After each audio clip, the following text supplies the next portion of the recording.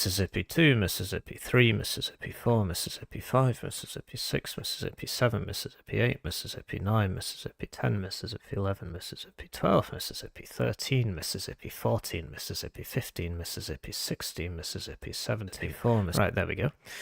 Hello and welcome to this Planetary Annihilation $400 tournament thing. I signed up for this a few weeks ago, and it has since grown in scale. So it's expected to take 4 hours, and then because they passed the... Let's just show you this. So they're at $400. Oh, can you see that? Yes, you can. And then I was not consulted, but apparently the winner of the tournament will cast a game between some of our esteemed casters, which includes me. So apparently we're playing. They said something about 1v1s. I don't mind playing a 1v1, but I wouldn't win. It would probably go pretty badly. But they've paired me with somebody who's apparently quite good at the game, and he will be my analyst. So I'm going to bring in my analyst if I can. I've never spoken to him before in my entire life, so hopefully he's not American. Americans talk too much, and I will now ring him on Discord. I think I'm caught up with the chat and everything. The only thing left would be to activate the... there you go, so then the chat's there. Oh, thank you. Now I need to ring this guy. Just need to make it so I don't accidentally reveal all my browser and stuff. So that should now be working, so I don't accidentally... Nope, that's still not working. Right, I'm just going to ring him. Hey, can you hear me? Hello, can you hear me? Yeah, I can hear you. Great to meet you. Yeah, pleasure. It's great. I listen to your stream. I'm not American, so don't worry. Are you Canadian? I am Canadian. Right, okay, because I was going to say he sounds American, but... So the way I've got it set up, and I could change it now if you want, is basically so you can hear me when I press push to talk, but otherwise I would be talking without you hearing me, and that's just because somebody might say something in chat and then I would reply. Would you prefer it if I changed it so you can just hear me all the time? Does not matter to me at all. Great, I'll just keep it how it is then, because I don't want to mess it up. Perfect. Fantastic. So tell me a bit about yourself. You're like one of the top players, right? Or something like that. Yeah, allegedly. I'm in Uber. I'm dead last place. Nick asked me to cast it for my game knowledge. I have no idea about shit about this game. Don't know why I'm on Uber. I lose to Plats all the time, so it's gonna be a great tournament. Great. A great time. Great. So Uber puts you at like rank 10 or something? Yeah, I think I'm like Uber 8 right now. Oh, yeah, I see. Yeah, because, yeah, they renamed Uber to Star because of the... What, does Uber Entertainment not own it anymore, or...? Something like that? I'm not entirely sure. So there you go. This is him. Turn him up. Okay, I'll turn him up. He is now on 100%. Alright, should we get into one of these games? Yeah, great. Which one do you want to watch? Because I don't know any of these people. Yeah, it's a good question. We could go with, how about Opti and Sinoccence? What's the lobby name? It's Opti versus Sinoccence, so... I don't see it. Is it still in the lobby? Hello! It's still in lobby. I think they just started. Subscribe to the channel. I don't think there's any... It's still in lobby. Thank you for subscribing.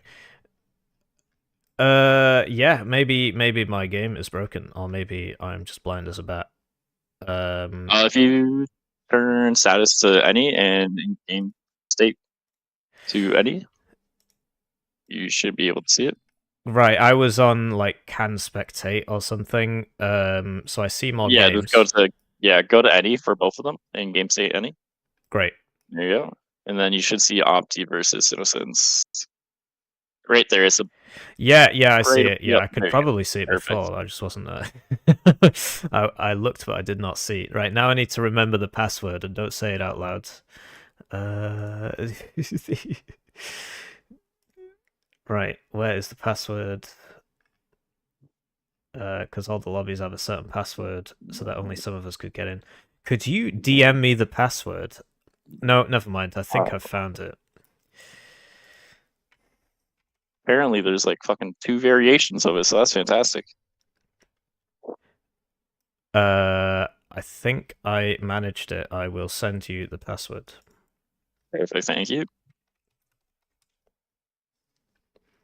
Oh, actually, now it's saying attempts remaining 4. Would that be because I failed the password check, or is that something else? I think so. I think they might have put the wrong password in. I won't lie. Okay, nice. Maybe they put it in as one word. That's what I'm trying right now. Yep, I'm in. It's just one 80%. word. He is now on 80%. Right, it's all one word. Okay. Yep, And then it's we're one gonna have word. to like sync timers, right? Would it be? Hey, how's it going?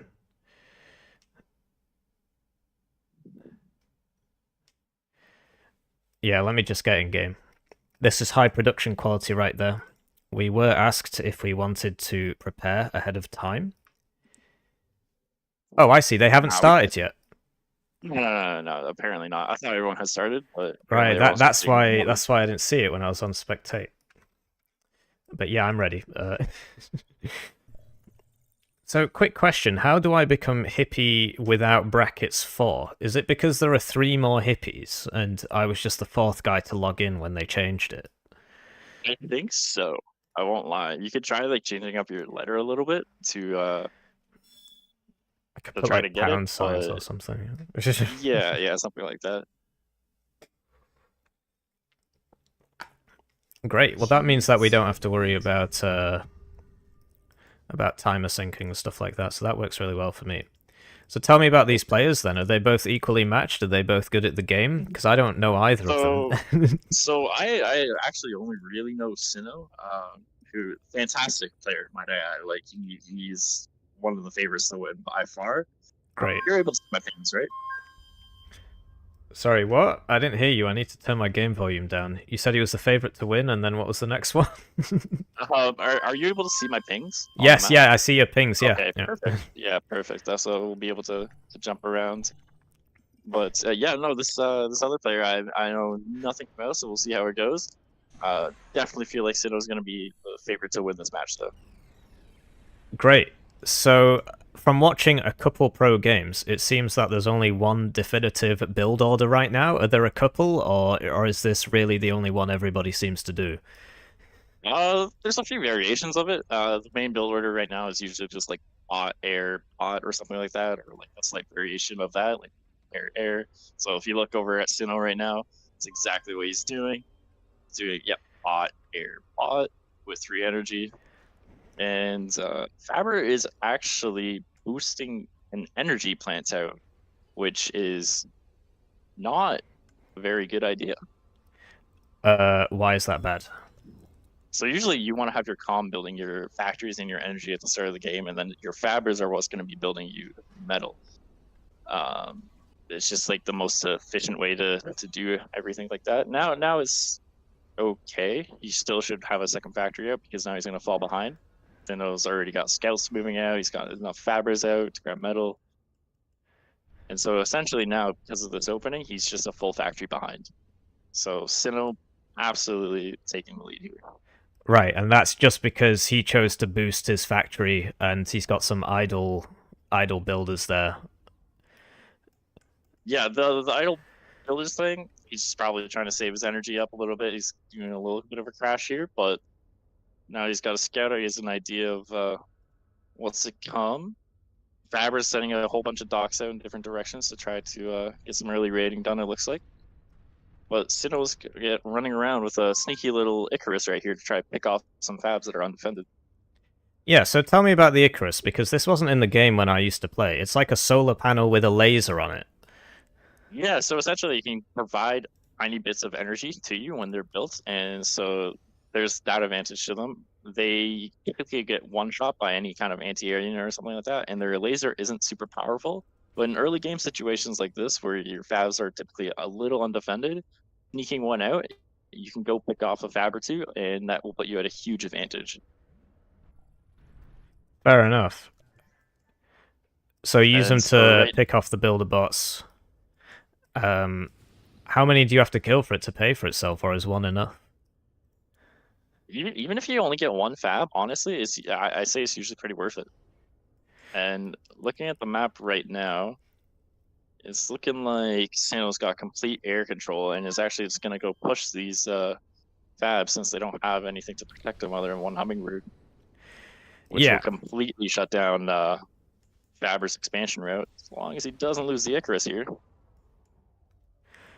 Yeah, it's interesting. So in this game, compared to Supreme Commander, the planes can shoot facing any direction. So it's not all about that plane micro. It's just as long as it's there, it's going to shoot. So they always seem to Exactly. trade 1-to-1. Yeah, for most times there is like, for example, if you're running your arrow away, you will have the advantage because just due to missile speed and everything like that, you'll be able Right. to get more shots off on them, and you might be able to outrun some of their shots. I see. So you do have to be careful with your air for sure. Looking right now, we see Faber just going for some tanks. It looks like he wants to kind of do a push down the middle of the map right now. Sinnoh's expanding a lot in the back, getting some proxy factories up and everything like that as well, and building up that air advantage, which is huge. Yeah, it's interesting that he doesn't have a single vehicle factory, whereas Faber King's gone for 2. Are bots Yep. just So this better? so bots are way better at expanding. Vehicles are good at metal dense areas because their fabs are more efficient. Right. But in this situation, the map's so large that air and bots, they have the mobility. Look at the back here. Sinnoh's bots are just raiding what little metal that Fabricating has left from his expansions, and he has nothing to protect himself. So essentially, he's almost being pushed into an all-in position right now because Sinnoh just has complete expansion on the backside of the map. He has air control, and his bots are doing crazy good raiding. Yeah, it's interesting to see the Dox micro as well. You can dodge the projectiles and start fires and things like that. I think we're running a... I don't know if you've got this mod installed. It's called something like extra biome colors or something. Looks very nice, the forest burning. And you can actually suck up the trees, right? For energy, or does that give you metal as well? So that's called Trico, and yeah, you can reclaim the trees to give you a huge metal advantage. It's highly efficient. Right here, we got an great looking air trade for Sinnoh. Looks like he took out most of Fabric King's air, surviving with just one hummingbird, taking the advantage away and starting to get his T2 up. Yeah, so when's a good time to go for the advanced factory? Because that's something I always leave till the last minute. And I see that Sinoccence has gone for it and Faber hasn't. Yeah, so Sinnoh's timing right here is pretty perfect. It's about his like 6th factory in his main base that he's going to use, and he's just going to use this calm here just to clean up the rest of these tanks, no problem, just as you should. Like, this is like picture perfect for how to play this map right now. Yeah, it seems to be a disadvantage of the vehicles that they took so long to arrive that by the time he had got there, Sinoccence had built up enough docks to stop it, moved his commander into the position, done some air raids, etc. Exactly right, yeah. And Sinnoh's staying completely on top of his scouting, on top of his raiding. He's sending him Faber in the back where his eco is, and so Sinnoh's already doubled his eco advantage over him right now. It's doubled the metal production, and he's about to have his T2 up. So this is a huge gameplay for Sinnoh. He's also bombing the entire tank push with no resistance whatsoever because he has a complete air advantage. Yeah, there's no AA in there. So how many AA pieces would you need to bring down a bomber? Would it just be one? Would one be enough? I mean, so I come from this game Wano, where the AA interaction is very RNG based, whereas here, because everything hits all the time, it's sort of a different formula. Yeah, no. So if he had just one spinner in that little group, he probably could have killed 2 bombers, unless Sinnoh targeted it down pretty quick. And so you got to be careful when taking these kinds of engagements. You either got to pick off the EA right away, or find a different angle to approach them. Yeah, fair enough. But Faber has gone for his T2 bot as well, so we will get that up shortly. Although Sinoccence has finished his. And So has finished his, and he's got T2 Fab out, which is gonna just give his economy that boost it needs to really just completely jump ahead here. yeah, so how many of those should you build? Because I always thought it should be one for tier 2 metal and one for tier 2 energy, but he's built one and then gone straight into the slammers, the tier 2 docks equivalent. So it depends, but typically getting only one is fine. You're gonna use it just to get your economy boosted, where there's like getting a little bit more energy like he is right now, getting some T2 metal. Then typically you want to get a whole bunch of like T1 vehicle fabs to start boosting your factory to build up your T2 army faster. Right. Then you can probably get like another T2 fabber after a little bit once your position is secured. And so right now, this push that Sinnoh's doing, these slammers with the docks mixed in are gonna shred Fabricating. And honestly, I don't even think that Fabricating's gonna be able to get his T2 up in time due to his economy crashing, because Sinnoh's raids have been immaculate. Yeah, so a tier 2 unit, would you say it's about 4 times better than a tier 1 unit? I'm just looking at the DPS here. It also seems to have more range. If you have one slammer, you could probably shred a group of 20 docks if you're microing it. So you'd say it's 20 times better. T2 is incredibly good. Now, it all depends on how you micro it. Slammers still are very weak, so they can die to, for example, T1 vehicles like the ants and stuff like that. But as long as you're paying attention to them, then they are an incredibly powerful tool. And look at this right now. We have Sinnoh just in the back line of Faber's base right now, just trying to take out what little metal he has left and take away his APM. Yeah, I've noticed. Is he doing that circling on purpose, or is that just a bug? And there we have it. So that's just like a little thing that the units will do sometimes, just like spin around on the spot a little bit. It's awesome when you get them to do it because they'll dodge tank projectiles. Yeah, I noticed that. Yeah. Yeah, and so there we already have it. 10 minutes, not even 10 minutes into the game, and Sinnoh's already taken like a perfect victory, clean round, absolutely as expected. Yeah, so are these best of ones then, or is it best of 3? So for these first rounds, I believe it is best of 1 on each planet.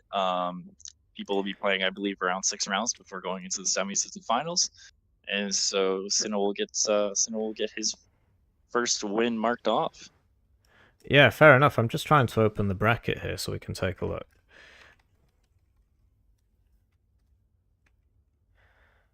Yeah, that was interesting. As you can see, the games are a lot faster than they are on Wano. I mean, it took 9 minutes, and they were up to... So there are 2.5 tiers of units, because you can build experimentals as well, and they were up to that within like 5-6 minutes. Right, so I've got the bracket on my screen, but I guess you can't see this. I've got bracket on my screen. I also got your stream going on my other monitor and stuff, so I'm able to see what you're seeing. Yeah, so it's group stages for what, 4 rounds or something, and then it goes into semis and then the finals. Yes, yeah, absolutely. And then the first to fourth place players will all be receiving some prize money. We got the prize pool up to 400. Large contributions from Sinnoh, actually. Again, just being a fantastic player and contributor to the community and everything like that. Well, he seems to think he doesn't win. You see, so most of my viewers come from this game called Wano. And basically in Wano, all the best players, they all say that they're really bad, like you did when I first spoke to you. And this guy who you say is the favourite to win says, I won't win, but at least I'll be remembered. So it's good to know that some things are universal. Oh, absolutely, yeah. And Sinnoh is absolutely just being humble right now, because I strongly believe that he could easily wipe almost all of the competition right now in this tournament. Great. Well, let's watch some more matches then. Absolutely.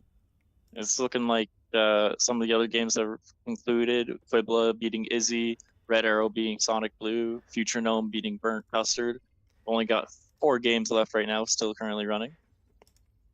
Well, we might as well join one and then we can sort it out later. What about Big Mac versus Quilltide? That's the one I was about to suggest. That's perfect. Let's see if they put a space in the password this time.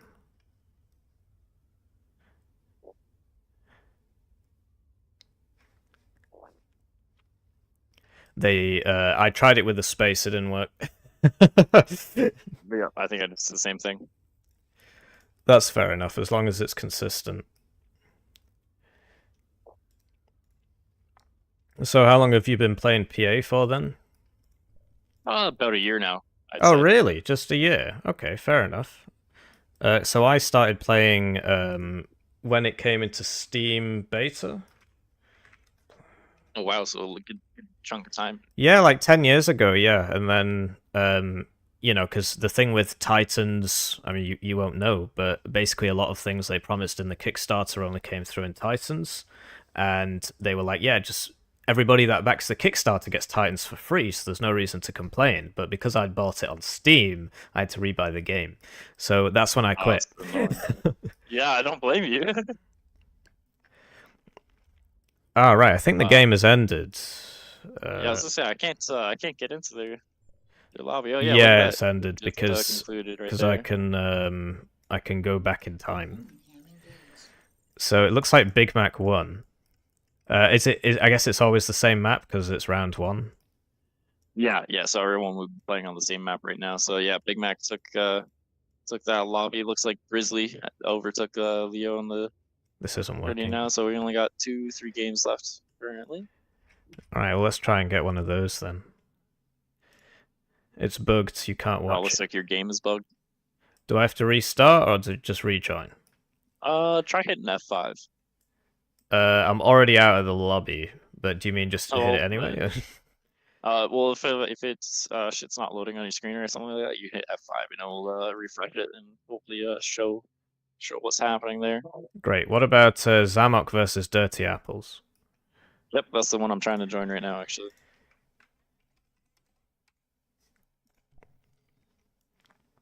Boy, prepared, yeah.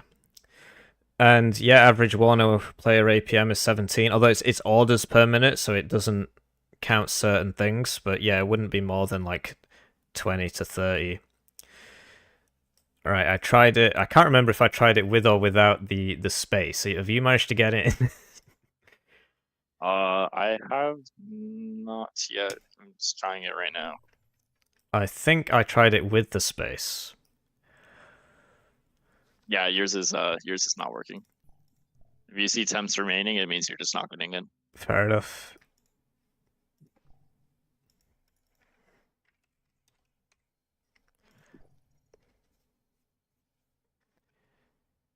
It's interesting that it accepts the login and then it kicks it out for the password, but it doesn't tell you that the password's wrong. It just lets it count down. Try hitting the refresh. It looks like their game also ended. It's looking like actually all the games might have been included now. Fair enough. Very fast games. What's the average game length? Like 12, 13 minutes or something? Yeah, about that, I'd say. The last game just concluded, so longest game took about 15 minutes. It also all depends on the map. That map, the spawns are quite close to each other, so you can do a lot of different strategies to really fuck over your opponent, essentially. Yeah, fair enough. In Warner, the games last for 40 minutes. There's a 40-minute timer, and the average game length is probably about 20 to 30 minutes, 25 maybe. So it's a very different game. Yeah, 25 to 30 minutes in this game. It means you're playing a pretty stressful game with probably lots of different T2 and probably on a larger map too. Yeah, they are fun, but they are incredibly stressful. And yeah, the last game just concluded up right now. Fair enough. We're going to be seeing the new brackets. So these are the scores, and I don't know any of these people except ZamokZamok and this guy Marshall because he's helped me out.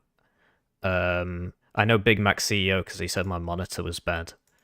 But yeah, ZamokZamok is reminds me of this guy that I know, and that's why I know him. I know of him. and then once the group stage is done, then it'll go to semi-finals, finals, third place.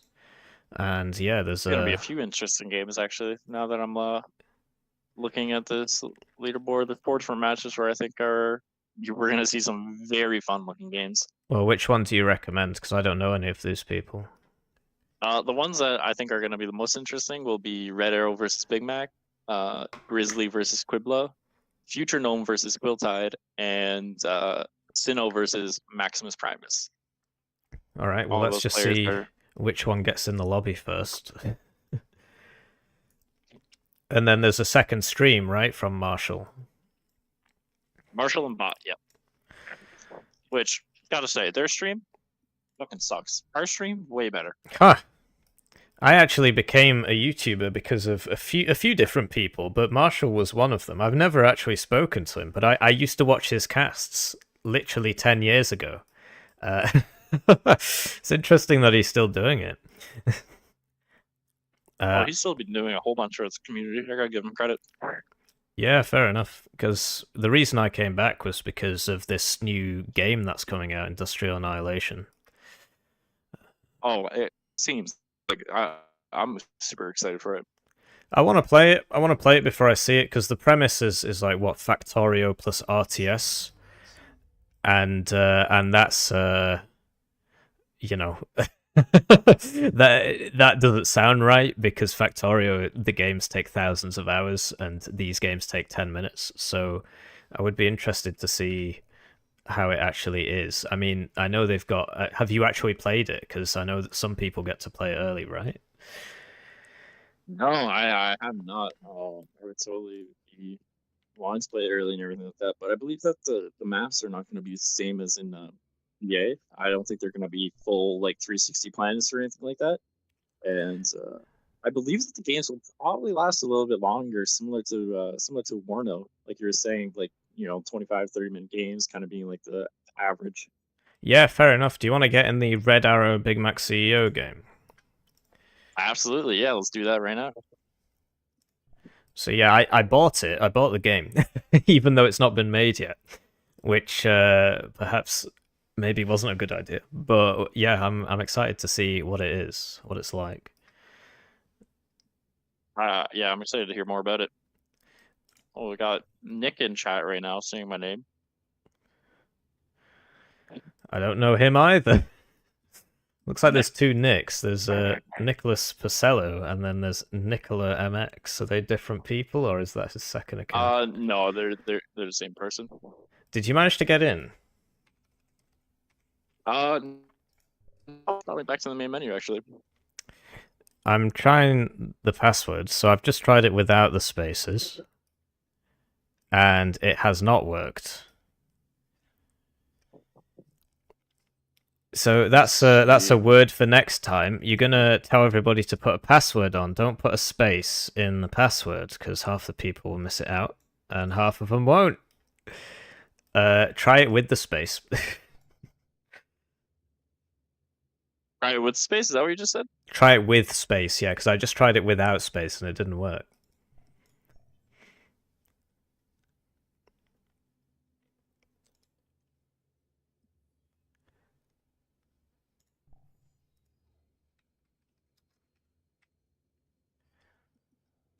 Yeah, I cannot get into Big Mac's and Red Arrow's lobby.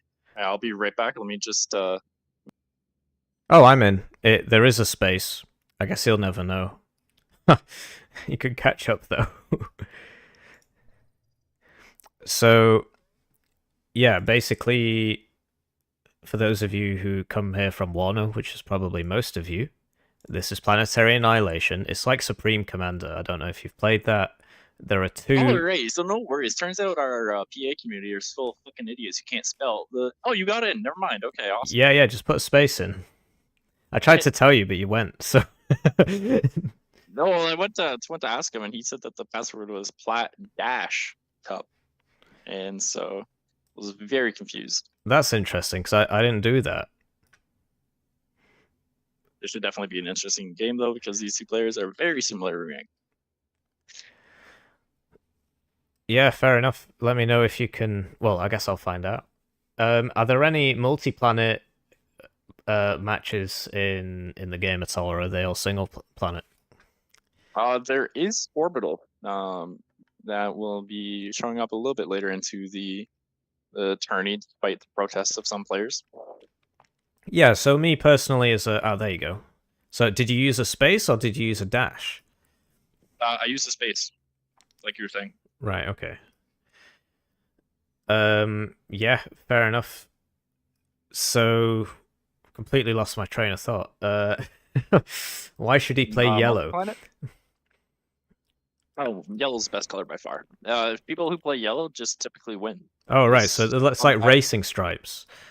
Or is it yellow and black for like Bumblebee kind of? I mean, he sort of looks like a Bumblebee. Or maybe it's more of a pumpkin. Now, there is an actual pumpkin commander who is literally designed after pumpkin. This comm, though, for me at least, when I view the game, it has a giant watermelon head on it, and it's quite beautiful. Oh, fair enough. Yeah, I guess if you've got a mod or what have you. Is the lobby bugged? Also, nope. I think just Big Mac. You know, he's a little slow, and so it takes him a minute to kind of figure stuff out. Yeah, fair enough. He told me that a gigabyte monitor was a bad idea and that I should have bought another monitor, but now that I know this, maybe I won't listen to him. Yeah, no, I mean, he's like, his brain's still developing. He's only like, he's jailbait right now. He's only like 17 or something like that. And so you got to give him some slack. Yeah, fair enough. So I guess Red Arrow's probably AFK or something? I'm not sure. I think they might be waiting for... If they're waiting for you, I don't... Well, okay.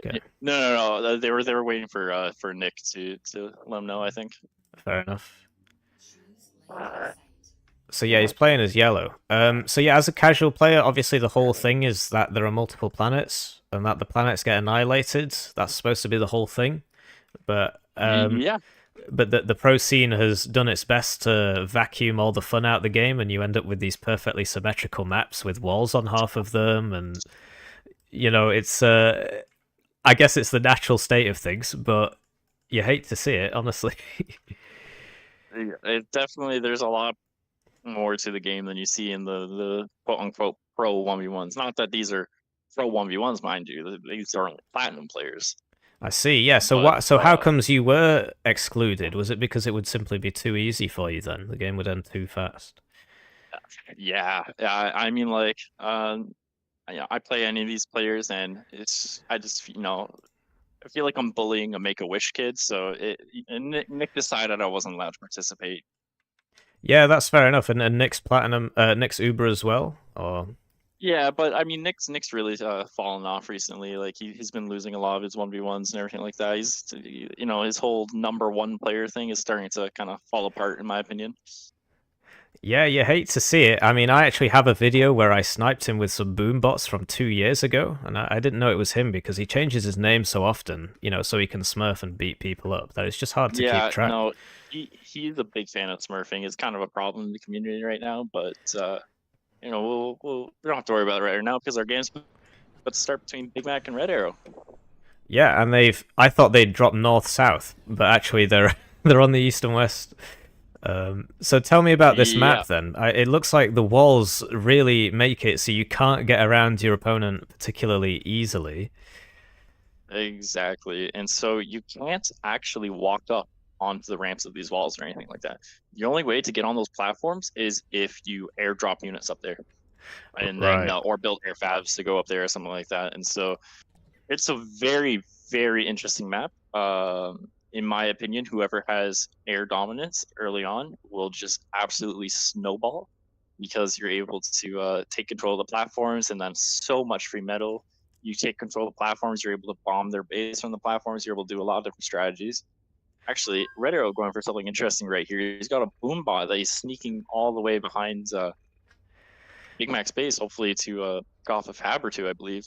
Yeah, so these have absolutely terrible line of sight. You can see it's really not revealing much of the map. So is he just going to wait for one of these builders to walk into it and then blow it up? Is that the plan? Because it looks like the scout has just seen it, so... Yeah, so the scout has just spotted it from the looks of things. Whether Big Mac actually noticed that or not is a different story. But typically, yeah, you see how Red Arrow's bringing a scout plane over right now? He's Right. going to use the scout plane for the vision, and it looks like he actually might get a crazy deal right here because Big Mac's air is over and out of position. Oh my gosh, There that you was go. fantastic. It's a shame he didn't get all three. I guess if he'd gone for the middle one, perhaps he would. But two's a lot. I mean, particularly Two this given early on how... is... Yeah, go on. Sorry, no, I was saying the two this early on is a huge trade, especially against a player like Big Mac who lets this get to his head very easily. And oftentimes when something like this happens, he feels like he's playing completely from behind and makes some poor decisions. So we'll see how this impacts him. Yeah, so not only a physical blow, but a psychological one as well. I guess that makes sense. Exactly. And the main thing my viewers perhaps don't realize, so in Wano, you just receive 260 points a minute and you spend that on a tank and an infantry, what have you. Whereas in this game, it's all about the economy. And so if any damage done at the start causes disproportionate problems in the future because both players are trying to snowball as hard as possible, build their eco up so that they can build their army up. And he's just taken out two builders there, which is really going to set him behind. Oh, absolutely. I mean, if you look at the economy tab right now, Big Mac's economy is completely crashing while Red Arrow's economy is doing very, very well. Both players now going for Pelicans to start trying to lift some fabs up onto the platforms to start securing those, which are going to be very good. It looks like Red Arrow is actually fortifying his position over here, some single las turrets behind walls, prevent little docks raids coming in. Yeah, I guess given how narrow the map is, it makes sense to do that. And I've noticed that they put one wall segment behind the in front of the tower just to block some shots there. And you would be amazed by how much value, like that one wall triples the value of the turret by how much damage it's able to soak up and keep the turret alive for. Yeah, one thing which I see a lot in my games, which I have not yet seen in all the games we've watched, are grenadiers, which can shoot over the walls. Is there a reason people don't build grenadiers? They've got more range. So you're absolutely correct. Grenadiers are excellent at killing turrets and stuff like that, or unboxing is another example of them being very good. Ooh, looks like Red Arrow just took a pretty bad air trade, actually, giving Big Mac a little bit of an air advantage. But the Grenadiers, they are very slow and they are very easy to kill with simple units such as docks and stuff like that. So unless their target is stationary, then they really aren't a viable option. Fair enough. So for these faster-paced, higher-level games, simply not worth building them. Exactly. And it looks like Red Arrow is about to try to go for a little bombing run here on the Fabs. Big Mac's air is just moving away just at the worst time possible. If he loses those Fabs, which he does, that's going to set him back a good bit on that platform, not being able to get a factory up in time. Meanwhile, on the other side of the map, it looks like Big Mac's actually trying to do the exact same thing to Red Arrow. He did a little spark drop here, so pick off the Fabs. So tell me about the spark, because this wasn't in the game when I used to play. So it's got DPS in an area, and it drains your energy when you shoot it, so you can't shoot it when you've got low energy. Is that correct? I won't lie. This is one of the reasons why I say I don't know too much. I think that is correct, but it does like little splash bounce of damage, and is very good at like killing like dogs or fabs and stuff like that. It can one shot. It does a surprising amount of damage. It's quite slow, has a small range of fire, and not a ton of health, but it can definitely do some damage in the early game to early fabs and stuff like that. Yeah, it's incredible how much the micro matters in this. So we see Red Arrow's single AA unit dodging 4 bombers there. I mean, it's dead now, but... and he killed a bomber or two because of it. Yeah, and then on the other side, that spark there could have survived and killed that metal spot if he'd just moved it a little bit. Exactly. No, you're absolutely right. The micro does play a pretty big role in this game. Like that's why I'm saying air advantage on this map is incredible, just because of being able to respond anywhere, being able to kill little raiding parties and stuff like that, as Red Arrow just did to Big Mac. Yeah, but it looks like Big Mac has more fighters. He does. He's 17 to 14, but it's just they're never in the right place. That's the whole problem. You're absolutely correct. I think even though that Big Mac technically has air advantage right now, Red Arrow's utilizing his air much more efficiently. However, Big Mac has caught up in economy a little bit here. He's starting his T2. He is still a little behind, don't get me wrong, but it's definitely not over by any means. Big Mac is still very much so in this. He's just built a bunch of new fabrics. He's sending air fabrics out, it looks like, to try to grab the 5 metal in the middle of the water over here. If he's able to get away with that, that'll be a huge advantage. However, it looks like Red Arrow's doing the exact same thing at the same time, so hopefully Big Mac's get over there in time to protect his fabs and possibly kill some Red Arrows.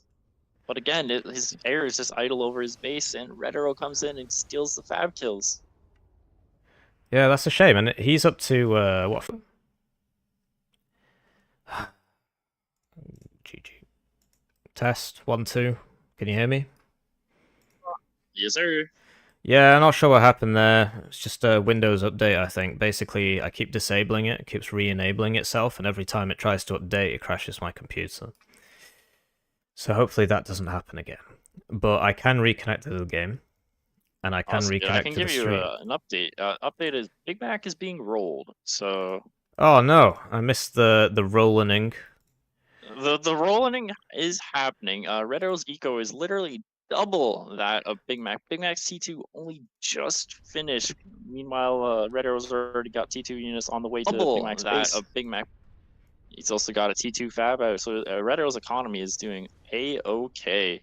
He's pushing Big Mac back on both platforms right now. Big Mac's going to need to do something creative to somehow get an advantage in this game. It looks like he's going for a disconnect. Locust. A disconnect, a big disconnect, but he's also going for Locust in his main base, which normally I am very fond of supporting of, but there's no way to really sneak into a base on this map to get value out of your Locusts, since Locusts are so good at killing buildings and everything like that, but they're so weak to units. You usually just want to sneak them in an angle that they're not expecting, but you can't really do that on this map, so it's going to be interesting to see what Big Mac tries to pull out here. Yeah, it's an interesting unit for sure, because this wasn't here when I used to play. And so, one thing I've noticed is it's very, very good against boom bots, because it seems to deal lots of small amounts of damage per second, so it can kill really weak units. But then apart from that, what's the advantage of this over a slammer, or a tank, or a dox? So I've never heard of them against boom bots, and I don't even think I've ever seen them against boom bots, so I wouldn't be able to comment on that. But the advantages with Locust is, one, they're a hovering unit, which means they can go over water and lava and all that kind of stuff. So right, you are able to sneak them into people's bases when they won't expect it or something like that. But they are building killers. They will absolutely chew apart buildings very, very quickly. So if you can get them into someone's power line in their base, they will delete it very quickly. However, they are incredibly weak. So even simple units such as an ant or something can one-shot them and everything like that. So you have to be very careful with them. But they are very fast, so you can micro them a good bit. Fair enough. While we wait, I'm just going back in time to when did I leave? 8 minutes maybe? Give or take, I'd say so. And so we saw Red Arrow.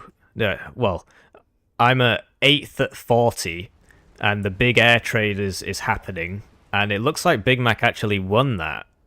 So Big Mac won this air trade very well. Red Arrow did get the Galata up in that water, though, as you can see there with his air fabs, which means Big Mac kind of does have to back off. I think he should have stayed to kill the air fabs, but you don't want to hover over Galata too long, because it will chew apart your units. But yeah, Big Mac's just Red Arrow's just getting away with these tiny raids on the sides of Big Mac's base and everything like that, while his base is not being raided at all. So his metal leech is starting to kind of snowball.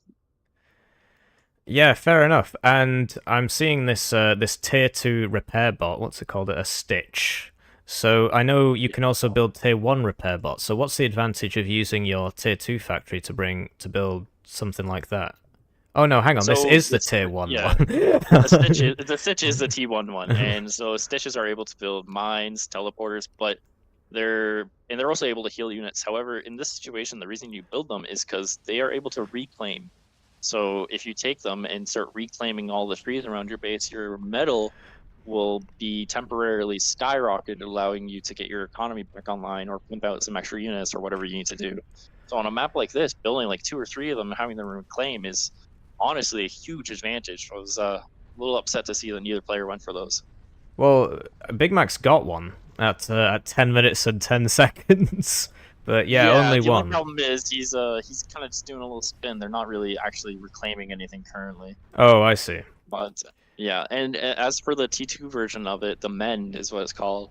I mean that they can build like some little bit better turrets and stuff like that, but their main purpose, in my opinion, is putting them in a Pelican, dropping them in a little sneaky spot near their base, and having them build a teleporter super fast so you can teleport your entire army behind their base.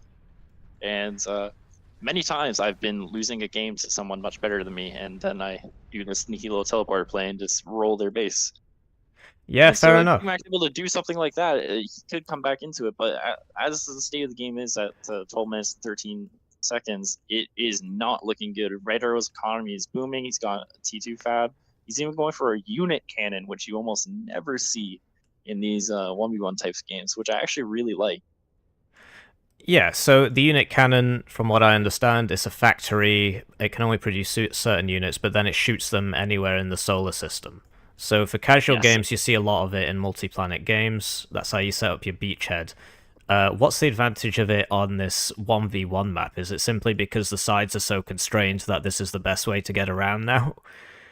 So, I mean, yeah, so similar to like how the teleporter plays, you get your army in a spot where they don't expect it. This unit cannon, you can essentially launch, like, for example, a bunch of T2 slammers into the corner of their base where their army isn't and just tear it apart. You can also send locusts in the unit cannon. There's a few other units you can send all together, and they land, and you can really do a lot of damage. You can also do comm snipes, where you land a bunch of slammers right beside the comm, and you can kill it very quickly.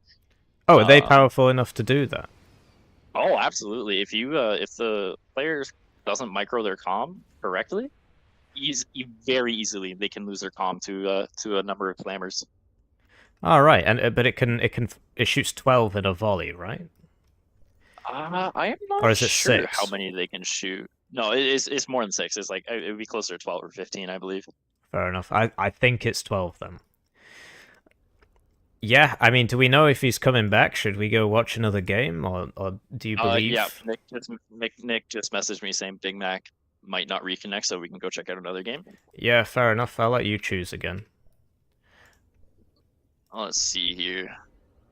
If the game is still running, I'd love to check out Sino versus Maximus, because I played against both of them on the map that they're currently playing, and both times I played them, I was very shocked by how well they played the map and everything like that. Well, it is up. Sinoccence versus MaximusPrimus.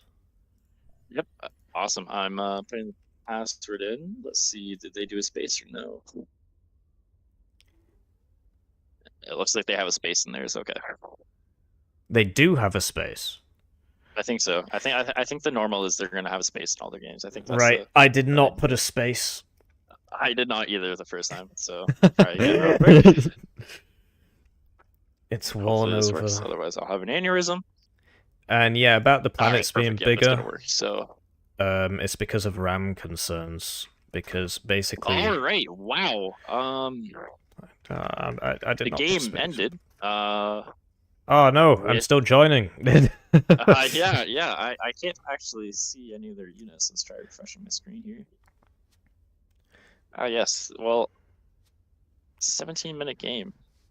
So is there because the issue I've got is that if we join a completed game, it already spoils the outcome, so we can't actually watch it from the beginning because we already know who won. Exactly. So in this game, Sino lost to Max, which honestly Max must have cheated or something like that, because Sino's just a far better player than Max in my opinion. So, that obviously the only natural conclusion is that Max used hacks. Yeah, fair enough. I have the bug, so I pressed F5, and now I just have nothing. Yeah, we might have to back out to try to see if we can't find another game somewhere. Maybe looks like Marshall and Odd are casting futuregnome. It's just not working. It's a shame. Missing stuff. We can check out Burnt Custard versus DirtyApples. Yep.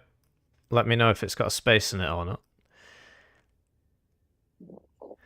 Big Mac disconnected. There is a space, and their game is over. God damn it. All right, what about Zamok versus PA Soldier? Go for it. Let's try it. I have put a space in, so if you don't put a space in, we can maximize our time to test. Yep. So let's go check out PA. Oh, it's got a space in, but it's ended. Zamok won. Oh, okay, awesome, perfect. Yeah, sorry about this, guys. It's just I crashed and then Big Mac crashed. Awesome.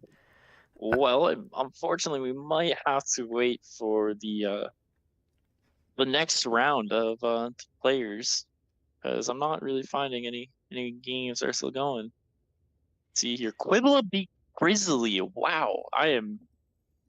Yeah, thank you for the super chat, Gizmo. It's supposed to come up saying hello, I like money, but it didn't. So I'm very sorry about that. Unbeatable players, but Quiblah proving me wrong. So I'm gonna try and make it for myself. So, do you know any of these players that are in the tournament currently? No, the only one I know is ZamokZamok, because he chats a lot of shit in the Discord, and Big Mac CEO, because he also chats a lot of shit in the Discord. So those are the only two I know. Yeah, and I can't wait to see them go up against each other, because yeah, they both like to shit talk a lot of people, and I mean, their defense, they can usually pack it up pretty well. So it will be fun to see them going at it, see if they, try to get in each other's heads and everything like that. Unfortunate that's Big Mac and redarrow's game looks like it ended with just a redarrow was going to win that game, so we will. I think I can just manually put it in and tell it to do it. So if you give me a sec. I might as well show you this. Actually, it's probably best if I don't. Yeah, fair enough. I guess we'll just wait for the next games. Unless there are still some running. I believe Nick messaged me saying that we're going to have to wait. I think and looking at the leaderboards, the only game that hasn't concluded was Big Mac redarrow. Hello. I like money. Super chatted $10. What was the username? Gizmo. Yeah, no, I'm just messing around with something on stream, so I've got plenty to keep me occupied. Are you free for the next 4 hours? Because I think that's how long it's going to take. Yeah. I made sure that's to clear my schedule. Yeah, fair enough. So it was Gizmo, and then it was, because I can just type it in. Gizmo for the amount $200, and the message was, hello, hope we can actually rejoin the redarrow versus Big Mac game, because I believe that's Big Mac is reconnected. Oh, is he going to play it out? I like money. Gizmo super chatted $200. Alert. Hope your stream is going good. I'm not going to say the name of the password, but there is a space.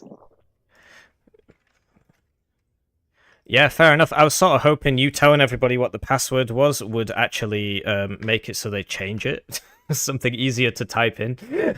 It's okay. I think we're all on board with how it should go now, and it looks like it's already ended. It has ended. Once I rejoined, it's ended. Hello. I like money. You subscribe to the channel. Big Mac. So we can at least review it. I guess. What did he come back and just surrender? Because I'm at 12:11 here, and yeah, he did. He blew up. He blew up. Yeah. Good game.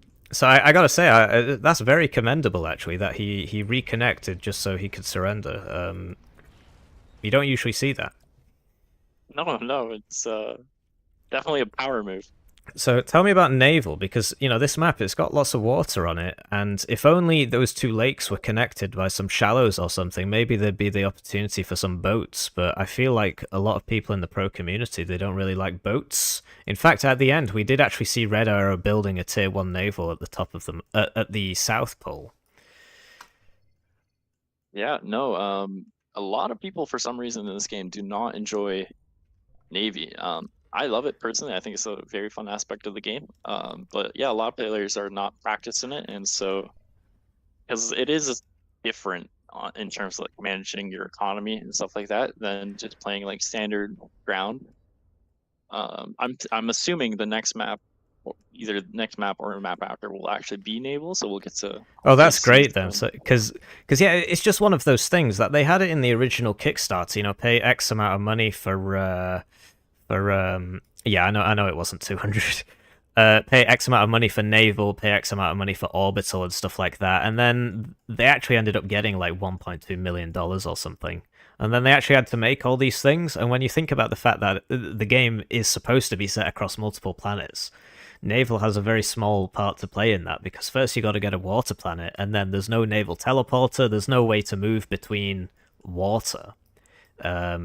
So unless the map is literally just a water map, you barely ever see it.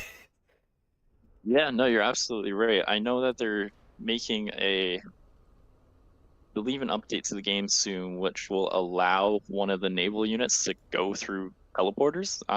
The kaiju, which can go on land, should be able to go through, which would be very interesting to see because it's a very powerful unit, and so it would be a pretty cool addition.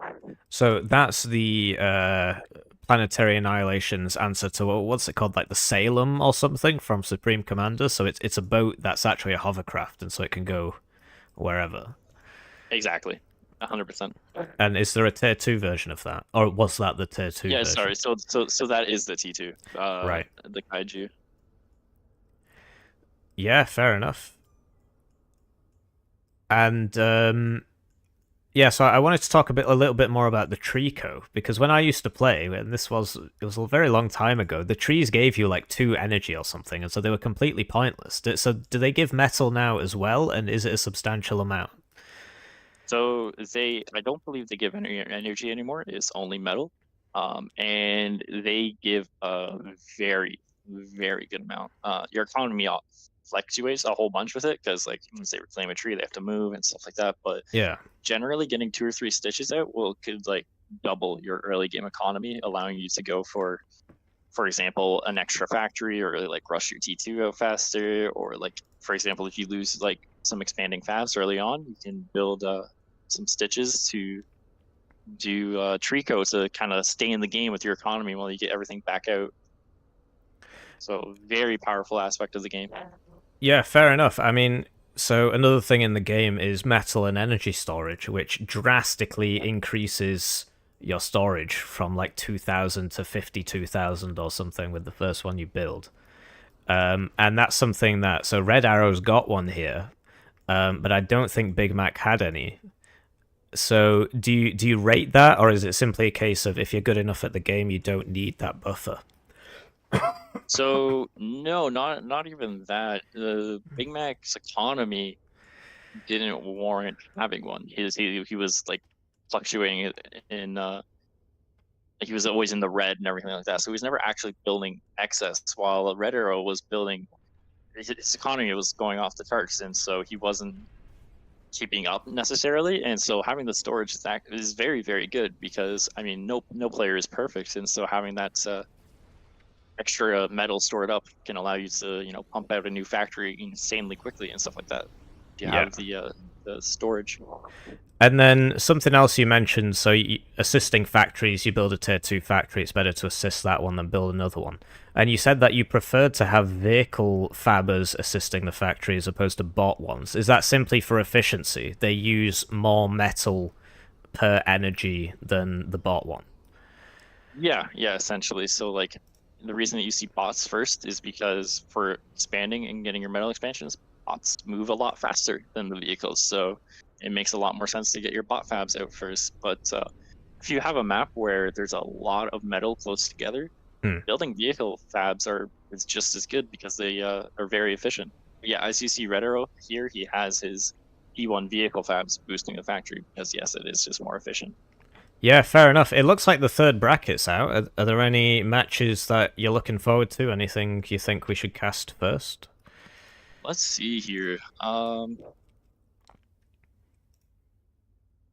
think that futuregnome versus PA Soldier could definitely be interesting.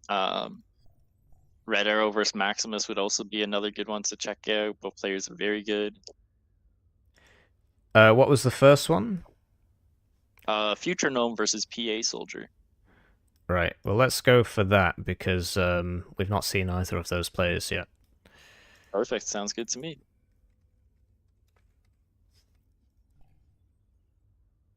Because yeah, that's one of the reasons I got into the competitive scene in Wano, that people started casting my games, and so it's good for the players because they get to be famous or whatever. But it's a bit of a double-edged sword because if you mess up in front of literally tens of people, then you feel very bad about it.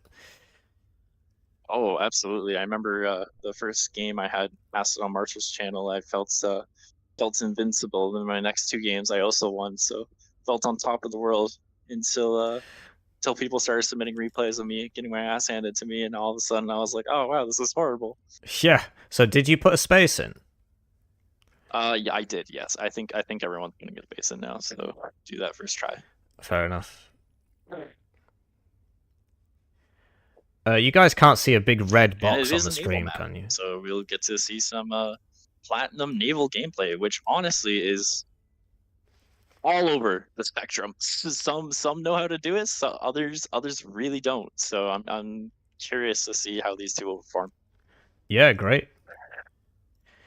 So there's a soldier in Age of Empires 3 competitive. Is it the same soldier or is that somebody else? I couldn't tell you. I assume it'd be somebody else. Fair enough. And then what is the PXS clan?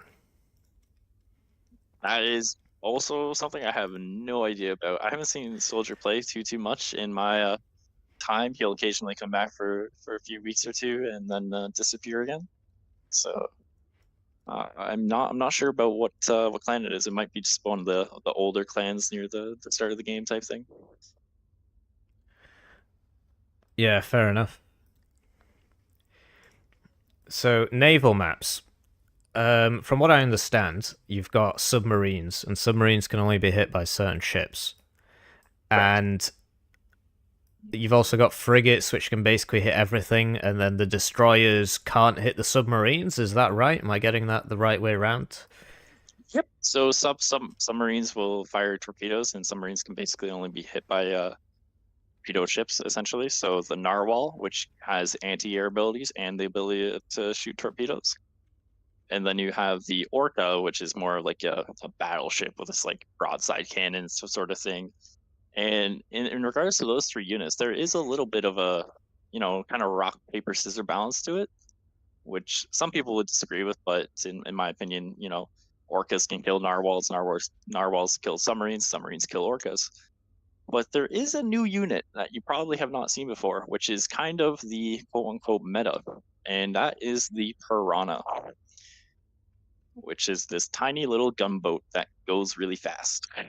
Oh, no, I have seen that, but in the more casual games, you don't really see it. So is that the strongest one then, simply because of cost efficiency? So, kind of, yes. I have not seen this map before. This is a hybrid map. This isn't necessarily just naval. Oh, I was hoping for full water world here. We will be having those worlds, don't worry. I know there's like 2 or 3 maps that should be all naval. However, this map does seem very interesting. How's it going? Lots of different strategies you could go for, honestly. So I wouldn't be surprised looking at their main bases.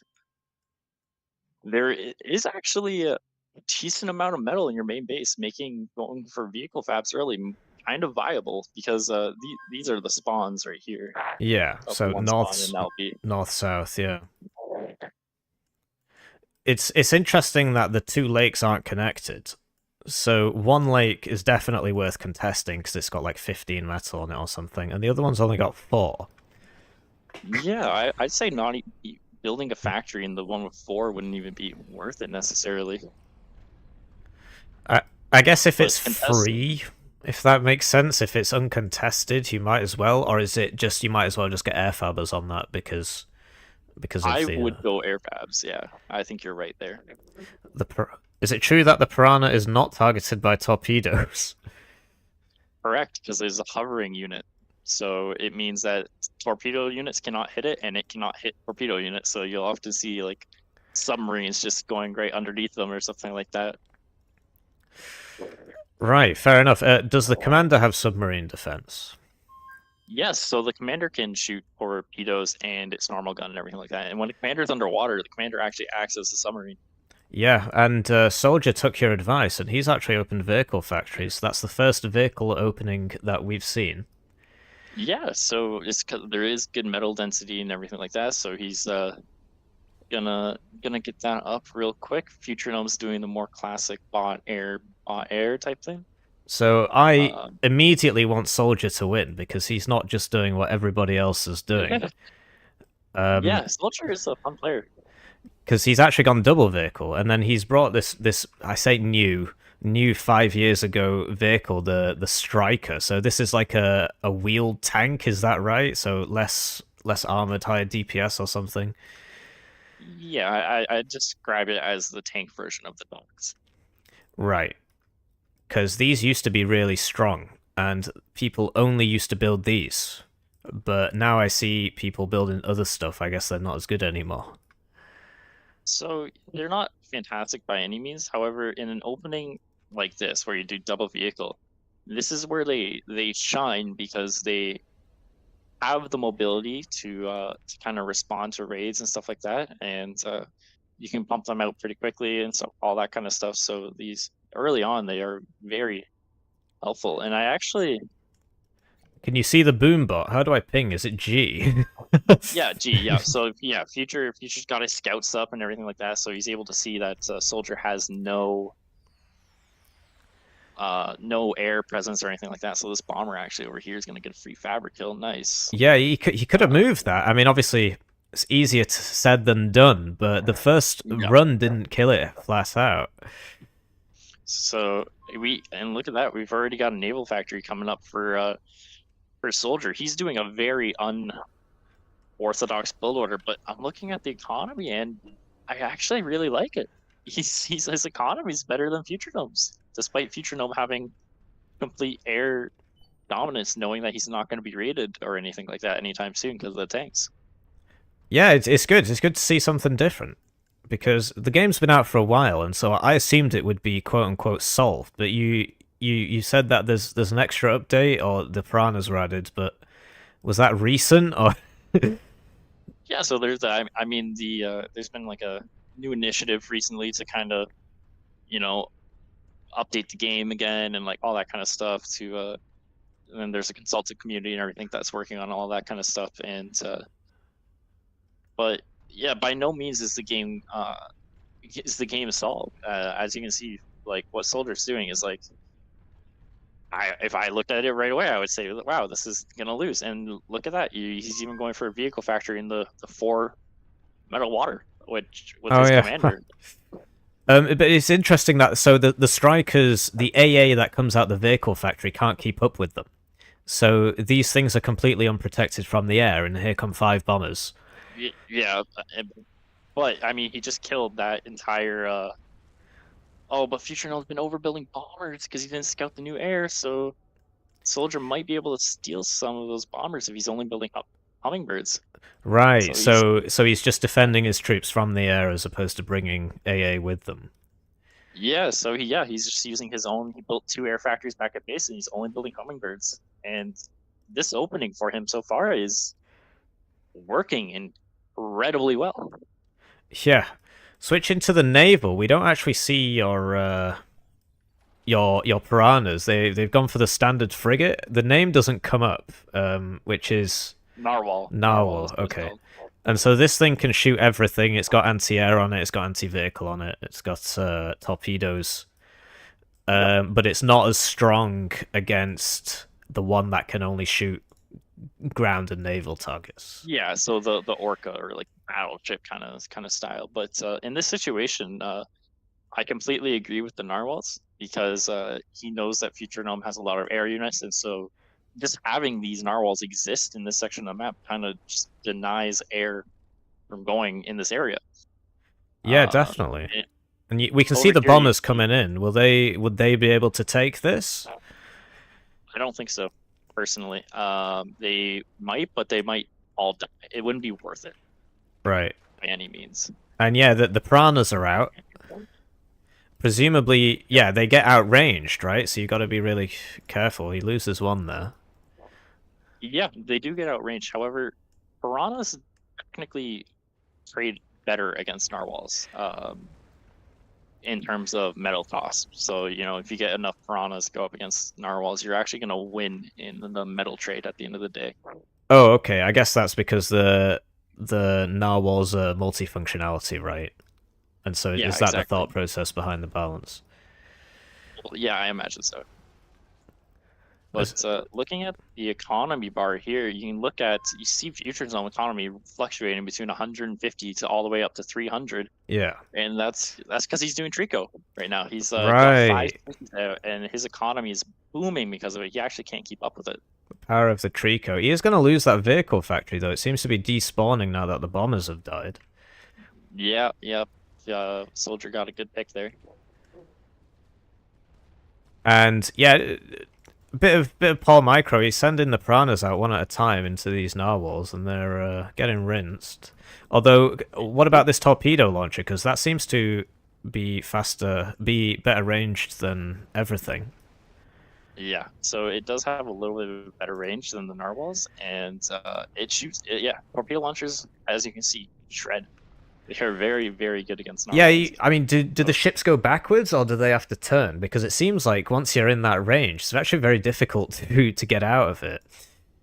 Yeah, and so piranhas are the perfect solution since they don't get hit by torpedoes. So you can just roll up your piranhas and take that out. Unfortunately, yeah.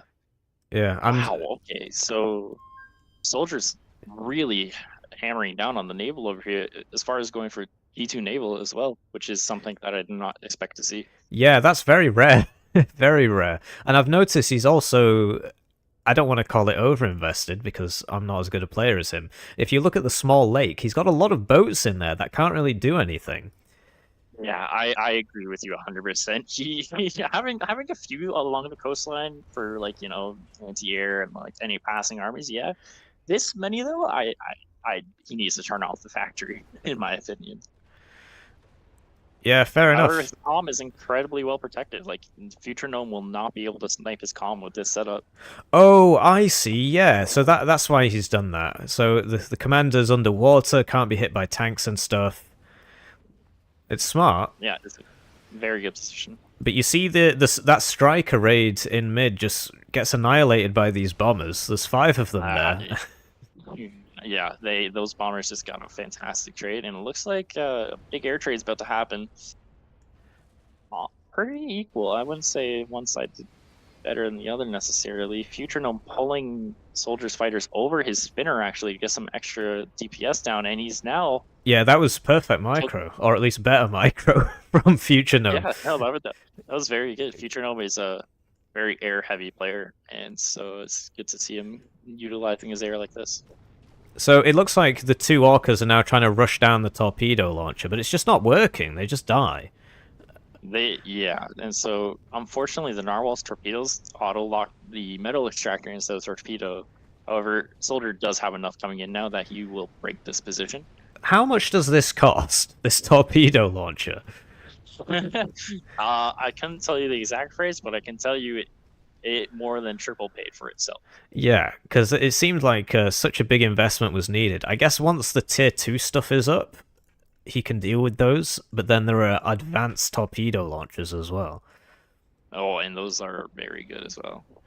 So Soldier just tried to get a bunch of air fabs over to the corner point here, and there was just one stinger. I think it killed them all. Yeah. And yeah, he's not giving up on the striker spam. But when they run into these bigger armies, these heavier, slower armies, they seem to have a big problem trying to break them. Yeah, so Inferno Ants are gonna absolutely have a field day against these little striker balls and everything like that.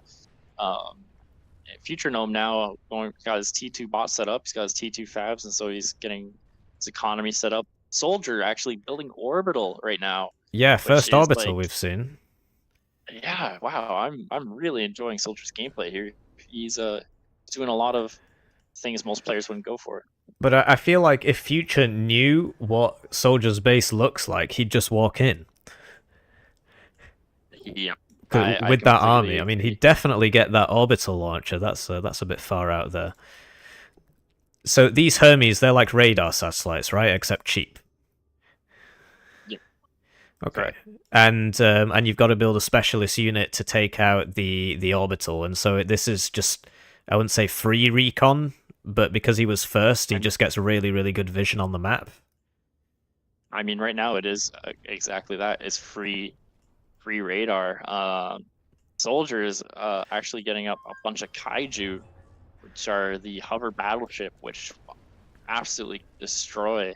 Yeah, hopefully we see him, but this attack's coming in. It looks like Future's realized, he's twigged that there actually isn't a lot in Soldier's base at all. And so, yeah, this could be what Future needs to kind of stay in the game, because if he's able to take out this base, it will definitely hurt Soldier, especially killing all of his power here would be phenomenal for him. And he's built all these Soldier's built all this artillery back here, but then oh no, it's being used now, but it looked like he was going to engage outside of the artillery range. Yeah, the 5 pelters in the main base is something, again, that you just don't really see too often, but it is working. It's kind of unbelievable. I mean, is it? He's lost 2 factories and 3 metal, but I mean, considering he didn't really have anything other than strikers in his base against like a bunch of slammers and stuff, I'd say that went pretty well for Soldier. Yeah, so these flamethrower tanks are pretty difficult to kill. It took a lot of pelter shots to get that. But yeah, you're right. The pelters, they did something. They killed all those guys, saved the base. So what's left of it? But then, oh my gosh, right here we have these slammers, and slammers can actually go into the water, and they act as submarines, and they are very, very good in the water, believe it or not. And so, looking at this position, I think Soldiers realize that he's running his comm away now, that if futuregnome were just to walk those slammers into the water, he would kill everything over there, and he could win the game. But I don't think he's going to, and now we have the kaiju in the back here, which are gonna start to right, I'm happy to see these, but they've got no AA, right? Although I suppose the AA is behind them in the water. Yeah, but that was a good bombing run by Future. Did he stop his units there so that the bombs didn't spread out? Yeah, so that's called hover bombing, which is essentially as your bomber gets over the target, you kind of spam with stop command, I believe, and your bomber will kind of sit there and drop all of its bombs on one spot instead of doing a carpet bomb. Yeah, it's a good strategy. So those destroyers though, without those hovercraft, without the AA, they just couldn't do anything. Yeah, exactly. And what I'd love to see from Soldier is him build a Leviathan, which is the T2 battleship, and its range is like insane. If he parked it over here, he would be able to kill futuregnome's entire base essentially. Yeah, fair enough. He'd definitely get that tier 2 factory.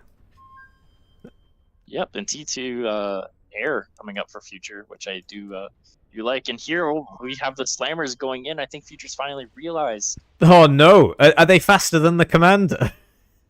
Oh yes, they absolutely are. So he's not moving it. He needs to get his comm out of there. He needs to bring his air. He needs to get everything set up. Otherwise, these strikers are slammers might just win the game for him.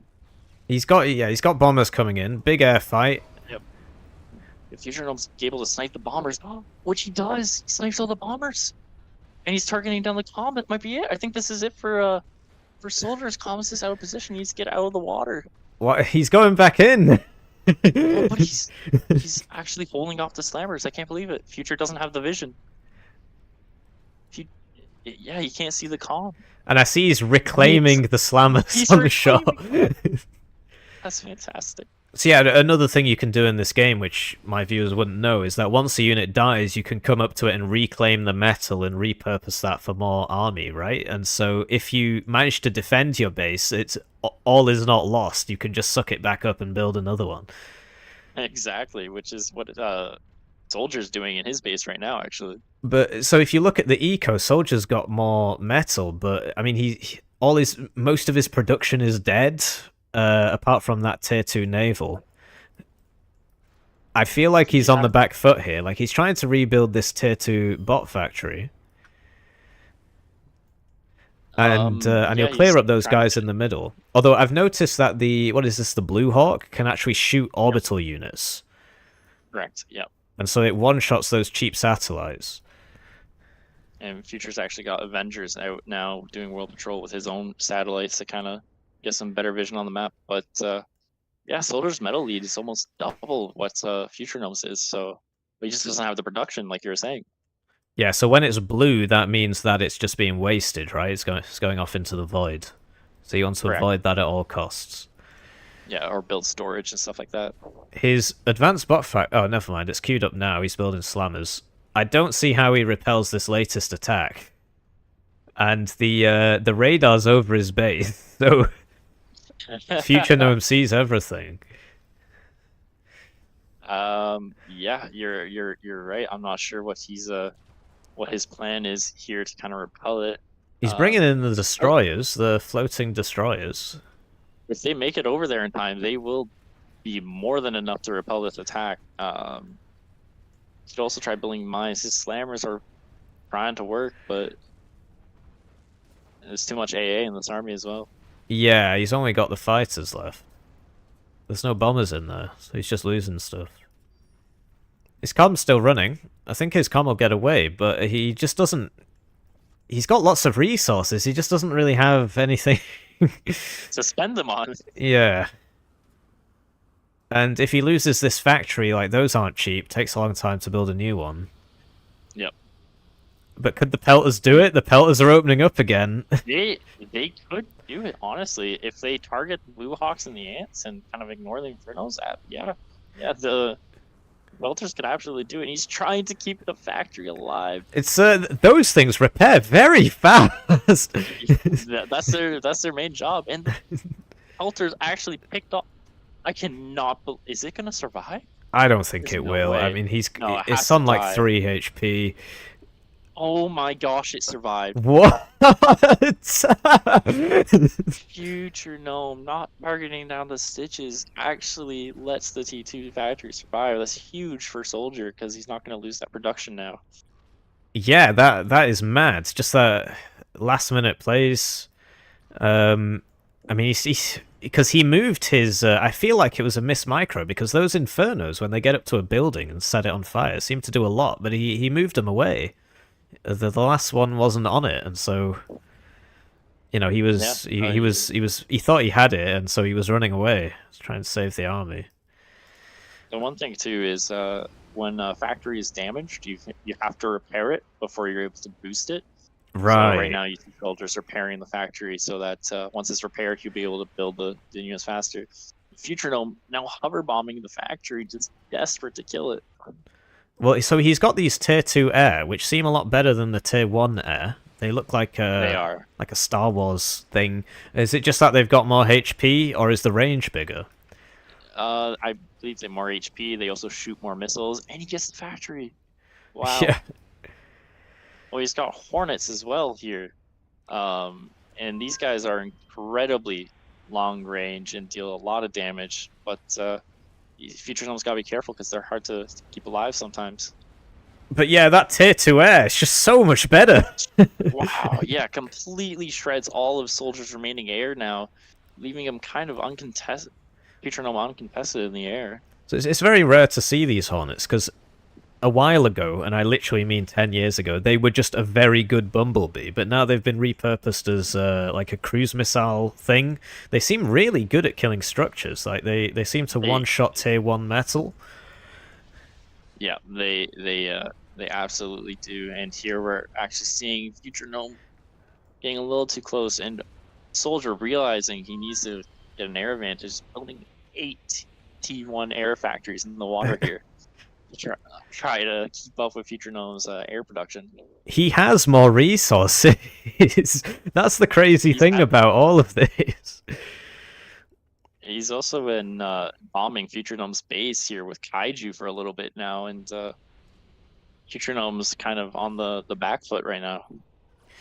Yeah, but yeah, without the air cover, they just ended up getting taken out by the Hornets.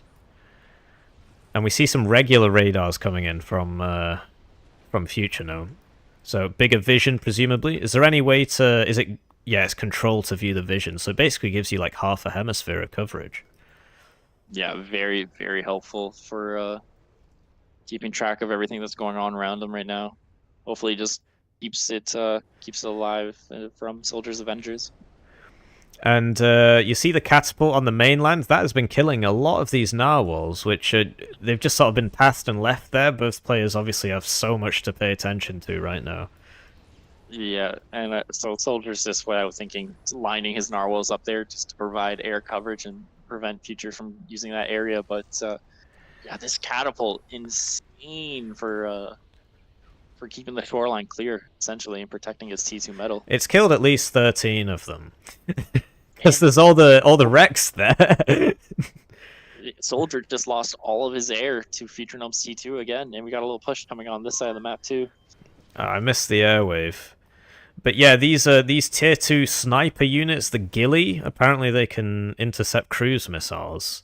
Is that their only usage, or is it also sort of a pseudo artillery, I guess, because of the range? So yeah, so essentially ghillies are good for obviously shooting down the missiles and everything like that, but they're also incredibly good against T2 bot because they can snipe one-shot the slammers in an army. So essentially, if you're going to go up against T2 bots with T2 bots, you build slammer ghillie, which is the composition that futuregnome has right now. But the pelters are classed as artillery, and so they don't get intercepted. Yeah, correct. And the pelters also have enough range to kind of shell these units and do a lot of damage. And it looks like Future's kind of forgot about them. Yeah, these pelters have done a lot of work. They've gotten way more value than they should have, in my opinion. Or look at this side of the map. Just Soldier just fucking building up. Getting his T2 metal everywhere, building tons of power, Galata. Yeah, so he's got almost double Future's metal.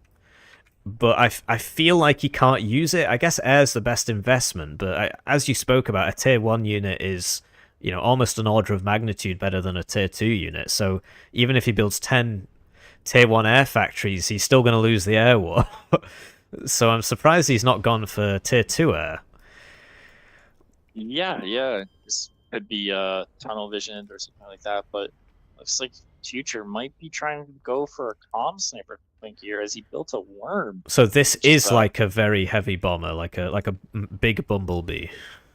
Is that correct? They are incredibly tanky, and when they drop their bomb, it doesn't. If you have 3 of them, you can one-shot a comm. Right. Yeah, I'm looking there. It says 5,000 damage. Yeah, it is an incredible amount. But futuregnome's not been keeping up with the fighters, so this air trade for him hardly keeps him in the game. Actually loses all of his fighters, but so he needs to have air control in order to utilize these units. Oh, here we go. It's going for the kaiju. Yeah. Oh wow, that is quite good. Oh, absolutely, is a fantastic unit. He just has to keep it alive, unfortunately, which he manages barely to do. That's awesome. He's going for the tanks now too, and just yeah. So is it expensive, or is it just because it's so slow? It is very expensive, and so hopefully futuregnome actually. I'm hoping to see him pair it. That would be very, very good for him to do right now. Yeah. I'm a chemical engineer, and it's a PhD. Kind of stuck. Soldier's comms in the water, protected by a lot of Galata and all of his T1 air factories. He's also rebuilding his T2 bots down here to try and test Future on the lands. Future's gotta do something creative here, I think, if he wants to try to pull out a win. It's crazy how this game's flipped around. So Soldier now has more than double the production of Future, and before it looked like Soldier was contained, and now it's like Future's contained, because he's got the water on both sides of him, with these floating destroyers on them, so they can come from any direction. And on the land he's starting to lose as the naval units show up and help out. Yeah, you know, you're absolutely correct. And honestly, looking at Soldier's setup here, he's very, very well protected from the air, but he doesn't really have much to contest naval. I would love to see futuregnome just build a lot of slammers and try to just go punch a hole in these defenses. Yeah, well, the worm went down to the mass tier 1 spam, so clearly Soldier made the right play just building all those factories. Yeah, futuregnome cannot keep up. Also, we have the Leviathan out now. Alright, I'm happy to see this. This is my favorite unit in the game, because it's a big battleship. Oh, fuck yeah. And its range is massive. So once it gets set up in this little nook right here, futuregnome base will be on a time limit. Yeah, the range is huge, and it'll be protected from the air. I guess the only way is like catapult spam, I guess, can bring it down, because there's no... Is there a way to intercept cruise missiles on the water?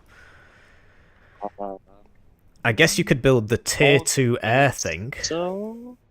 Oh, what's it called? The Angel? Yeah, the Angel, and Soldier's just got his T2 up, 2-2 air up now. Going for Worms himself, which is a little shocking to play. futuregnome also finally sending slammers into the water with his air here. I wish he had more, but this is kind of the play that I've been wanting him to do. He just doesn't have the vision, unfortunately, right now. But the Leviathan can't shoot back, and so he's got to get out of there. Yeah, these slammers would actually be able to kill it. And as you can see, the slammers are trading with these narwhals incredibly well once they have the vision. The only problem is Future just doesn't have the vision. Yeah. Pretty frightening volleys coming out from that Leviathan. The range is absurd. futuregnome kind of realizing he's got 5 catapults set up in his base, but he's building angels. He's building angels to defend from the catapults, and he's pushing on the land as well. Yeah, and the second Leviathan is up as well now. This is looking like futuregnome's kind of coming to an end here. What a turnaround! Yeah, no, I mean, Soldier's gameplay here has been by far the most interesting I've seen in the tourney, in my opinion. He just did everything, and it just, wow. Yeah, really good play, and it was unorthodox as well. Like he did the opposite of what everybody always does with that bot opening. He went for the vehicles, and I'm really happy that it worked out for him. Yeah, and look at these Leviathans just opening up now, and there it is. futuregnome actually calls it. The Worms snipe the comm, and Soldier takes the win from futuregnome. That was a really good game. Definitely the best game we've seen so far. Absolutely, I agree. That was a very entertaining match, and both of them played incredibly well. futuregnome even saying he thought he had it, just couldn't. He did have it, game. But yeah, we can see more than he can see. We have omnipotent vision, and so we can say he can send a guy there. But if you've got incomplete vision, oh, I see. And there's a time limit on the games to prevent the tournament from spiraling out of control. So Soldier said he had 30 seconds to win, and he won. That's why he went for the snipe. I didn't even realize that rule. That's incredible. I mean, honestly, like I would hope the game would go on after 30 seconds, because when it's this close, like interesting of a match, I think playing it out probably would be better than just calling it a draw if they don't finish. I have a message here. So yeah, you see the metal production from what is that, seconds? From 400 to 800 seconds. From 400 to 800 seconds, the Future had it, and then Soldier was just taking the game away. But even though he had the metal lead, he was just wasting a huge amount of metal in the last third of the game, because he just couldn't get the units out fast enough. Yep, and I'm looking at the new brackets right now, seeing what players won and what players lost. Looks like most of the games went how I would think they would. The Quiblah DirtyApples game would have been interesting to see. Both players play a little unorthodox. Zamok beat Quiblah What? Zamok's What? quite a new player on the scene, isn't he? He's just been playing a lot of games recently. I can't fucking believe that he beat Quiblah. That would be a game for review. But yeah, no, as you can see on these hybrid mats, the water, the naval aspect is huge. I like it. I think it leads to different games, which is better for us and better for the viewers. Not so great for the players though, because they're they're out of their depth. Pardon the pun. Not much opportunity to practice naval, right? Because you just don't see it very often. Yeah, you're right. And I actually played with a lot of these players, like Big Mac, Zamok, Maximus, redarrow, Future. I played on all these different tournament maps with them, and like especially like the naval maps and stuff like that, to try to get them caught up to speed on how to win their games and everything like that. Yeah, so Zamok's won all his games. He's 3 wins, and so is MaximusPrimus Emperor. And Quiblah picked up a loss against Zamok just then. Yeah, looking at these scores right now, actually, this is like, wow, incredibly close. You're right. Max and Zamok are leading the tournament right now with. Let's try and watch that game. Let's try and watch the Zamok Maximus game, because they're both on 3 wins and they're against each other now. Yeah, absolutely. I would be. Yeah, and I don't think we've casted either of their games yet, so that'd be perfect. Yeah, it just because obviously there are 2 sets of casters and there are only 3 spectate lobbies, so yeah. But no, that will be very good. The Sinnoh game will also be very good against redarrow. Both their naval games are pretty up to par, I'd say. Yeah, fair enough. That can be the backup. No offense to either of them, but we've covered both of them. Oh yeah, no, absolutely. The Zamok and Maximus game will be really good to cast. Yeah, I want to see my favorite Belgian shitposter. Fun fact: he's actually French. Oh right. You see, yeah, fair enough. Yeah, he's actually French. My bad. Yeah, which is a little embarrassing on his part, but I mean, there's not much you can do. Yeah, WOWOWOWOWOW is actually a game made in France, which is interesting. Maybe he'd have good success in that game. No, not so much in PA. I think it's a miracle that he hasn't lost any of his games. That Maximus might be the one to kind of dethrone him. However, if he beats Maximus, it will be kind of an underdog story. Yeah, it'd be good to watch. Just waiting for it to show up. Hitting refresh. Nick's probably trying to organize everything right now. I think he already has all the maps planned out in the order of play, but I'd be surprised if it wasn't a complete naval map next, or like a main naval map, which is like Arctic or something like that. It's probably a way to keep everybody happy. Having that mixed map. He also has a few maps which I won't lie, I played them and it was horrible. We will see some very interesting games. As like, there's a few maps where you and I kind of looked at them and I'm like, I have zero idea how to play this. Yeah, that's good. I think that's a great bonus. So basically, in Wano, there are quite a few maps, but there aren't that many. There is a map creation tool, but because of the graphics in the game and so on, it's quite hard to make a map. And so the top players essentially learn the maps, and that's, it's boring, basically. I just got a message here from Nick actually saying that we have like about a 20-minute break, I believe. 20-minute break. Okay, yeah, fair enough. That's good for me. I can get a bite to eat. In the meantime, I will put a timer up, and yeah, I'll put some. Sorry, go on. Great. I was just gonna say, is your stream still gonna be able to hear me? I'll be able to keep the masses entertained. Yeah, sure. I was just gonna put up a previous video or something of me playing PA. But yeah, I'll leave the call on. I mean, if we're going for 20 minutes, it'd be good to just get another cup of tea, basically. Yeah, sounds good, man. You can critique my play. Perfect. But there are still games in the lobby, so are they... Oh, I see, but they're not starting, they're not full. Okay, fair enough. Yeah. Yeah, I mean, it's a 4-hour tournament, so I guess it makes sense. And I just got a DM from Zamok saying that he heard me call him French. Apparently the French don't like being called the French. Yeah. Well, we'll see how it goes. Maybe that will inspire him to accomplish greater deeds in his next match. Yeah, because I think Max is also French, and so it's interesting to see which one gives up first. I wouldn't be surprised if they both surrender at the start of the game.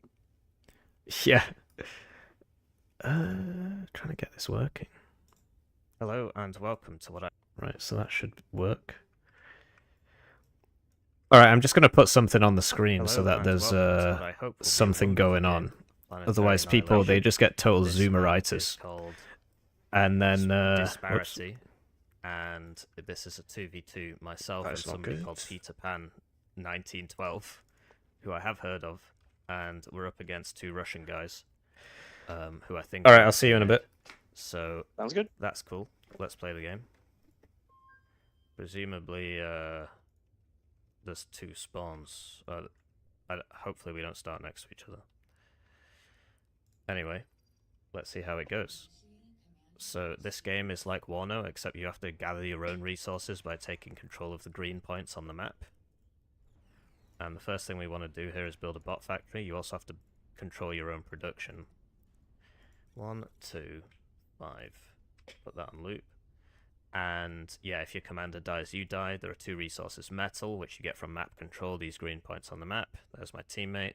He's playing as a unicorn commander. What the fuck? Whatever, man. And and yeah, we'll be back in a moment. Stream. Don't worry, you'll get your melons fixed. What I remember. Oh, I have DM. And there's also energy. Let's see who's DMing me at this time. Power stations and stuff. We're playing with a mod that adds a few more units. And yeah, you can get artillery, you can get aircraft. So this is an aircraft factory. So we're just gonna queue up 2 scouts. Well, I guess I have time to discuss the participants of the tournament right now. And I wanted them to follow. Give me a moment here just to back to my computer, and then I'll be able to discuss it all with my lovely crowd watching, spectating. Already.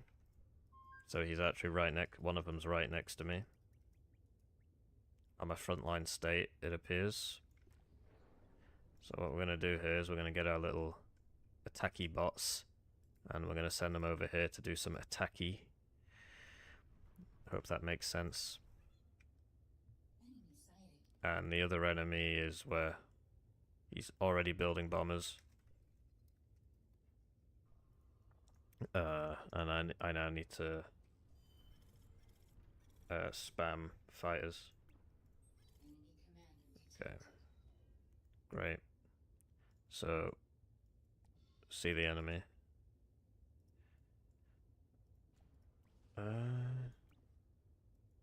What we will really want is to build in a couple anti-air units into this blob of builders here, because they'll all die. That's just somebody spectating us. And whoa, my vision's gone all blurry, like in real life. I'm not been getting much sleep these days, but that's not really your problem. So apparently, yeah, so the bomber came and killed all my units while they were building the anti-air, and the fighters didn't defend them. So that's what he was trying to do with that. He was trying to do exactly what he succeeded in doing. So that's a shame. And it did work for him. So just keep this scouted a little bit. So that's a shame. What I could use is some more builders. But I think he just got alrighty. Builders there, so that's hello, really not stream. good for me. It's your favorite caster, Melon's here. Hopefully y'all still hear me. And raiding fucking and stuff, so 2 seconds, just get my shit together. No. He's going to try and kill this with his commander, because it for does some have of the participants anti-air of the tourney and everything like capability that. shot. You don't want to be floating units, as I'm currently doing. And if I could just put this here, that would be really helpful. So we're gonna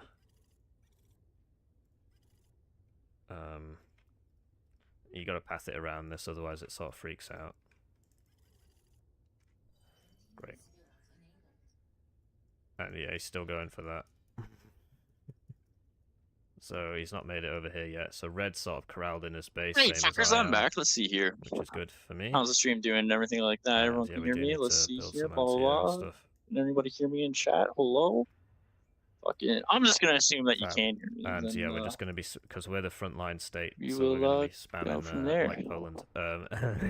So we're just going to be spamming spamming out the tier 1 stuff. We're not going to go tier 2. That's our teammate's job while we hold the line. I believe in Peter Pan. I think he's quite a good player. I think this is still on follow alerts, so we'll just leave it like that. Great, and then yeah, Perfect. so okay, yeah. So let's talk about some of the participants of this tourney, okay? So right now, leading the tourney, we got fucking Zamok and Maximus. And I gotta say, Maximus, I did expect to actually be in the top 4 running, and Zamok, I'm a little shocked by. Playing incredibly well, beating out DirtyApples, Soldier, and even Quiblah. Quiblah is somebody who I thought was gonna kind of run away with the tournament. Same with Grizzly here, but Grizzly losing to Quiblah actually in his previous match. And so, yeah, it's interesting to see the players that have made it to the finals so far. We got redarrow and Sino. I feel like that game's pretty much a given. Sino's probably going to crush redarrow. redarrow's a good player and all, but compared to Sino, it's just, you know, he's by far the favorite for the tournament. Maximus somehow beat Sino, but I think he must have cheated because, I mean, come on, it's Sino. Kind of like, he should be Uber, basically. Like, he shouldn't be allowed to play. He's so good. So, you know, we'll see redarrow kind of get destroyed in this little naval match that we have coming up here. futuregnome versus Quiblah is going to be another fun game to watch. Let's see who else we got down here. Sonic versus Big Mac, DirtyApples versus Soldier. Soldier surprising me last game like crazy with his play style. I actually really enjoyed watching it. Quiltai versus Opti. Quiltai, if you don't comp push, you're a pussy. God damn. Oh, hang on. Oh shit, fucking messages. What the fuck are these messages?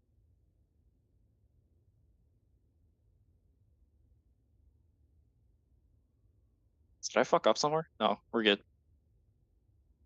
Perfect. So fun fact about redarrow, he said at the start of the tournament that he's actually playing, you know, for his, you know, his children to show them how good his father is. Just a fun fact about everyone.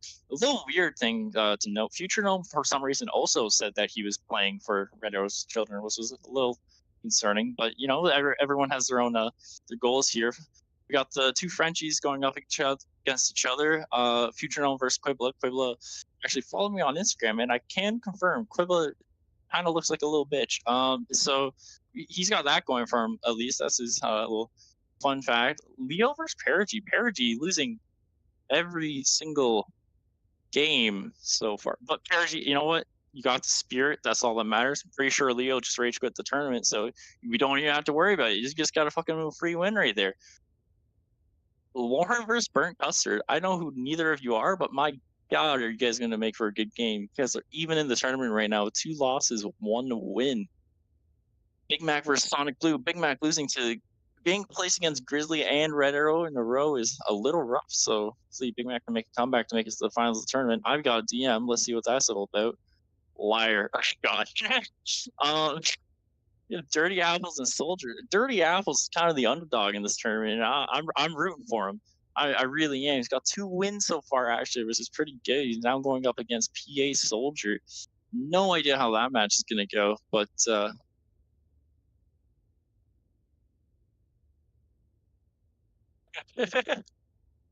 futuregnome now trying to threaten me in the DMs, which is a little unsportsmanlike. Well, I'm going to have to talk to the rest about possibly disciplinary actions or anything like that. But yeah, futuregnome throwing his last game against Soldier, absolutely taking the lead in the mid game and then just letting Soldier get away with it. There's multiple times where he could have easily just wiped Soldier's con, but he just decided not to, which is honestly kind of a gold move right there. But you know, this is a flat tourney, so I'll give everyone the respect of a platinum player, which is not much because it's platinum.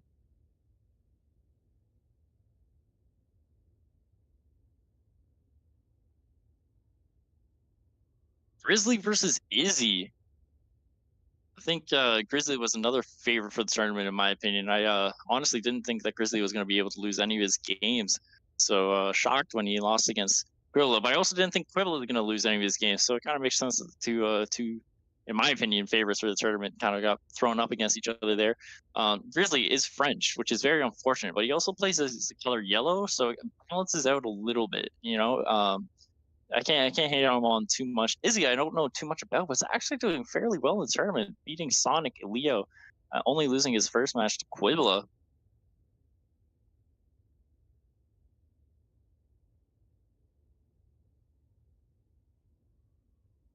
Currently, as the leaderboard stand, I still believe that just about any player will be able to make it to the semifinals, depending on how many more games they win. But I don't think anyone's out of the count yet. Obviously, Zamok and Maximus kind of leading the charge there. Oh, look at that. We have a chat. Let's see here.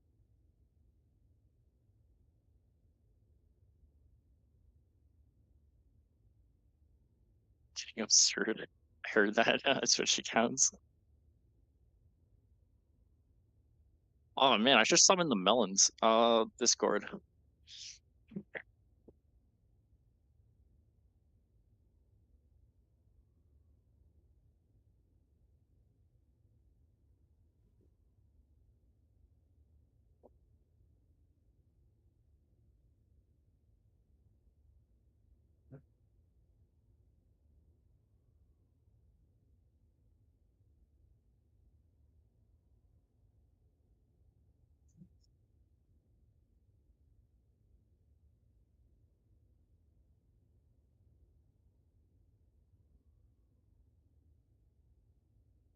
I am also curious to see some of Zamok's games because yeah, he's making a shocking exhibition here. Starting off with some players who've been a little bit rusty, haven't been in the game for a little bit. DirtyApples and Soldier say he's a favorite, but definitely against Quiblah, I would have expected Quiblah to take that game most days, and so I'd be curious to see how Zamok actually managed to pull that out of nowhere.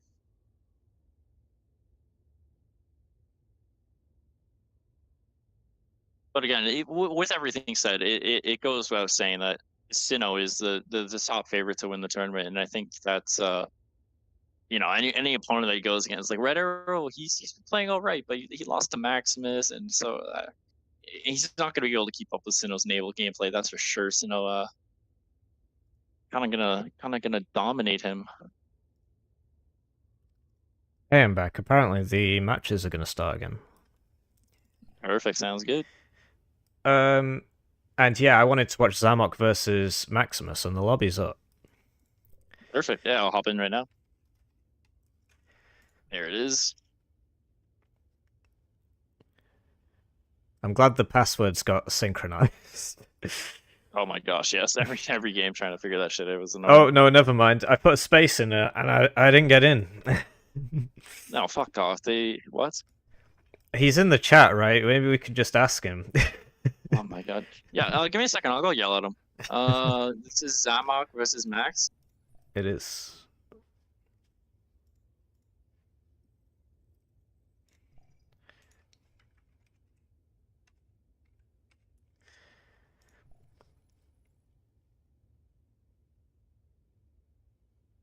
So yeah, we can't read out what the password was, but it is 2 short words, and so some people have put spaces in, some people haven't. And from what I understand, Zamok has put a dash between the 2 words. So I've now tried spaces without and spaces with, and neither of them have worked.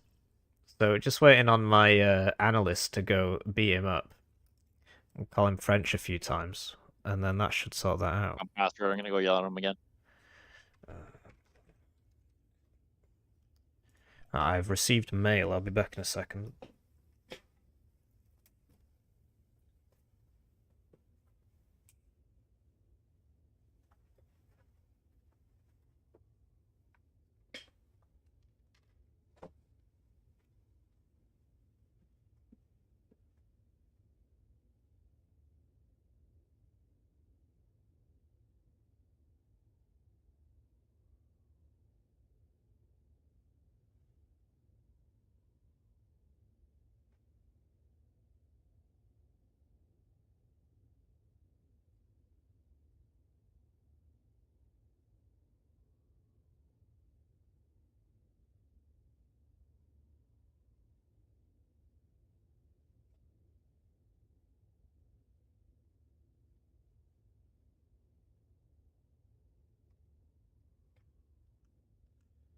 Did we solve the issue?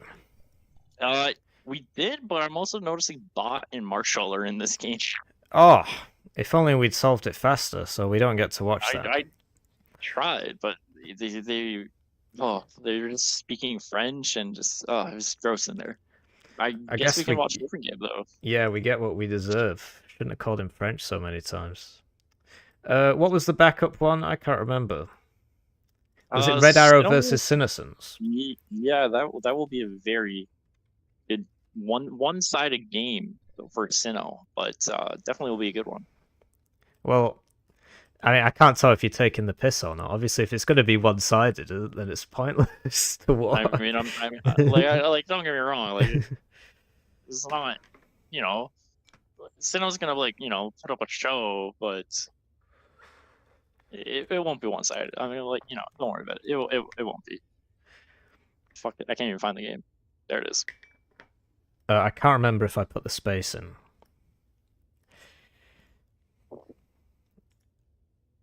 I'm assuming that they just did the normal password. Yeah, it worked first time. Great. At least somebody can follow instructions. Yeah, I know. Could be that they put a different password on specifically because they wanted the larger audience to watch. That's what I'd do if I was a famous player. Does Marshall's channel have the larger audience? I actually don't know because I'm not on Twitch. Yeah, I'm not either. Let me go check. Oh, there we go. He has 32 viewers. We're sitting on a paltry 25, so it is won over, as we say. Okay. Well, I feel like all we have to do is change that. So let's see. Yeah, go hop in his chat. See how that goes. Yeah, Marshall Switch. Here we are. It's a site. Oh, lots of Discords going off in the tournament match recording. Blah, blah, blah. Begin when ready.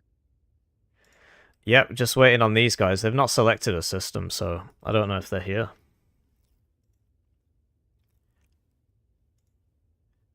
Oh, yeah, they're typing. Sinoccence is here. Oh, yeah, they're both here.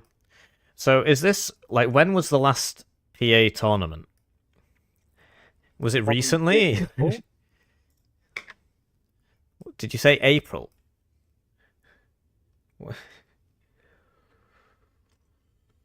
Sorry, just getting some DMs here. So there's been tournaments in the meantime. There's one hosted by me and Broom actually. About half a year ago now. That I believe Ferret Master ended up winning, and then there was another tournament hosted by it was Smurf actually, and Nimzo ended up being the winner of that tournament. But yeah, no, a tournament to this scale with like a monetary prize pool and everything like that is not been done for a good while. Yeah, fair enough. I mean, you even said 6 months since the last anything, that's a long time. Yeah.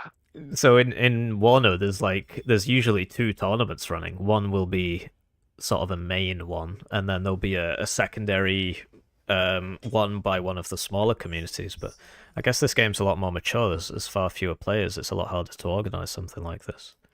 So interesting map. I'm really happy to see that there are multiple planets. Whoa, this is wow. Yeah, probably not too much possibility for naval. Yeah, I thought that we were gonna be doing a. I guess we've had the naval map. And we saw lots of naval, so there was something there at least. Yeah, I mean, I was expecting like a Soul naval map, but this map does look very interesting. Wow. I'm really happy to see the multiple planets. I hope something. I think happens. they will definitely.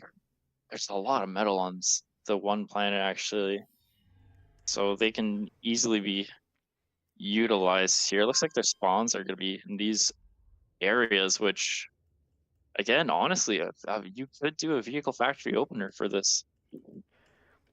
Yeah, but then would that help you once you get to the other planets and you need to move around those as well?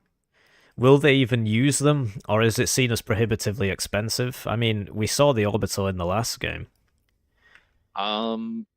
if one of them goes for the other planets and the other doesn't, whoever went for the planets wins the game.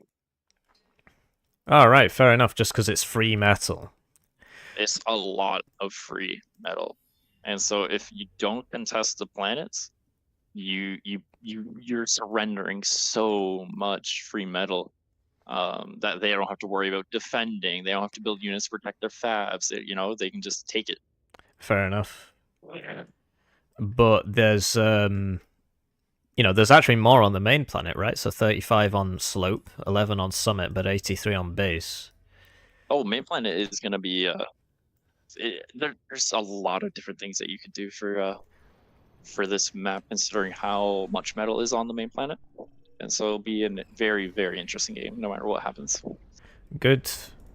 And Sinoccence is going bot, and Red Arrow is going bot. They are standard players, so they will be following the meta, most likely, for the most part. Yeah, fair enough. I'd like to see some T2 vehicles, honestly. We haven't seen that yet. Yeah, that's a good point. So why do people prioritize T2 bot? So, from bronze to platinum level, I'd say T2 vehicle first is better. However, once you get to high plat / uber, T2 bot is better because of the micro potential. So you can just outrange T2 vehicles with like Blue Hawks and stuff like that, and get more value out of slammers and all that kind of stuff. And so it really becomes like a second choice here. Sino's going for orbital 6 factory. Interesting. And redarrow doesn't even have it queued up yet or anything like that. So redarrow might be the one taking advantage of the multiple planets first. You mean Sinoccence? Okay, correct. Yeah, Sinoccence. I've got pole lock on my camera. Is that something you engage with? It was good for the last game, but this one, because they're both on the poles, it's sort of messing me up. Yeah, I've never even used that feature before. Oh, right. I find it helps with looking at things, because as you look around the camera normally, it sort of rotates. Like it, without pole lock, you get this unnecessary rotation. You have to keep pressing N or whatever you've got your normalize key bound to. Or is there a way around that? I'm not entirely sure. Fair enough. I mean, we see Red Arrow's got the boom bots out, or a boom bot. It's going all the way around. But there is a Dox defending it, so I'm not sure. There's a Dox defending Sinoccence's fabs, so I'm not sure how well it'll go. Players are actually only building anti-air right now. It looks like both of them want to try win an early air advantage. The Dox should be able to. Oh, Sino doesn't move the boom house back though. So he gets one. Get one. It was really interesting to see that, because both of them had exactly the same number of planes and exactly the same number of reinforcements. So they're both doing exactly the same thing. However, Sino got the better trade there, and so he is a little bit ahead of air now. He actually has 3 fighters compared to Red Arrow's 2. Because if you look at the metal, they're both on 82. Yep, both of them are expanding well. And then there's no punishment for going red, is there? Like, you don't lose anything, it's just you're spreading out your resources across too many factories, basically. Yeah, so you're building a little bit slower because of it. Right. But Red Arrow's expansion is good. He's got 5 fabs out so far. He's got 8 fabs out so far, and he's building a few more. He's gone for a bomber as well, whereas Sinoccence doesn't have one. Yeah, he's also got a sneaky fab out over here, which I only just noticed. Right. If he's able to set up an expansion there for free, then that is incredibly worth it. However, Sino is sending some docks over. Sino's air catches up to Red Arrow as well and takes out its bomber. Yeah. Seen a small divergence in the economies, though. Red Arrow's pulling ahead. Red Arrow is pulling ahead, but I think Sino's okay with that for right now because he's actually getting his orbital up. So once this orbital goes up, Red Arrow hasn't even began to touch it. He will have an advantage on the other planets where he will be able to set up and get a bunch of free metal.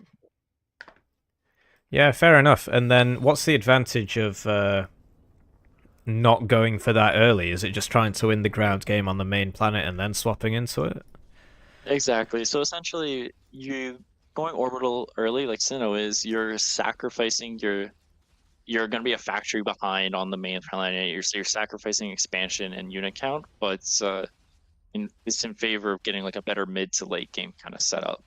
But even now, Sinnoh's docks raids are being fantastic. They found and shut down Red Arrow's 1 fab expansion over there. Yeah. He's been raiding with these docks groups over here into Red Arrow's metal fields, really keeping Red Arrow on the defensive. This gameplay from Sinnoh is very good so far, especially considering he has the air advantage. Yeah, definitely, and he managed to kill that builder before it could finish the turret, so all of that metal went down. Yeah, exactly. Ooh, good air trade too for Sinnoh right there. Yeah, he's just got more fighters, and exactly. he's not bothered to buy any bombers, and presumably the bombers are more expensive. Yeah, it looks like he's favoring these like small little docks hit squads and just keeping Red Arrow's air shut down. And again, just picking up more Red Arrow's fabs, really all over the place here. Yeah, and he's pulled ahead in economy, and Red Arrow's now building his own orbital. Yep. Sinnoh has his first orbital fab out on another planet. Yeah, so what's the advantage of the fabricator over just going for the thing that just picks somebody up? So yeah, so for example, you see Red Arrow's comms getting picked up right now by Asteri. The advantage is the orbital fabricator can build teleporter, so you can set up a teleporter play a lot better. Moving your comm, like Red Arrow just did, is you're gonna secure your beachhead on the new planet very easily. However, you're broadcasting to the opponent that you no longer have your comm in your main base, meaning a huge defensive thing bonus you get in your base is just gone. Right. And so again, all over the place, Sinnoh just dogs raiding everything that Red Arrow tries to get put up, and he's just keeping Red Arrow on the back foot completely while expanding onto another planet. It's interesting that they both went for the same planet. It's a more metal dense planet. Right. But then wouldn't it be... I mean, I suppose you have to contest the enemy's planet, right? But wouldn't it be faster to chuck your first unit on the empty planet and set up there? Or are you just investing in the wrong place? Yeah, I mean, you can do either or. I mean, if you look at the planet right now, both of them actually have their comms on it. It looks like a start of a 1v1. Yeah. And meanwhile, on the other planet, we have raids going on everywhere. Red Arrow trying to get his air force back up so that he can use his bombers. Both of them going for T2 air. Interesting. Yeah, because you can't move that between planets, so I'm surprised. Phoenix, the T2 fighter for air can actually transfer between planets. Right, but the ground attack stuff can't. It's like, Correct. Is there any ground attack thing that can go between planets? There's no flying ground attack unit that can go between planets. Right. But Red Arrow's air showing off right there that if he's able to use it, he's able to shut down those docks raids. It's just keeping his air alive from Sinnoh's Air Force. Yeah, fair enough. I mean, I feel like on the other planet, Sinoccence has the advantage because he's got a teleporter and so he can bring in reinforcements, whereas Red Arrow literally has just started from scratch. Yeah, no, you're absolutely correct. Red Arrow really should get a teleporter set up because it looks like Sinnoh's building all those bot factories and he's building only boom bots. Because I think Sinnoh has realized that Red Arrow's comm is completely isolated with no escape route. He's going to try to boombot snipe his comm and end the game early. It's a fantastic idea. Yeah, and yeah, without a teleporter. Well, how many boombots would you need? Or would he bring the commander with him to provide line of sight and a bit of tank? He could do both. He could use the boombots to push the comm over and then engage in a comm box. Rallying units through the teleporter and everything like that, or he could just try to straight up snipe the commander. If Red Arrow's not paying attention and misses his Uber cannon, then yeah, absolutely. Like this could just be the end of play right now. So you see Sinnoh also just built a scout unit right there so that he's gonna have vision. Yeah, so he had to build an air factory just for that one scout. Yeah, exactly. Meanwhile, on the main planet, Sinnoh seems to be expanding everywhere, just keeping Red Arrow kind of contained. Yeah, you can see from the eco tab that it's just not going very well for Red Arrow. He's down about 50%. And on the smallest planet, Sinoccence does actually have a teleporter being built there. So he's going to get all that as well, if Red Arrow doesn't contest it. I didn't even... Actually, it looks like he's just stopped building the teleporter in favor of building metal extractors everywhere with the orbital fab. Oh, fair enough. But yeah, the boombot snipe's been spotted. Red Arrow sent like 3 docks in, and so he knows about them now. Yeah, you're absolutely correct, but I'm not sure. The question is if Red Arrow actually noticed it or not. The fact that he's building grenadiers and fab still makes me think he hasn't, because if he has, he would be All or on he should docks. be building. Yeah, absolutely correct. So, is 30 enough? Scouts are coming in. If they all connect, 30 is more than enough. So Sinnoh could be going for a game-winning play right here. He's still building only scouts at near his comm and everything like that. Meanwhile, on the main planet, Red Arrow's retaliating with some raids, though. Yeah, he's just struggling to deal with the Air Force. I mean, there's so many fighters. Yeah, he just lost his Air Force, actually. And Sinoccence has got his tier 2 air up, so he's building those helicopter gunships. Kestrels, is it? It looks like Red Arrow is starting to scout around the main planet now a little, on the second planet a little bit, with some hummingbirds to shut down. Oh, he's definitely seen the boombots now. Yep, he 100% just spotted that. He's picking up his comm actually, which is smart, very smart in my opinion. So long as Sinnoh doesn't have a fighter, and there you go. But then he never built the teleporter. Yeah, he could also build it with regular fabs. He's also now on the 3rd planet with a fabber. So the economies aren't horribly far apart. Their fabber count is equal, and factory count, Sinnoh's only leading by 1. I definitely feel Sinnoh is in a better position, but yeah. Still all to play for.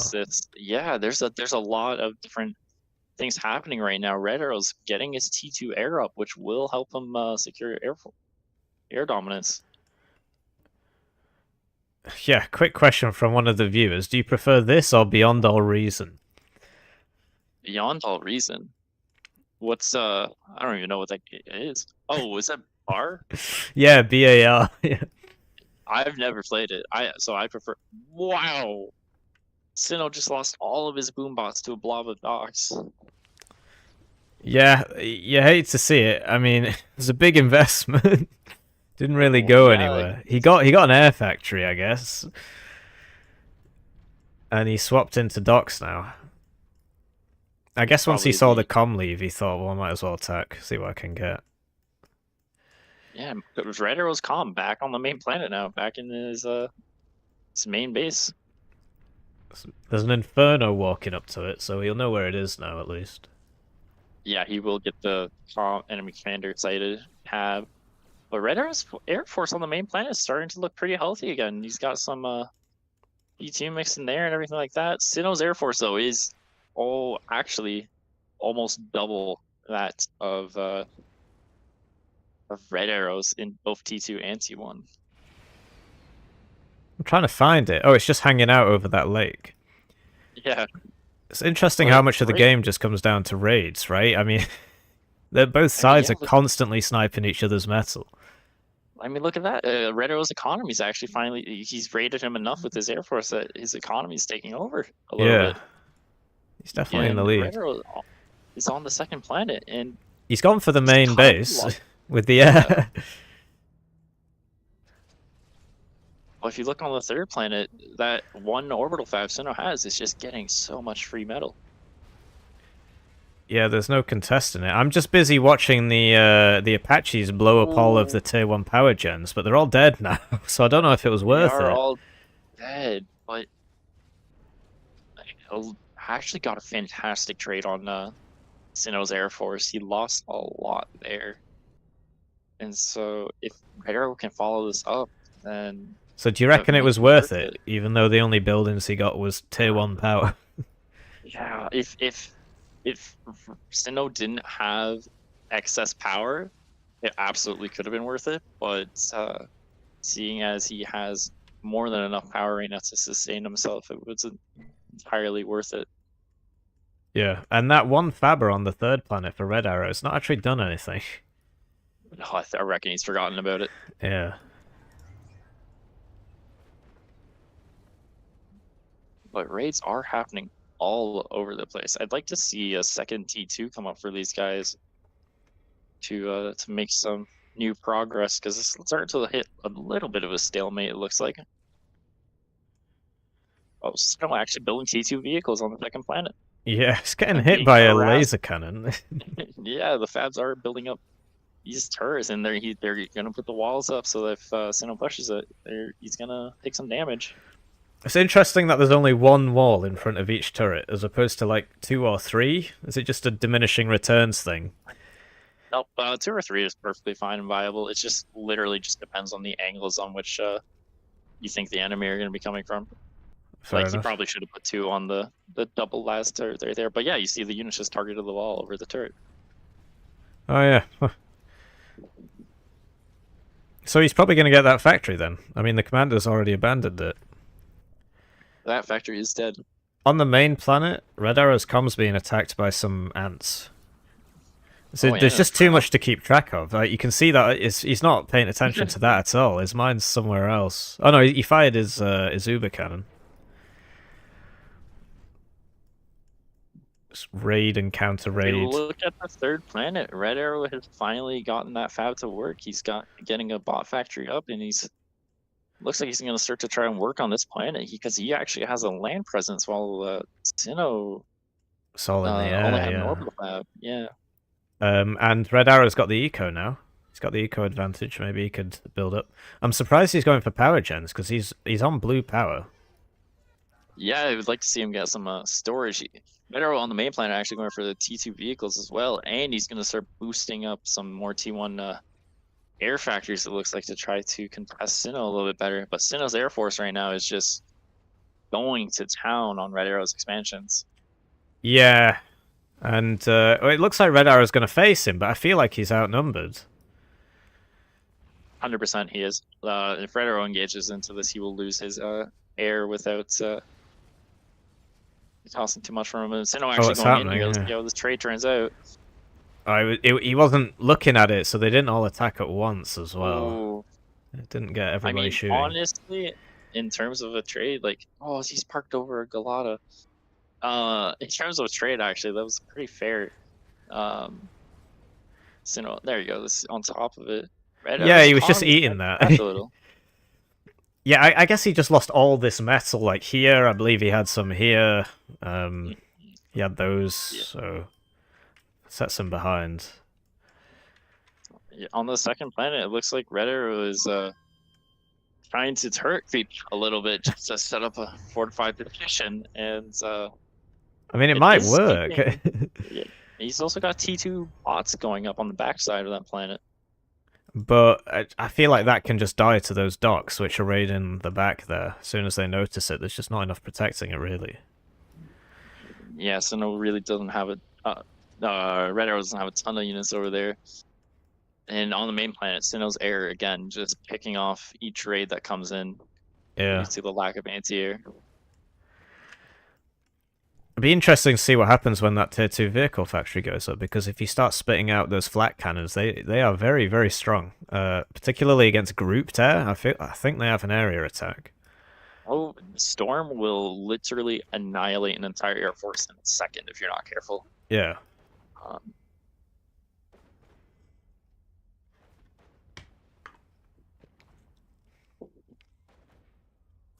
Well, you're asking about Command and Conquer 3 or BAR, but he said he'd never played it. Both economies pretty similar, but Sinnoh, again, just his economy's more balanced. He's not crashing at all or anything like that. He's not overextending himself.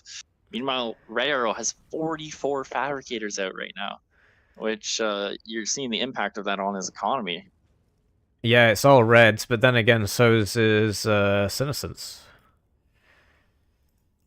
Some major production. And yeah, great, he's got the tier 2 vehicles up, but he's not built a tier 2 AA. He's just building the tanks.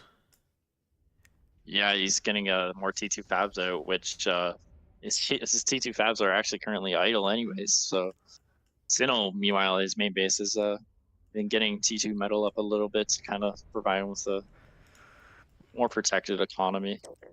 Yeah, I like the idea behind keeping the commander near the teleporter as well. So if you're gonna lose it, you can get him out of there pretty fast. Absolutely, I agree. And you can see that redarrow starting to mix more and more AA into these small raids that he's got going on. That had a lot of stingers in it. Didn't make too much of a difference, but every little helps. Not with the amount, because I mean, see, Sino has 5 bot fabs right now, boosting his air factory to try to give him that a little edge over redarrow. Yeah. Is redarrow boosting his at all? Yeah, he's got 4 vehicle fabs. So which is better, 5 bots or 4 vehicles? I'd assume it's probably around even, but I'm not entirely sure. Yeah, on the second planet, Sinoccence has seen redarrow's T2 bot, so I think that's going to go down now. Just getting flamed to death. Yeah, that's a big find if he's able to prevent this, which he is. Actually, he's able to push this little group right here if he pushes hard into it. He should be able to completely knock him off this planet. Well, there's that other proxy base. Yeah, but it looks like he's done it over this proxy at the very least.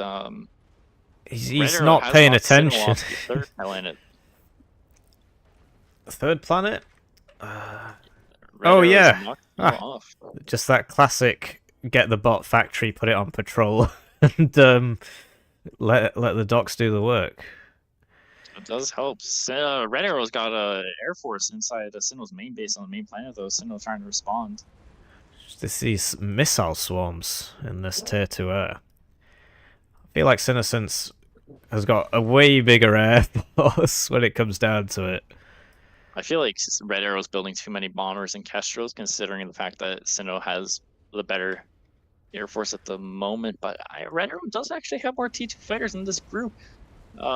Sino's got to be careful not to group up his fighters too much, otherwise he might lose them. But it looks like he kills most of redarrow's air right there. And now Sino has an overwhelming air advantage. With 11 kestrels out, those will tear apart armies. Yeah, so you've got to prioritize the fighters until you've got air superiority, and then you start mixing in the bombers. Is that the idea? Absolutely, yeah. And but both players have been very good about getting rebuilding their fabs and reclaiming their expansions. And then again, also both players, like Sino, for example, has a raid going out with some slammers and some docks just to put some harassment on redarrow's proxies. redarrow is doing the same with his T2 vehicles that he has out. Yeah, there's some real back and forth here. I'm really surprised that they haven't... I mean, would you say that building tier 2 air defense would be a good idea for these expansions? Because, you know, you've got these kestrels flying around. They just seem to pick them off one at a time. So, yeah, the T2 air is good. The T2 anti-air defense is very good. Problem is getting a T2 fab over there. You know, you want to keep your T2 fabs protected and everything like that. So sending them off to proxies can sometimes be risky and not worth it if you do end up losing them. Fair enough. So building the Galata, if you build, 2-3 Galata, then that will actually do very well against the kestrels. Right. Yeah, because I see. On the health. Yeah. I'd really like to see some mobile tier 2 anti-air instead of just the levelers, because if the levelers never get there, then what's the point? Exactly. And yeah, just the raid right here just doesn't get anything done because of air. Or the T2 tanks are tanky, that's for sure. Yeah, take a lot of killing. Just the level of concentration required to keep this up is crazy, because each guy is attacking his opponent in 5 places and being attacked in 5 places. Yeah, you're absolutely correct. And Sino's economy right now, he's floating. Actually, he's not keeping up with his own production.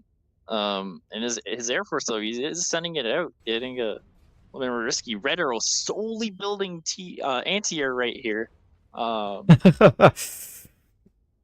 just to try to keep up. And Sino just finding gaps all over redarrow's defenses where there isn't that anti-air to keep him safe. Yeah, and we're approaching time here, right? Is it 30 minutes once the game has started, or is it just 30 minutes as in 6:30 UK time? I think it's 30 minutes like game time. I'm not entirely sure. I was told to screenshot. Ooh, G2 Fab gets picked off by a redarrow there. That's actually a good pick. But Sino's Air Force comes in. Wow, that was the trade go. redarrow's Air Force getting thinned out quickly by. But he's only sent the tier 1s. He left the tier 2s behind. I guess it didn't make a difference when the advantage was that great, but he's using half his air at once. Yeah, well, the units he left behind were the Kestros and the Bombers, actually. So that was a good play. Yeah, he doesn't have the Phoenixes there right now. It looks like he's building only Kestros, so he's probably going to start rebuilding his Phoenix numbers. Yeah. So the icon's the same size, but the Phoenix one has a sloped line as opposed to a flat line. Yeah, and we got a big push coming in from redarrow over here. Actually, that has 18 spinners in it with T2 tanks. So that push is actually going straight towards Sino's comm. I really hope that he is able to notice this. He's getting his air and behind his lines and everything. He's killing proxies and everything, which is very good. But yeah, he has to answer to this push that's coming in. Yeah, definitely. And his Air Force is moving back down, but it got thinned out quite a bit because he was busy raiding the production. He cannot engage into this army. Oh no. I mean, he's killed a lot of it. He actually, I misspoke. Sino with a. I mean, this just saved him essentially right here. I didn't think it was possible for him to engage into it, but he just proved me wrong completely, shutting down that push before he was able to get into his main base and pulling his combo away just in time, which is really good to see. Yeah, I'm flabbergasted that there's. Oh, here we go. He's building tier 2 vehicle AA. He's finally building it. Finally starting to get the storms out. So if there was storms in that last army, then Sino would have lost all of his air. But recognizing that there wasn't the storms, he was able to pick redarrow's air out. Looks like another little push in the middle of the map. That's a shame. They're going to call a technical victory. What are the rules on that? Is it metal first or energy first?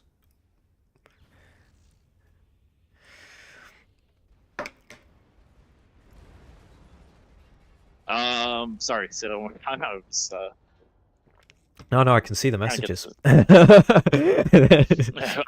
no, it would be a real shame to end this game just on a technical victory. That seems. I can understand if because this is the group stages, right? How many rounds are left? You're right. Hang on, I'm just gonna go join their Discord and just tell them to keep playing.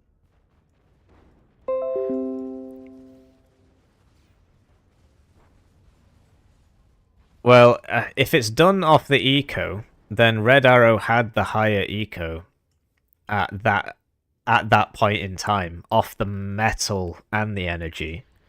And we've got it recorded, so people can always go back and check. But right now, Sinoccence has more, but, you know, if you're playing to time, then you can't change the rules, right? Because the players have come into this thinking, I've got 30 minutes. And so it could be that Sinoccence was just trying to get a draw. Or well, redarrow could have just been trying to get a draw there. And then they adapt their playstyle for that. So I can understand why the rules are the way they are, having a time limit on the games. And from what I understand, when he said, when it was 30 minutes down here, Red Arrow had the higher eco. But I'm by no means an expert, and, you know, Nick, if you're watching, I mean, all you have to do is just scroll back. You can do that on YouTube. Don't think you can do it on Twitch. But yeah, on YouTube, all you got to do is scroll back, and then you can come to your own conclusion. Because right now, Sinoccence definitely has the advantage in Metal, but 1 minute and 40 seconds ago, he didn't. He was behind. But we'll see what happens. I mean, basically, there's a bunch of group games, and then it goes to playoffs for the semi-finals and the finals. And with so much money being on the line, that's another thing. I mean, it's all just shits and giggles. But then when you realize, wait a minute, go to the Matcherino page, and there's and there's $400 up for grabs, then you have to play to the rules. But it looks like Red Arrow's push here might make it through. It all depends on that Air Force, but he's got the tier 2 storms in. They are being sniped, so I don't actually see any more.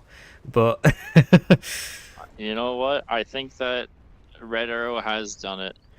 Yeah, I think Red won on the technical victory. So Red did win on the technical victory in terms of he had a much higher army value, even though Sino had an economy lead. Red Arrow had his army value was significantly higher. Oh, so is it done off army value?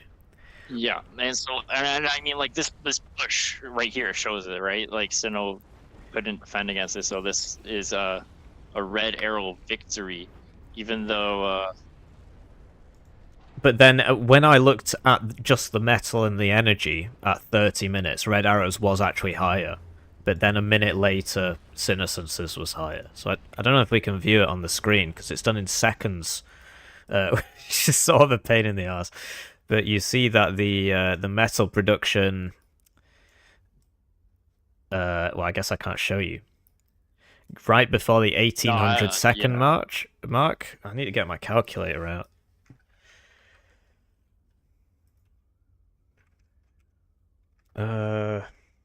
Just trying to get the calculator. There you go. Nick just posted the decision right there. So who won? Red Arrow. I'll be right. Great. I think he said I'll be right back.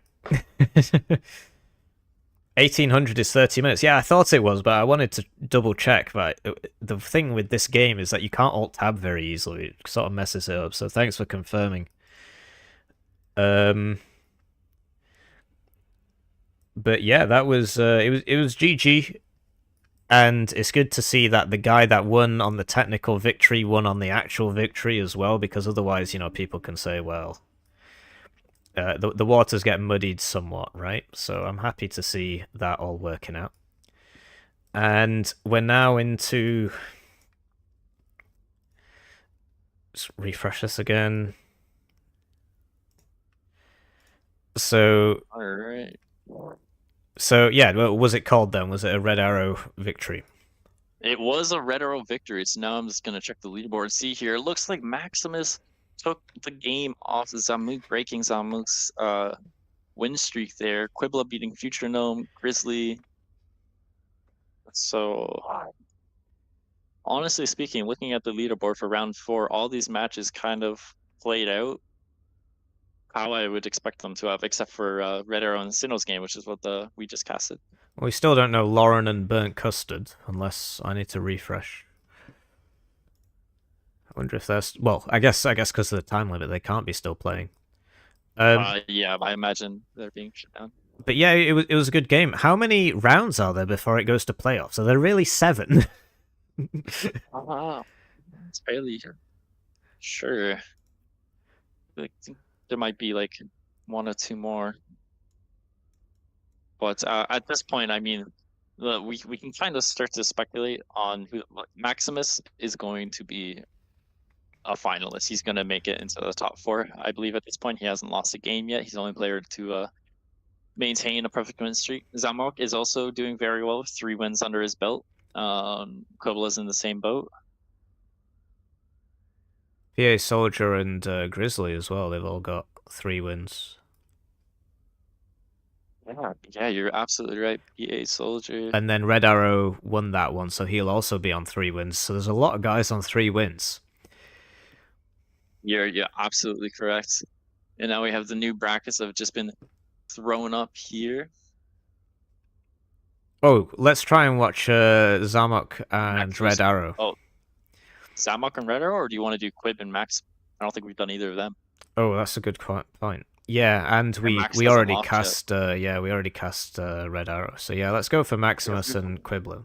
We'll see what happens. We might not be in time. The other stream might get the game. We'll hop in there real quick. We've also already casted Red Arrow twice. Oh, that's a good point. Yeah, because of the game versus Big Mac. Was that Red Arrow? Yeah. It was, yeah. Cool. So who? Well, just waiting for the lobbies to go up.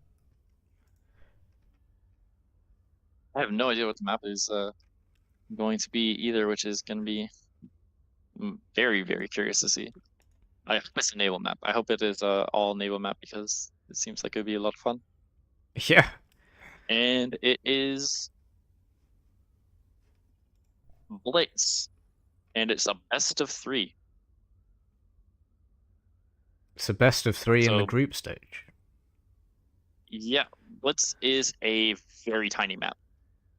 Oh, right, okay. So, yeah, the spawns are essentially next to each other, so I imagine that we might be getting to see a little bit of comboxing or something coming up here soon. So is this the final round of the group stage, or is there one after that? I'm not entirely sure. Let's see. I've got to see the map, but it just strikes me as interesting that one of the rounds would be best of 3. But if they think they can get that done in half an hour, then fair enough. Or is that out the window? Hello, I like money. Became a member. I mean, with Thank the you. way that Blitz is, I wouldn't be surprised if you could do three games that quickly. Fair enough. It really is like a very tiny map. You'll see what I mean. Have you seen the lobby yet? But yeah, thanks for the membership. No, I am looking for it. I don't see it up yet. It's kind of weird how the chat's all wiped. What the hell happened there? Quiblah versus Max at the bottom like there. Money. Logan became a member. Oh, wow. Yeah, one sec.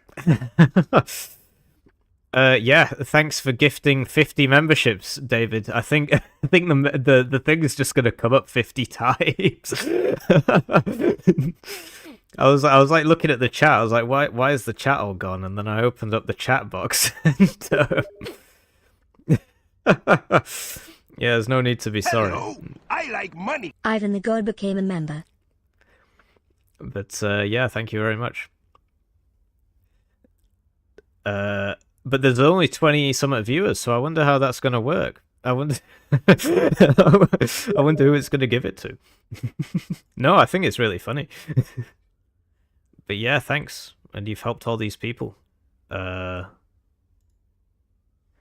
trying to get up the stream. Yes, there's 21 people watching, so I wonder... I like money. Highlander became a member. I wonder if it just picks random people once it gets everybody that's watching. Very cool. Yeah, you remember. You get members-only videos. You get your name on the screen. Might have to make the names a bit smaller. But yeah, thanks. So, have you seen the lobby? Is the lobby up? Hello, I like money. Mr. G became a member. Are you here? Melons? Oh. Did you see the lobby? I'm in it actually right now. It's Quiblah versus Max. Oh, right. Oh, I thought we were going to go for the other one.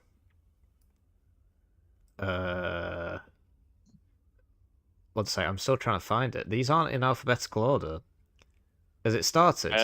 Hello, at the bottom, I think money. Just started. Yes. Became like a member. Toms are loading in. Yeah, how do I... has it got a space in it? Yeah, it does.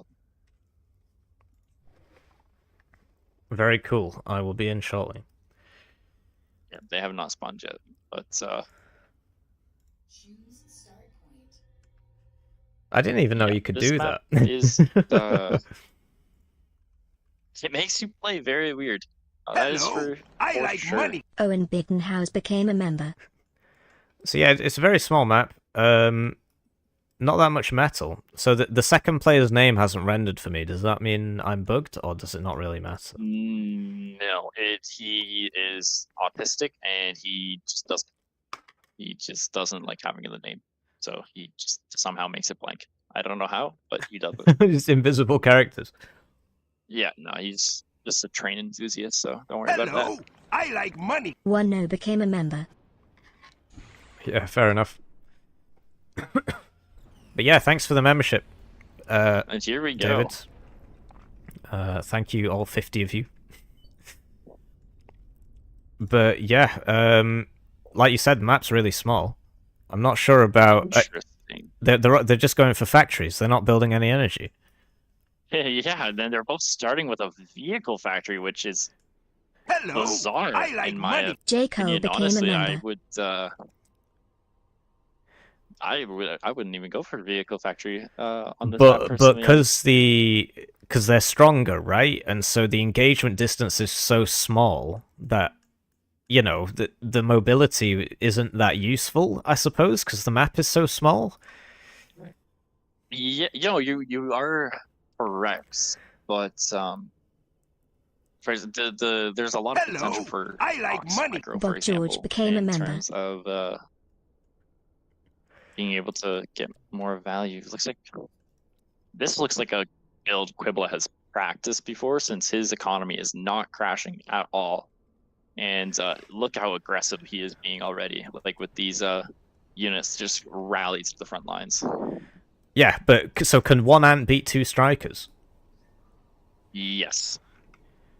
Fair enough. I mean, it can- looks like the Hello, range is I bigger. like money. Became a member. For the ant. Yeah, It maybe is. for the ant. Yeah, it's hard to tell. No, you are correct. No, the ant's range is bigger. Yeah, but he's got docks coming in on all sides, hitting the metal, and the factory's blocking the commander. Yeah, and so you see here, Quib's actually microing his docks to avoid shots from the ants a little bit. Which you can't yeah. do as well with the strikers, but Max holding on without Hello, too much I issue. like money. Mads became a member. But you see here, that Max has 2 vehicle fabs, and Quib only has 1, so Max is actually pushing power. Even though he has the same amount of power, and it looks like he's already starting to go push his comm forward. I'm really surprised in by all the honesty- grenadiers. The Grenadiers are good for comm boxing it. Yep, Quib's responding by bringing his comm forward. Since Hello, Max doesn't I lose like the money. stuff in his main Wade base, he Sanders should became be a member. okay, but Quib's got a lot more units with his comm coming up, so we will see. Both of them are very capable players, and I'm curious to see what they do. Max actually has some Infernos with him, which will tank a lot of shots. And he's Yeah. starting to get walls up in the middle as well, which is a fantastic strategy. The walls are really I give the interesting credit- Yeah, because the the walls are- grenadiers can shoot that unmolested if they sit in the crater. Hello, I like But I guess the money. time Gray isn't Rider there. became a member. And that looks like what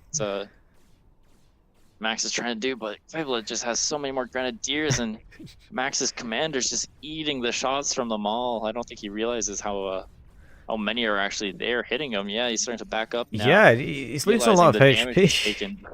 Oh, so what's the deal with the grenadiers then? Is it because of the walls? So yeah, the grenadiers in the comm box, usually when you comm box Hello, with each other, I you're like building money. walls in front of Ian each other and James everything became like a that, member. right?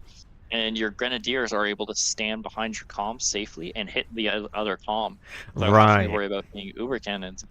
And so in this situation, Max built he's building Infernos and ants, and just that's not what you want to do in a comm box situation. You want to do what Quib's doing here. He's able to shell all of his units from a distance, and any units or tanks that he sends forward, Quib's Hello, comm can just I easily like deal with. money. And look, Warlords Max's comm now is only became a on member. 7% health right now. Yes, so He's gonna go down. he's got to deal with these. He's dodging. Grenadiers. He's dodging.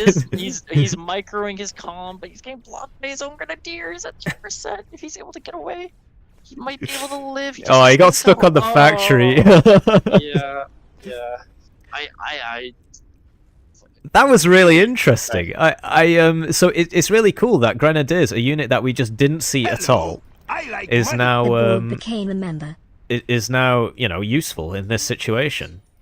absolutely, yeah, no, they're incredible there, and Max actually almost got away with that because his units behind the walls were actually starting to hurt Quib's comm quite a bit and take out the Grens. If he was able just to get out of range there, he could have potentially taken it from him. So he lost the first round of 2. But I think building the Infernos here was a big mistake because they didn't really do anything. I They like just money. stood there and Tony got shot. Strollock became a It'd member. be much cheaper just to build the walls.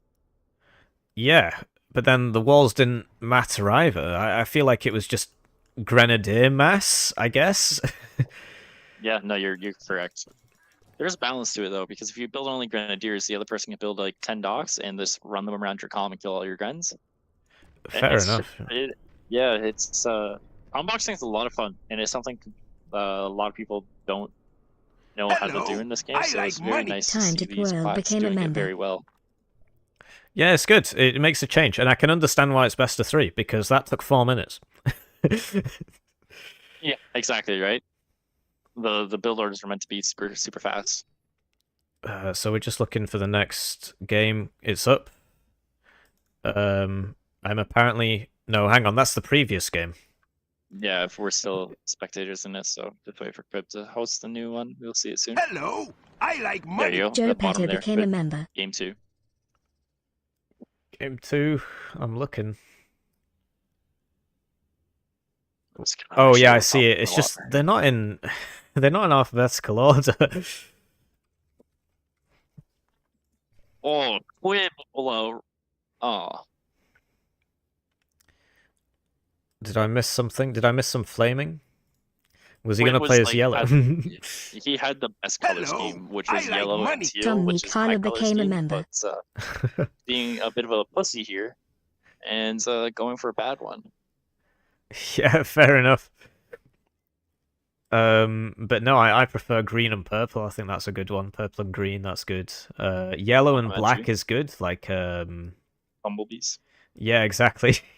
Swarm of angry bumblebees. So what's behind your colors then? Why do you go yellow and teal?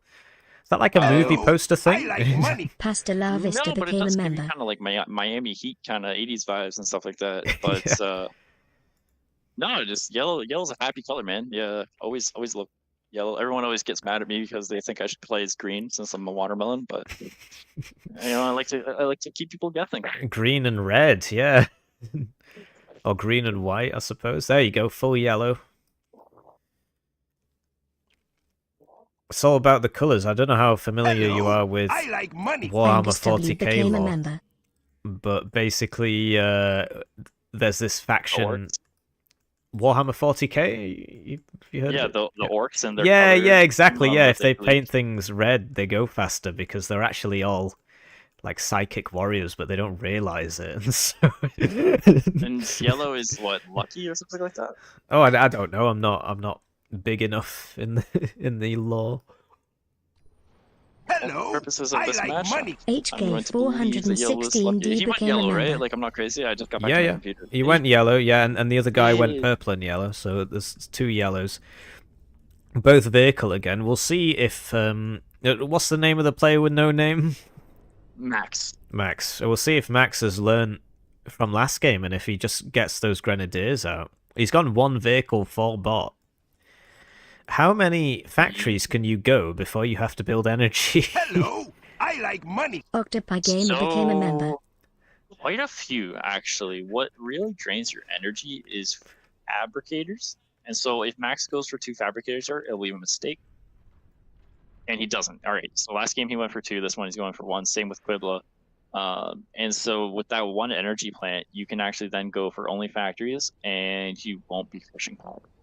Right. And so what... Hello, I like For money. example, if I were to play Spurner this map, became I a would just do member. triple bot factory, build 2 bot fabs, and then only docks, and I would use the docks to push my commander to his base a lot quicker. Yeah. But then you'd be coming into his slower army, which should be your docks, right? Yeah, so the thing you gotta remember about com boxing is your com can kill armies by himself, Right. like efficiently. Tank armies and stuff like that. Like your com Hello, can kill them all. I like money. Rob And N so what Fantasy a good became a strategy member. to do is you push your com in the outskirts of the base, you start building your walls, and then you kind of send your units around the outskirts of his base, just killing his base while your com fights everything else. Yeah. That's the idea there. Max is already going for early grenadiers this one. Learning his lessons from last game, I suppose. Yeah, and I like the striker raid as well. He'll probably get those, at least one of those medals. Hello, I like money. Yeah, hopefully if Dreamscreen became a Quib's member. able to respond, he only has a spinner close by. And if he is able to get that medal, it would actually be pretty good. He might just have to micro a little bit here. I hope he does. He's got to move. He's going to die. Ah, unfortunate. It's a shame. I mean, in the bigger games, it doesn't matter, but when both players are so evenly matched and they're right next to each other, it is a really big deal. Oh, his friends are on the front lines. What? Quib backs off. Wow. I think Quib, Hello, if he I just like went in right there, money. he could Mimic kill a lot became of a member. grenadiers for free. And it looks like they have decided they have hit their identical builds, which is very interesting. Honestly, Well, I mean, if you lose game one, there's this temptation to just copy what your enemy did, right? But I think Quiblah would have the advantage because he's clearly done this a lot more. but I kind of now this game I like Max's position more because he's got way more Hello, friends. He's got the I like talks and money. everything. NBK became a member. And so, yeah, look at that. Look Yeah, at Quib's look, comp. he's being tanking way too shredded. much. Yeah, Max absolutely learning his lessons from last game. Is he stuck? What? He's just gonna die. He's just not looking. There you go. Wow. What? What a... I mean, I hate to say it, but what a throw by Quib. He just didn't respond. I'm not sure if he was managing his base, switching up his factories, or I like money. Lao Bang became a what. member. But yeah, no, absolutely. Like I said, Max learned his lesson. He didn't go for the slow ants and infernos. He went literally striker, docks, and grenadiers, which getting annihilated. People are saying nice build order. Build order. But it's interesting that Quiblah just didn't move, and then he moved a little bit, and then I guess he just sort of realized, well, I've already lost because this game is played in inches. Hello, I like money. Yuki It looks Koze like became Quib's a microing member. his army a little bit there, but Because he was it's moving his interesting. army back and forth, but they weren't actually shooting; they were just there. yeah, they weren't in range. You're absolutely correct. It's interesting though because literally Max did the same build order as Quiblah the first game. He just built an extra fab and then built the wrong units, And so that's what it came down to. yeah, so very very minimal adjustment for him. Hello, Who knows? I Maybe like one money. of them Thomas wins Fajada something became out a third member. game that's a little different. You never know. I've had some interesting games on this map myself where I've tried to play it as a macro map. Yeah, fair enough. Yeah, and it goes to the 3 of 3. Are these guys both on 3 wins and 1 loss? Max has not lost yet. Oh, I He is see. the Hello, person- I like yes, money. Max is the only Cantony person became in a the tournament member. so far who has not lost, and Quiblah has only lost 1 game against ZamokZamok. So both of these players are contenders for the finals, and so I guess it depends how many rounds there are. At the end of the day, if you lose 2, that is a big problem. When in the last round we had 5 guys that had only lost 1. but now it's starting to. The players who haven't Hello, lost are I now like going up money. against each other, Lawson and Brady became a member. kind of natural selection is starting to happen here. Yeah.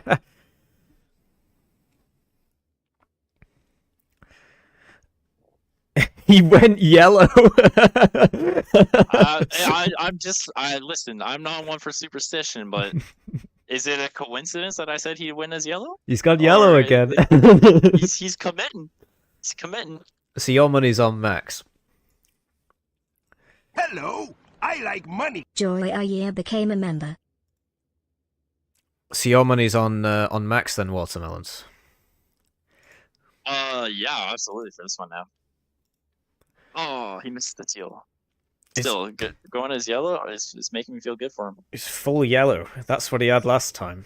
Quiblah's mixed it up. He went, was it like orange, purple and orange instead of purple and yellow? Yeah.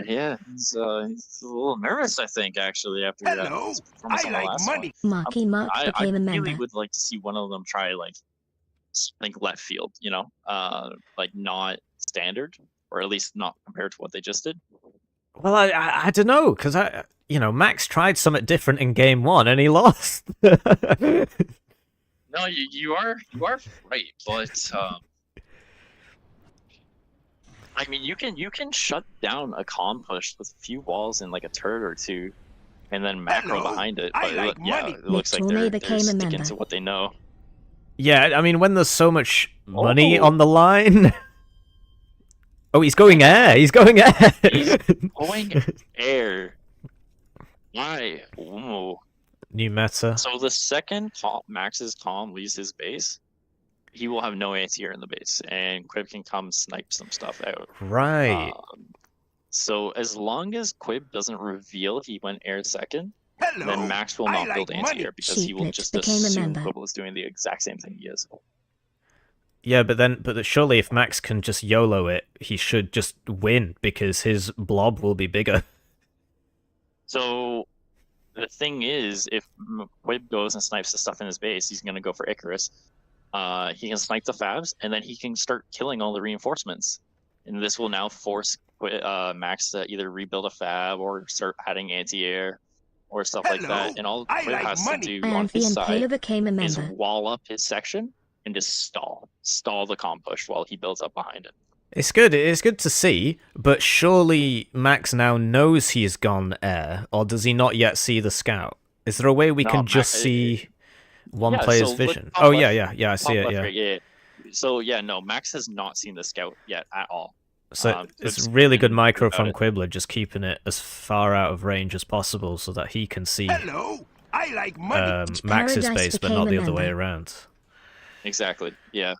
And so if Max doesn't see this, and all of a sudden a bunch of Icarus come into his base, they will actually kill all the units very quickly. So how do you rate And his so- chances? Because the guys in the chat, Bruce Wilson and Big Mac, are saying that Quiblah's suicidal, and it's just not going to work. Quibble suicidal, Max builds stingers and spinner. Quibble not doing right comp build. So okay, here's the thing. Hello, Big Mac, he's I like fucking money. low plat. He doesn't know what the Became fuck a he's member. talking about. He's losing the tournament, so we don't have to listen to his opinion. Quibble has now shown the air, and Quibble is shredding what Max had on the front lines because his comm wasn't there. And so already now Max is gonna have to start building AA. He probably built Galata in his main base, so he's built spinners. Let's see. Bruce Wilson is actually Broom, who is Uber 6, I believe, right now. Also a garbage player. He doesn't know what he's talking about. But yeah, I believe Quibble is doing pretty good right now, I'd say. Hello, I still feel like, I mean, Cody sure, the Troy air's coming became a in member. now, and there is no AA. Oh, well, there's one spinner, but if Max just runs at Quiblah, his mass is bigger, right? Because he didn't go for the air, and that is expensive. You are right. Quib's getting his wall set up a little early, which I like. But again, Max just has so many grenadiers. But yeah, look at this. The air on the side. He spread his line too thin, and he isn't picking it off. Hello, I like But yeah, the Became a comm's shooting him, member. and the comm's the AA. Wait, no, his air was bugged. Oh, is it? His Oh, okay. his air should have shot. Actually, hold up. Max is going way too deep.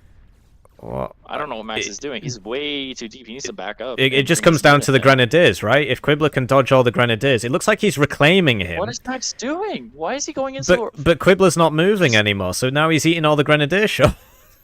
Yeah, but Max's health is Hello, going down just I quick. like and money. Quibble Travis froze it. Johnson became a Oh member. no! So is that a draw, or is it a loss because because- Quiblah died first? Yeah. So,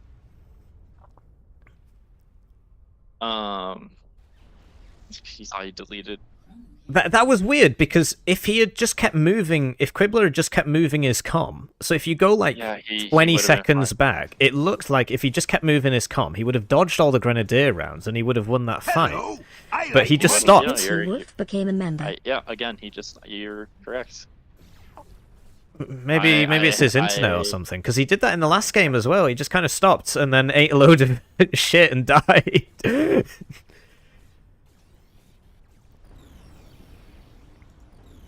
Damn. Yeah, so it is possible to get a draw, and if you look at the comm explosions, like right as it happens, if your comm is standing next to the comm in that little circle Diamond Jordan around became you, a member. if your comm kills his comm when it explodes, it'll actually be a draw. But it has to happen like half a second of your comm dying that his comm dies for it to be a draw. Right, so it has to be the initial explosion, not the larger so, like, splash. Exactly. Yeah. And so that's why Max got that win. I mean, it was cool. It was cool to see something different. But if he just stuck to what he knew, and it came down to the wire as well. Like if he just moved.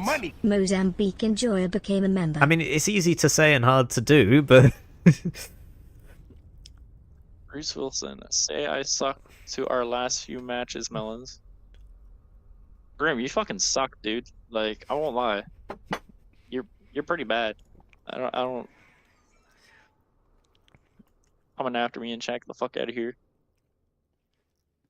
Well, I'm sure we can find another game. I'm willing to bet that someone is still. I like money. Mr. Right Thompson now. became a member. Yeah, let's check. Yep, Or we could watch a replay between you and Bruce Wilson and see what he's on about. Oh, we don't really have any reads. I don't know. You don't have to. Yeah, you don't have to worry about. We don't Yeah, really have any- yeah, fair enough. Yeah, We don't play. We don't play together. you don't play it. No, we don't play. Yeah, see, his name doesn't come up. He doesn't play ranked at all. Yeah, well, it looks like you're playing. Yeah, you look at my play. I'd be. I like Faster. money. Alright, Became a I lost member. faster. I'd be. Fuck, I don't even know who the fuck those guys are. Oh, that's not me. That's one of my followers. Right, you're running out of time, Bruce. You gotta let us know if you want me to look at the game. Yeah, sorry. No, you're looking at one of my followers. There's a lot of watermelons in this game. It's not coming up. If you It's just not go to coming the up, main Bruce. page, if you actually want to find like a replay, you just go to multiplayer leaderboards. Oh yeah, and then you can view the. Yeah, and then you can just like select player and hit So view here replays we've got there. that son of a broom, rating 2389, and he's got twice as many games as you. Yeah, he sure does. He has more than that. Like that's just this season. He's got like a lot more time on the game than I do. Yeah, that looks like a team game. If you go on the left there. Here we go. I can see one. I found one.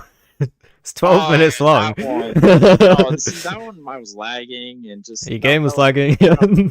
No, my game was lagging. Okay, we don't even have to worry about that too much. You're gonna see my comm and Yeah, I mean, Listen, from what I remember, there's even a mod that automatically types an excuse when your comm dies. I don't need that. My comm doesn't die very often. Oh, fair enough. Well, we'll just watch this on 2x speed, and I'm sure we'll see what's going on. So tell me about the map. Tell me about Amadeus's Rift. Amadeus Rift. It was like the map that got me to Uber. I don't know why, but one week I just was unbeatable on this map, and then a guy named Nimzo came along and made me his bitch on it, and I hated the map ever since. So yeah, you start next to the enemy. You start next to that son of a broom, but because of the rift, because of Amadeus's Rift, you got to go all the way around. Oh yeah, and turns into Pastor's getting distracted.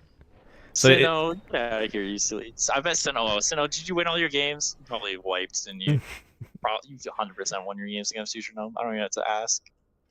You're both going for the same build here, but I mean you're playing yellow teal, and so that isn't the donut commander, or is that the donut commander? No, that's the donut commander. My game, instead of having that head, has a giant watermelon on his head. I see. You also emit floating watermelons, and my docks also have watermelons on their heads. Nice. So it's like, yeah, it gives me a morale boost, that's for sure. So do you stream then, or is this literally just so you can see it? Oh no, this is literally just like I see it. Like I'll stream to other people, and so they can watch how it's done. But Yeah, it's interesting. though- I mean, both of you've gone for identical builds. Although actually, it looks like Son of a Broom has invested in a second air factory. Yeah, no. So Broom just played this map correctly. The correct way to play this map is to expand to the center of the map, solely set up turrets and turtle up, and then you can take your back expansions. My one tabber right there, I went for my back expansion too early, and so eventually that's gonna get picked off. And so yeah, you see that's the kind of area you want to just push into as fast as possible. Broom went for 4 favs, I went for 3 that direction, so stuff gets punished essentially. So the place I'm looking at isn't actually the front of the map. This is, because that's where you can move. And So you would no, so define look at where this all as the of our back of the units are map? going. Yeah, so this is the front of the map. This Right, is where the okay. front lines are going to be. Yeah, you got some good docs micro there. You dodged all his rounds. You're dodging all his rounds. Not sure what Son of a Broom's doing. Oh, he loses it. Gets a hit off on you, though. Okay, let's not get too... Yeah, 1 hit. I mean, come on. Bam. Alright, I've been told I should probably cast an actual tournament map. Yeah, no, you're Let's right, just you're skip right. to the end. I mean, yeah, you win the game. Yeah, I win the game anyway. Yeah, it looks like you're winning. Yeah, it looks like you're about to win. Yeah. I win the game anyway. So, yeah, look at Well, that. what happens Control, there? What rating. you just delete your car? You don't even stick around. You just give up. Yeah, no, I was lagging, and so like I felt bad. Oh, I gave fair him the win. enough. You know, Yeah, it's it's completely like, understandable. You know the Make-A-Wish Foundation? Like this is Yeah. like community service. Like the kid's got like. Oh, I 2 see. weeks Yeah, left. he's got turbo aids, and yeah, you just gotta. Exactly. I Yeah, was just yeah. doing him a favor. Yeah. It certainly looks like you were winning there, and you just chose to delete your com. Yeah. No, yeah. Well, I mean, I have to make it convincing that you might have had a chance. Yeah, it's all very sensible. That see, I'm someone who gets it. Yeah, I admire your sacrifice, honestly. So, how about those tournament games? Yeah, we should definitely test a fucking game. So, Alright, I'm trying to. ZamokZamok, actually. Yeah, they're still going. Let's go let's check out their game. I wonder what game it is. I guess we could just ask them if they're still in the lobby. Oh no, the they. game's still going on. Yeah. It just started. Okay, Alright, nice. let's see here. But we don't know if this is So- the third game. I mean, we could assume it is, given how long it's been. What? Okay, so redarrow looks like he's done a build that was similar to Quiblah and Max's. Check this out. We see here Zamok pushing his comm, Yeah. and it looks like it's just gonna be a bit of a macro game. You got redarrow expanding on the back there. Zamok bringing his comm to the center looks like to secure up that metal spot and build. He's building a pelter. Yeah. Not seen that yet. Backside But this here. is what you were talking about. You were talking about how somebody should build some turrets. And look, he's building some landmines.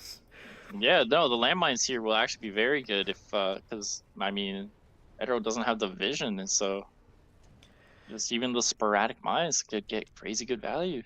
What's the reasoning behind the sporadic mines? Did he just get interrupted, or did he intentionally place them like that? I believe he intentionally placed them like that. Yeah, just because like when you draw a line command, like they're all clumped together, but if you spread them out more like that, you're more likely just to grab a pick. And redarrow's comm is moving out, and he's starting T2. What? So okay. Does he know about the actually- pelter? No, but the pelter, he doesn't have Zamok's energy is crashing. So his energy is, and he's building more radar and not energy. So he can't even use the shit. But he's pushing into Zamok position. The pelter is actually going to be able to fire because this is going to be in range.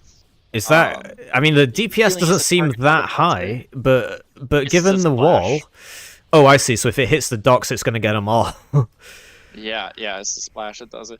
But redarrow's taking so much damage. He needs to uber cannon that pelter. Oh no. He's pulled back. Zamok's reinforcements coming in, but a lot of them are grenadiers. If redarrow just pushes into that grenadier blob, he should kill them all. But his comm, he needs to assist his comm. Oh, the pelter's still hurting him too. It's not looking good for him. he gets his units over though and starts to put some serious damage on. He's really low, but yeah, he's got the unit advantage. He spam it. Oh no, he died. What the hell? Wait, what? He has the mod. He has the mod. I guess playing keyboard only was a bit too demanding. Oh, all the grenadiers on the backline took a shot. That's what got him. Yeah, it's great how you can go backwards in these replays because you can't actually do that in WoWOWOWOW. You can only go forwards. So yeah, we can go back and we can see what did the final damage. Because I thought all those grenadiers died, and that was game 3. Zamok took it. Oh yeah, the grenadiers started focusing it.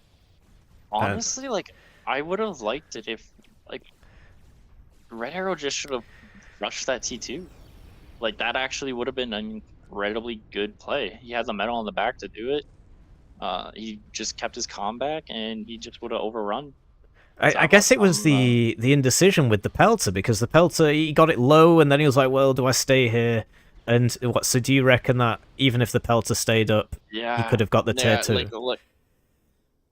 Yeah, I mean, if the Pelter stayed up, he still would have got the T2. It would have been annoying to deal with the harassment. But I mean, like, if he just committed all of, like, to the point where he could even turn off factories. Yeah. To just really get the T2 out, I wouldn't even hate that, since Zamok was wasting time building the shit in the middle that he was. And T2 would just stomp all over that. Like, one Blue Hawk would kill the Pelter, or like get some Gillies, and yeah, but no, it was a interesting idea there. Just wish he would have followed through a little bit. Yeah, it's amazing how cutthroat these games are. You make one little mistake and it's gone. I guess that explains the best of 3. I was a bit apprehensive about it at the start, but I fundamentally enjoyed that series, that map. No, to Nick's credit, he has meticulously planned out the maps to create for a very interesting tournament on maps that people have not experienced necessarily as well. Yeah. And so... Fair enough. Let's see if anybody's left, although presumably that was the last one. I guess it depends how fast they get the lobbies up and stuff, because the games themselves really don't last very long. Yeah. So there's Lauren versus Big Mac CEO. Oh no, it looks like Bot and Marsh are going to take that one, because one Tob is in there. I think that's the last game that's up too. There is the DirtyApples might still be going, but not yeah, entirely. We can check. Got nothing better to do.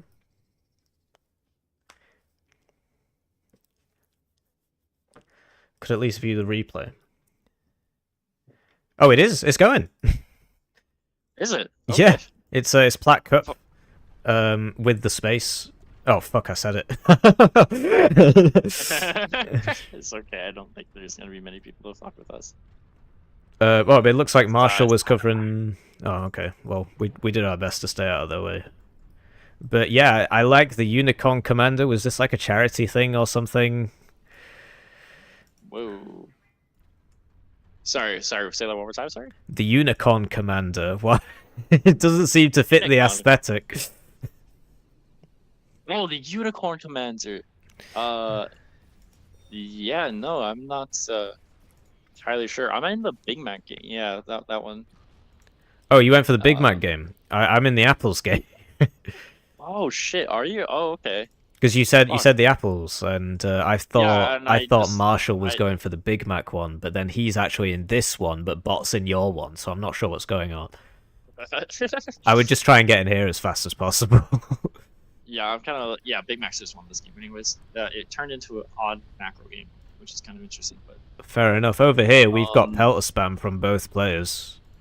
Izzy's got 3 Pelters up, and Dirty's got 2. Oh, well, 1 and a bit. Actually, he's got 1 in his base as well. Motherfucker. The Unicorn looks awesome. I'm just watching your stream. Ah, fair enough. I guess because the other one ended. Yeah, Unicorn Con is pretty awesome though. Yeah, it's sort of similar to last game, except Dirty hasn't gone for any vehicles. He's only got 3 factories. And no, he has a vehicle factory. My bad. It's just not in his base. It's interesting that the pelters are very oppressive. If it's only one or two, you can dodge it, but when they're all shooting at once like that, it's kind of hard. Yeah, 100% agree. That's how you push. We didn't see yours, Big Mac. Or are you on about this one? Controlling space with them. Yeah, because they're so hard to. Because on tier 1, I guess they're the longest range unit, right? And so once it's set up, it's very difficult to get in. Yeah. The projectile's really interesting. It looks like a missile, but back of the map at the Apple's base is being pushed. Oh yeah. So isii does have a big eco lead. You know, he's got 30 more metal, and he's got this two factories on the back. I feel like DirtyApples is in a pretty tough spot here. Like, he's buying these infernos and stuff. He's spamming out the pelters, but he's just lost 2 metal on the back, and that problem is only going to get worse because these 2 factories are just going to keep producing. Meanwhile, he's not really raiding isii stuff at all. I completely agree. It's not looking good for Apples. And the pelter creep continues. I mean, one of the pelters is in range of that vehicle factory, so that's going to start going down. And yeah, we see the grenadiers on the back line, but they're going to go down to the sparks, and you know, they're just outnumbered. I feel like, you know, obviously as a caster you probably shouldn't say this, but this seems like a foregone conclusion. How would, if you were DirtyApples at this point, how would you get back into the game? That's a good question. You could take your comm and go around to the other side, like to the right there, to just go over here. You could do something like push a few infernos in that direction because he doesn't have radar to kill all his energy.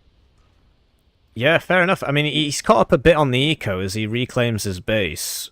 But I feel like he will be outnumbered somewhere, no matter what he does. And he's going to lose that vehicle factory, which in these smaller games is a big deal. Is there there's a hover tank, right, in tier 1 vehicle? There is, but it wouldn't be able to hover over that gap. Oh. Why? You make a great question. I think it's because the gap's so deep that it doesn't have like anything to push itself off of. Oh, I see. Okay, so it's not classed as like a lake. It's literally just a hole in the ground, and so it is literally a hole in the ground. You're correct. Fair enough. But yeah, no, Apples just seems so tunnel visioned on just the pelter kind of raids things here, and I just wish that he would try something up. He could even, honestly, since isii is building so many grenadiers, build boom bots and rush the pelters. That would be incredibly effective. Because the grenadiers and pelters wouldn't be able to keep up. Oh, of course, yeah. I guess it comes down to a vision game, because he doesn't know that those are just grenadiers. I mean, he's got a radar, so he'll see the pips, but he won't have full vision. Yeah, exactly.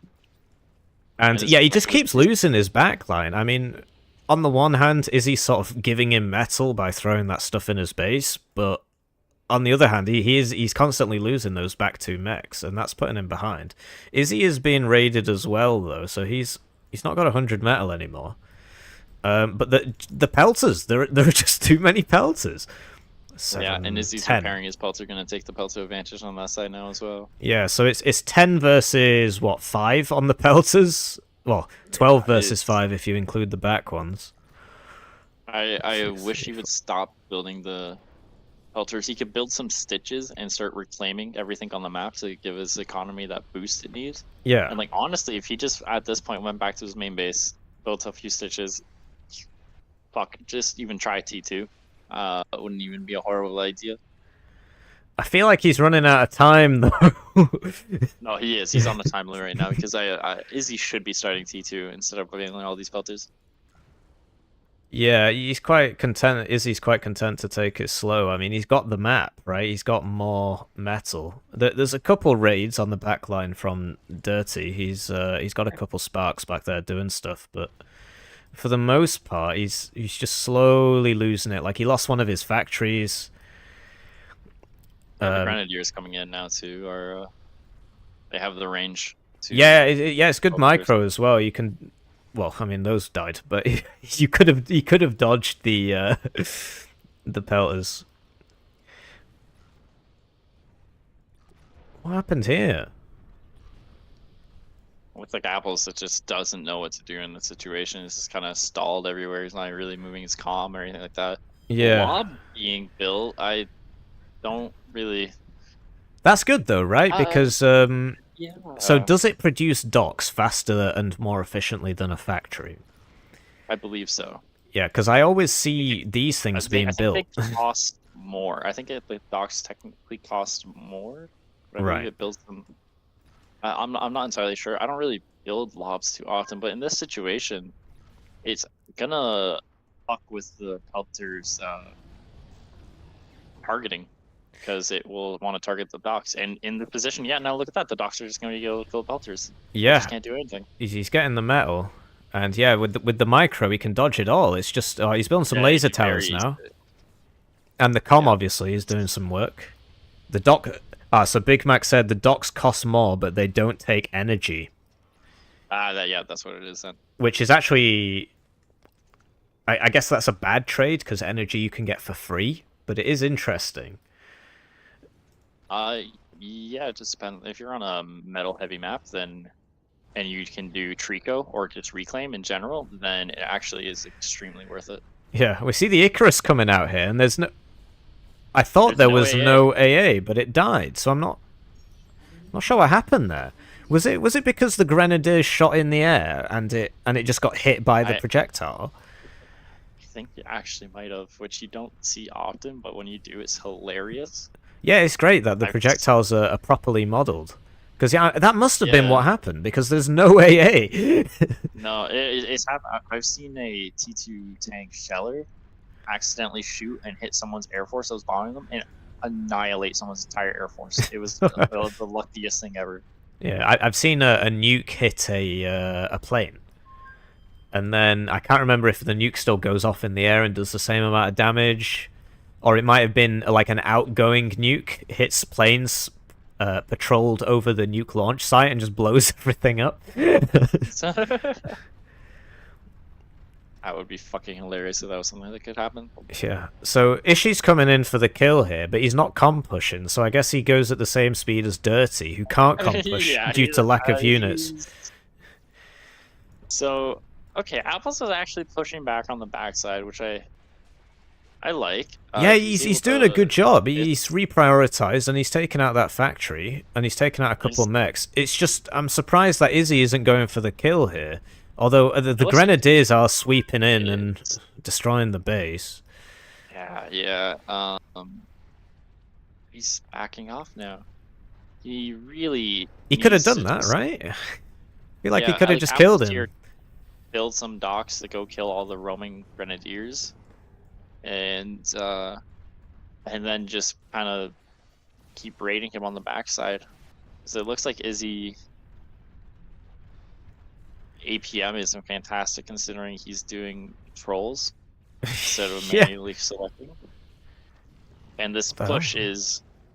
Why is it keep calling doing it a comm push is generous. Yeah, the comm is walking with units behind it, but I think he'll get the whole base. I think it'll still work just because of the Grenadiers behind as well. Yeah, Apples could have fought this and held pretty easily. What's his comms health at? So the secondary camera doesn't show it, but it's only at 28%. Yeah. I think it's over because he's lost his base. He's down to 20 metal. Oh, it is over. Yeah, well, he should have fought to protect his base, in my opinion. Just had some docks and killed all the Grens because the Grens were just undefended. Like they were just out in the open. So yeah. Is there a raid going on in Izzy's base? Is like that why he's still not surrendering? No, there's literally nothing. If we go to army, he's got 10 units. Okay, I think these are his 10 units. There's a couple sparks. There's a couple sparks going around the back, but yeah, he deletes. It's GG. Yeah, I was gonna say okay, good. I was gonna say it's like a little. It's getting disrespectful. It's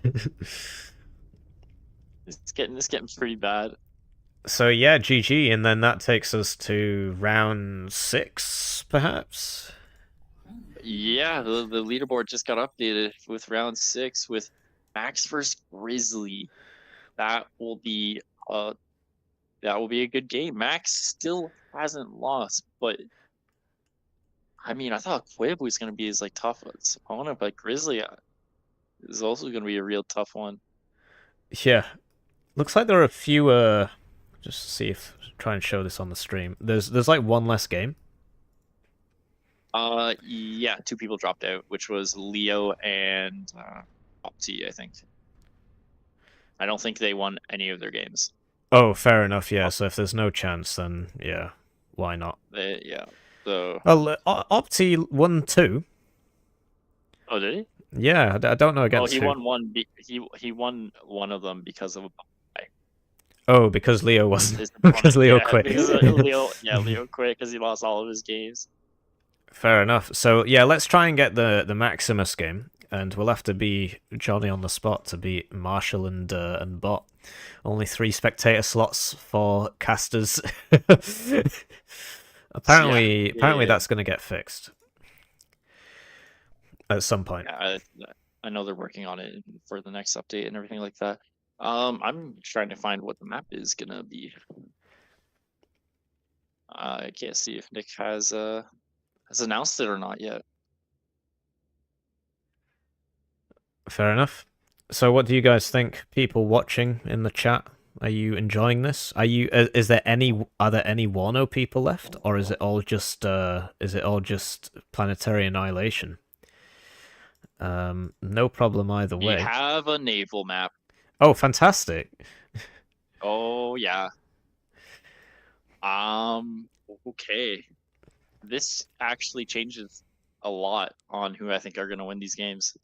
So do you think Max not gonna make it now? Can't hack the naval, or do you think he still got it? I think Max has a better chance on naval against Grizzly. Oh Personally. right. Especially on the map Arctic. I know that Max has played it a few times. Sound should I'm be not okay. Sure about Grizzly's experience with it. Fair enough. And so we will see. There's also gonna be the ZamokZamok game, which will be again also very close. Both players have played the map before, and Quiblah, Big Mac. Oh wow, all these games are actually gonna be fairly close. I wouldn't be able to call most of them, which is exciting. Fair enough. Let's go with the one we originally said, and then if we don't get it, then we can go for your choice, whichever you think will be worth watching. So that's the Grizzly Maximus game? Yeah. Perfect. Just waiting for the lobby to go up. I don't see it either. Sound should be okay.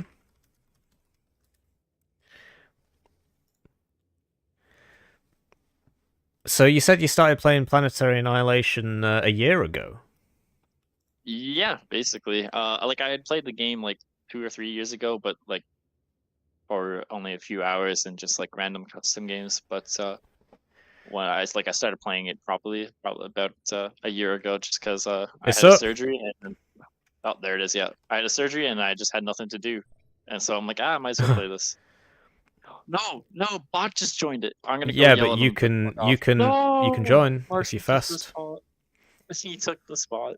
Oh well, just had to be a bit faster. I'm gonna go call him Dix. Hang on. Not sure what difference it'll make. That's alright, there's lots of good games. We can just watch one of the other ones.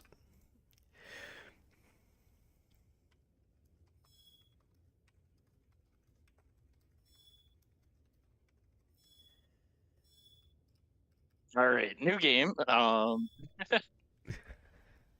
enough. Oh, it's good that the sound's fixed. Because, yeah, I had nothing on my end said anything, so I was like, well, I don't know what to do about that. What about, we could see Big Mac versus Quiblah, because both of these guys need to redeem themselves after we casted their losses, right? So I think that would be pretty fun. Actually, I completely agree. That's a great idea. Let's do it. Yeah, the ZamokZamok game, that's Sino every day of the week. Zamok's got no chance. Well, we'll see. I mean, naval really changes things. This is true. It's a much Big slower Mac game. wanting to win, I see. Picks yellow, picks donut. Quiblah also half yellow. Is looking best calm and color, so it's looking good for Big Mac. Yellow is Quib's kryptonite, it appears. Oh, here we go. Now, this is a proper naval map. You got a little bit of land, but looks like both teams are going to start in those islands. Presumably, this is the spawn? Correct. Yep. Right. So that's the spawn. And so I have played this map against both of them. And I won't lie. The first time I played it against them both, I almost got fucked. They surprised me quite a lot with their strategies for the map, and so I'm excited to see how they play it. Yeah, great. I'm looking forward to naval. Definitely changes things up. Do you know if the music in this game is copyrighted? Probably not. I'll find out. I mean, so advertising revenue on streams is like 30p, so it's really not a big deal if it gets marked. So yeah, because I just realized I had the music off the whole time, and the music in this game is really good, but oh yeah, it adds a lot to it. It doesn't appear to be working. So we're gonna see there we go. naval air. Tell me if the music's too loud. Yeah, naval air, 3p gen. Seems like a pretty standard build order, although it looks like yellow just deleted all his. It looks like yellow, Big Mac is going to naval. Although, well, actually, yeah, there's nothing between them. They're the same. Can you spot the difference? Between their two builds? Yeah. Yes, actually, there's a big difference. Quib has more energy queued up than Big Mac does. And there's a reason that Big Mac's building in this direction. It's because after his calm builds that last factory, his calm is going to start walking to places. And try and get to those islands, perhaps. Yeah, set up like a factory, get them secure, because your calm is fantastic for all this stuff. Now, Big Mac's not doing a good opening. He's built too many naval fabs. Naval fabs are like the most, they're the best fab there is, basically. Yeah. So they chew up a lot of energy and metal. Like, look at his efficiency; it's 26%. Oh damn. Yeah, so Quib is sending his naval fabs off by themselves with only 2 of them, which is the correct play. Quib is playing this opener like completely picture perfect. Fair Big enough. Mac has got an Icarus up here to pick off piranhas, which actually works pretty well as long as he micros it. No, it's just going past. Oh, there's a fighter coming. The fighter. Okay, not the best of starts for Big Mac, but it can be okay. He's getting his own piranhas up right now. We're gonna see probably a bit of piranha micro this game. Yeah, so these gunboats are supposed to be the most cost efficient fighter, but they can't shoot air, they can't shoot submarines. The micro is really interesting, so you can dodge the projectiles, and Big Mac definitely came out ahead there. Yeah, and you'll see the full micro probably coming up here in a second on the best way. They're like 2 of these can fight for like 30 seconds straight easily. Oh right. Projectiles. And so we'll see a little bit of dancing, essentially. Yeah. And then Quiblah's swapped into narwhals, but actually, so is Big Mac. So no, Big Mac's gone for the submarine. So is that because the piranhas can't shoot submarines? Yeah, so Big Mac kind of wants to be sneaky, and send a submarine around to kill metal for free. And so Quib has built the narwhal just to protect a naval fab from air snipes and if submarines and stuff. So can Big one Mac's narwhal beat one submarine? It depends. Like they can go 1 for 1. Essentially, they could end up killing each other. One could turn out on top. There's not necessarily one better than the other. A bit of an air trade and piranha micro coming out here. Yeah, it's good micro. Came down to the wire. Yeah, they all died. 100% casualty rate. Died. That was a big trade right over here. Quib's air though came out on top, and now he has a bomber that he's gonna try to get some fabs with because they're completely unprotected. Big Mac's air is out of position. Oh yeah, he's got 3 there. Does he see him, or you should see him now? Oh, he just spotted him now. This could be big though. Big Mac's air. Oh, they're clumped together. No. So 2 builders down. It's the good air trade, but losing those 2 naval fabs is huge. Yeah, you see that yellow's on 100% efficiency now, I guess, because he can't build. yeah. So it's fixed his economy, so that's good. As you see on here, though, Quiblah is taking the back of the map, but Big Mac's commander is going for a stroll. It's interesting because I mean he's so slow that it's going to take a long time for him to accomplish anything.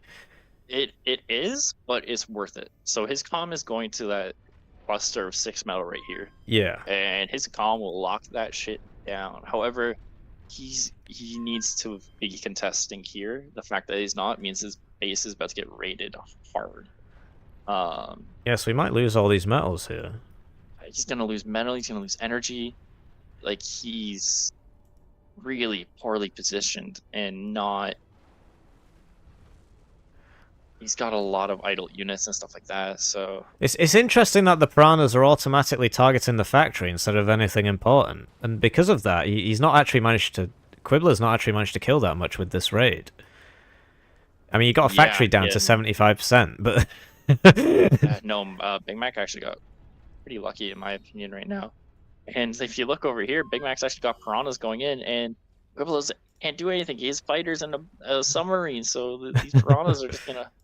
raid uncontested. Big Mac's economy is actually doing better than Quib's right now. Oh, I see. So the submarine can't shoot the piranha either. No, because they're floating, so the torpedoes won't hit. And so yeah, it gets a free medal right there. Piranhas. Okay, you know what? If Big Mac can lock down the side he's being raided from on his base, he's actually in a better position. How so? His economy's doing better.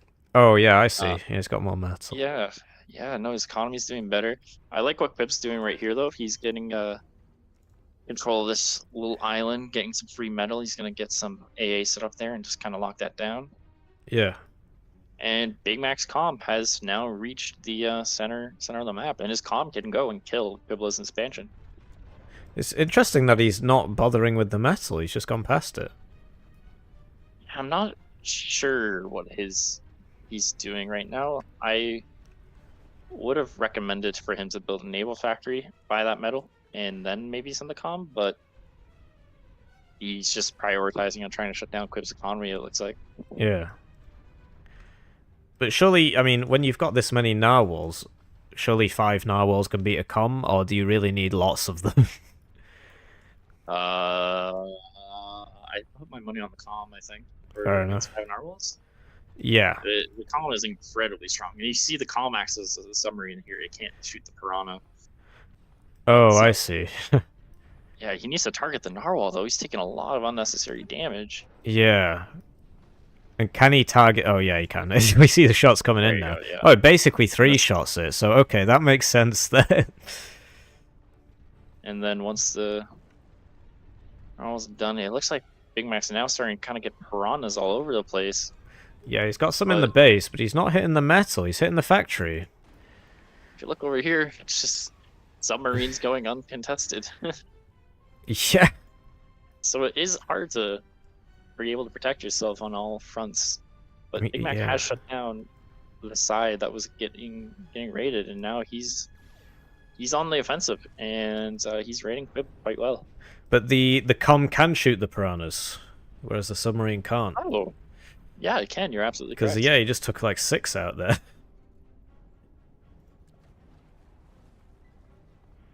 But Big Mac's adapting to this submarine push. I mean, he's getting a torpedo launcher up, and from my limited experience casting these games, once that goes up, it seems to do a lot of work. No, it puts in work 100%. So is there no missile interception ability on these? Because yeah, like for example in Supreme Commander, if you see the two equivalent units shooting at each other, both of them have the ability to intercept each other's missiles, so the fights take a little bit longer. But yeah, that torpedo launcher just killed all of them. I mean, Quiblah just sort of stopped microing that, and he lost all of them. If you look at Quiblah's base, you'll notice a commander that is What? taking a position. Big Mac scouted where Quib's comm was. He's like in the forward position of the map, and so he's just gonna take advantage of this now. So he's just gonna walk in. Yeah, his comm will actually do a lot of damage here. This is a funny play, but it's also like, yeah, it's a pretty good play. It will work.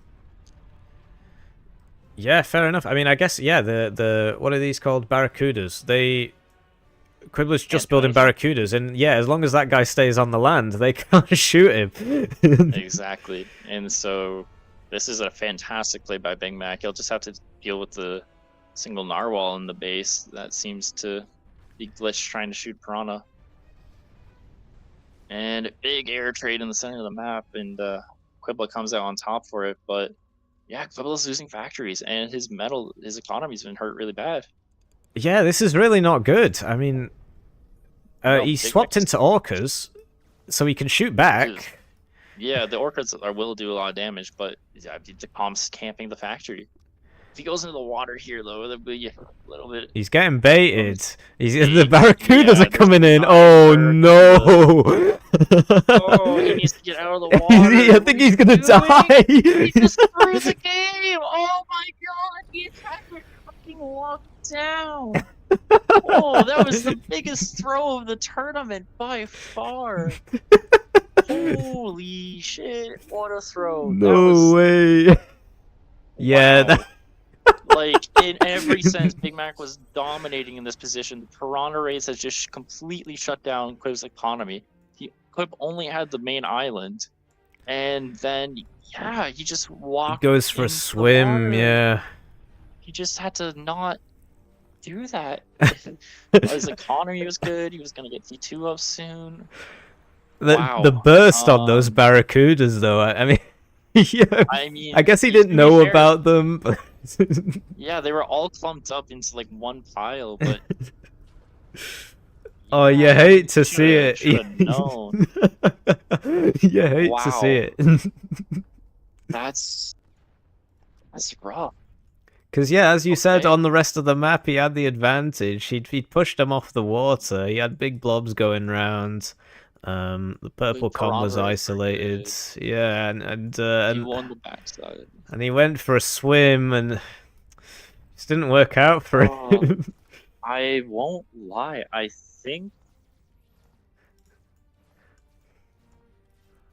don't think Big Mac is gonna be able to get into the finals now. Off the back of that. Maybe it depends on how people's other games go, but it's looking a little rough there. He didn't react as well. It must have been looking somewhere else. Like, he might have been able to get out, perhaps, on the skin of his teeth, but he just ate absolutely. it. He was probably just microing Piranha Raid or something like that. Yeah. Okay. Wow. Yeah. GG. That was really funny. It makes for good watching. I feel bad for Big Mac, but that's the way it goes sometimes. This is the way it goes. I'm gonna join the Sinoccence game just to see the state of that. Has it got more than one spec? It sure does. So that's not the one that the other guys went for. Oh yeah, because they're in MaximusPrimus. Whoa. Okay, yeah, get in here. I'm looking for it. Did it have a space? Like ZamokZamok's Sino. Yeah, the join bar had a space. Sorry, Holy I meant shit. the password for the... Yeah, no. But... Whoa. Like, different style of game. We got T2 Navy from both people. Right, I'm in. Yeah. Who's winning? It's hard to tell. Sino is winning. Don't get me wrong, but... Oh, yeah, he needs to deal with that Kraken.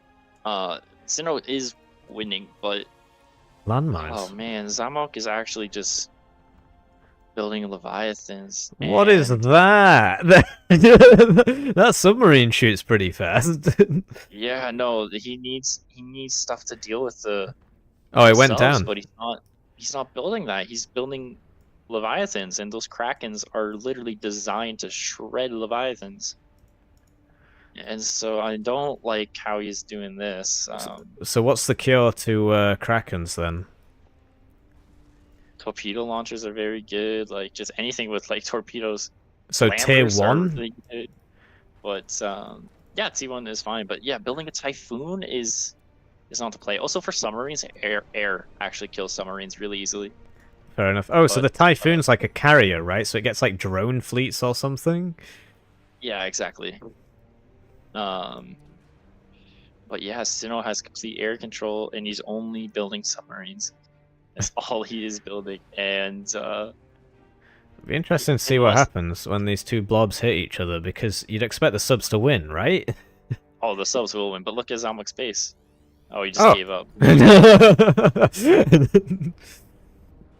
I mean, I don't know. I guess his base did just explode from. It did, yeah, but like, huh? Fair enough, yeah. Dealing with these submarine raids really aren't that bad as long as you actually try to deal with them. So what would you build? Just torpedo launchers, my own submarines if I had to, air, because like bombers and shit like that will absolutely tear them apart. Fair enough. So there's no dedicated torpedo air in this game? No, I don't believe so. But any air can shoot submarines, I believe. Fair enough. Because we see the tier 2 power go down in the raid that we just caught as we came in, and then Zamok was like power locked, or however you want to say it. So his radar wasn't working, so we didn't see that blob of subs come in. And I just realized this was our final round. oh, so it's going to the semis now. I believe so, and I'm trying to figure out who the fuck is gonna go to the semis. I know Max is 100%. Because yeah, you see this here. Grizzly is 100%. But if you go back a couple seconds and you turn off, you just look at Zamok's view, because no, hang on, wrong one. Oh, so he does see it here, but then because he runs out of energy, his radar goes down. Sorry about that. And so yeah, so the radar just comes back up, and then it goes down again. So I guess he did sort of know about it because it was intermittent. So I guess not as big a deal as I thought it was, but yeah, out of position, went down. Interesting. So what do you reckon? Is there another game to watch from the current round, or has it been solved? I think all the games are actually basically done. I think we're about to move into the semis, the semifinals. There's still Burnt Custard and Quill Tide, apparently. Could try and take a look. Nick has just announced a 25-minute break. Oh, fair enough. It makes sense. I mean, yeah, we're so far over time. I was supposed to edit 8 videos today. I've edited 0 videos. Oh my gosh. It's just because of my schedule. So I'm doing a PhD, so I work hard in the week and then I edit all my videos. So I'll just get less sleep. But when it comes to this casters games thing, I don't know how many of those I'll be able to play, because if we're only at the semis, and then are the semis best of 3? It's a great question. I'm not entirely sure.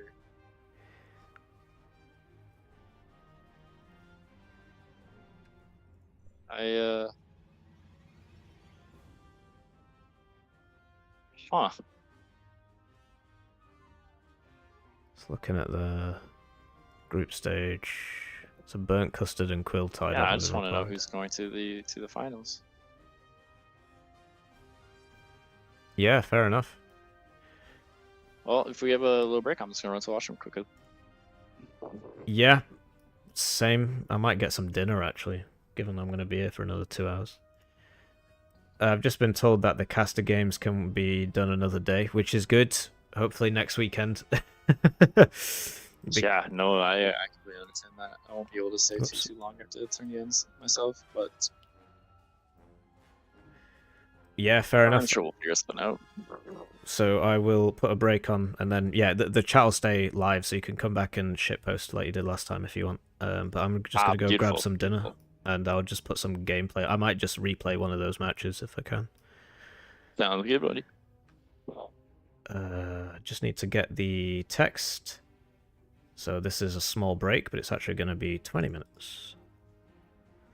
And yeah, you know, thanks everybody for watching. I realize that this is not my usual cup of tea, right? I mean, it's mine, but it's not my viewers.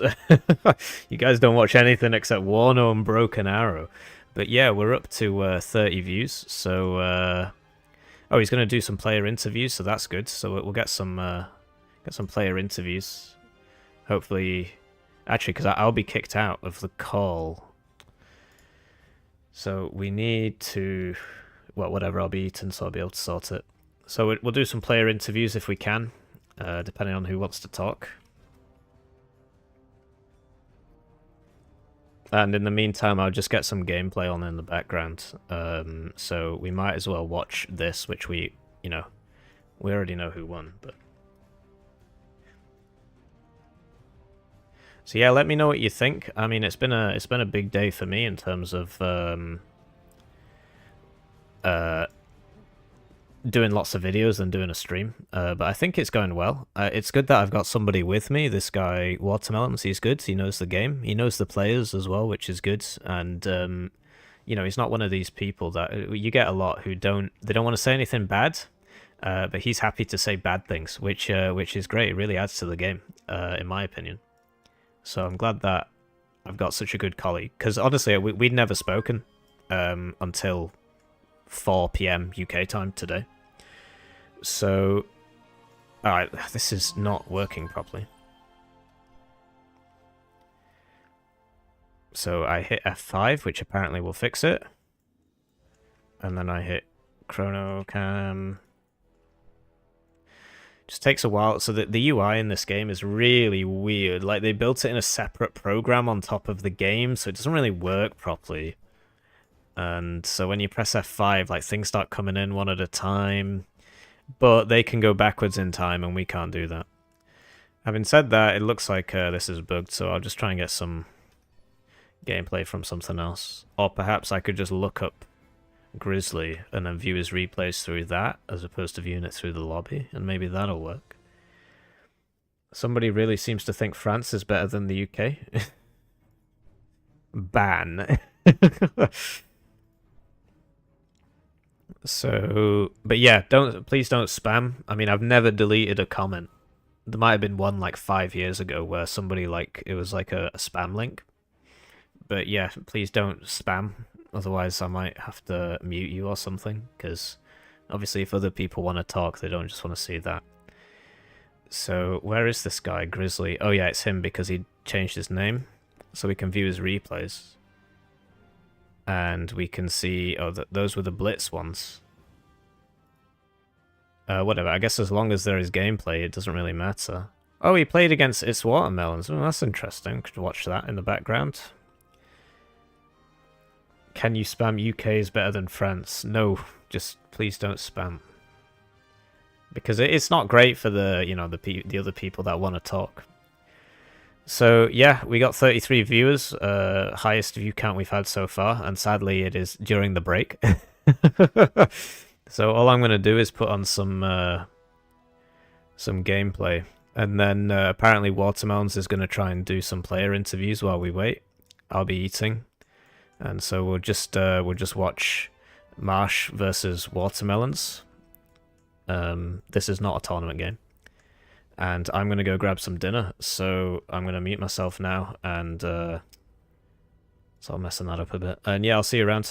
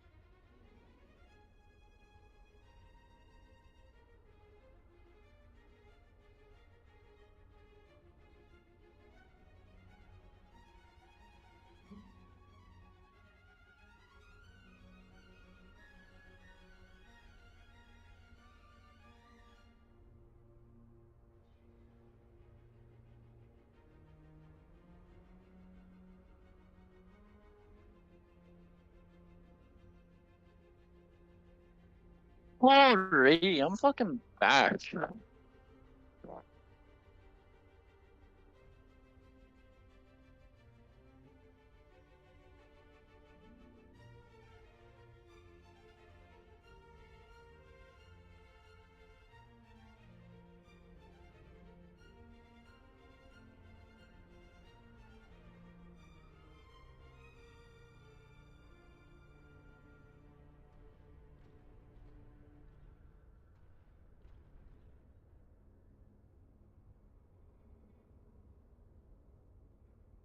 Hey, can you hear me? Hey, can you hear me? Yes, sir. Great. So you said you wanted to do some interviews. Probably the best way would be to like be in a channel, and then you drag people in and out. Yeah, that works for me. I can go hop into one right now. So can you move people? And I would just sit in the channel while I while I eat because so you'd have to handle the questions and stuff. Yeah, just hop into voice chat 1 in the Plat Discord and. Oh, does that stop the phone call? I think it did. Well, I'm definitely in voice chat 1. Well, back to going AFK. But yeah, there's just a break between the rounds, and then we will play. Yo yo. All right, I'm gonna go AFK now, so have fun. Tell me, Quib, how are you feeling about the tournament so far? How do you think you're doing? Pretty good, man. Yeah, pretty good. Pretty pissed about throwing the 2 games that I did throw, but can't complain too much because I also won 2 that I definitely should have lost. Oh, I mean, case in point, Big Mac here. Max game. The strategy of deciding to sit your comm and not move them in front of like 20 grenadiers was definitely interesting. I haven't played enough comm versus grenadier gameplay. The first time that I've seen in like 10 years, the first time I've seen dodging gren shots with your comm, not with units, it was in the previous game against Max. Yeah, that's fair. And it just fucking didn't come to the front of my mind. I can't believe it. I also could have done it if I just had better Ruby cannons, I think. Well, yeah, they were definitely interesting matches. Everyone in chat for the final game was saying that your airplay was not good or not awesome. No, I think that was the right choice, bro. Because the first one I won really easily because I had a way better comm push build.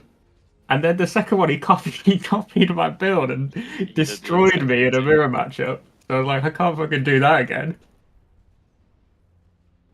I could have used the Icaruses a bit better, though, I think.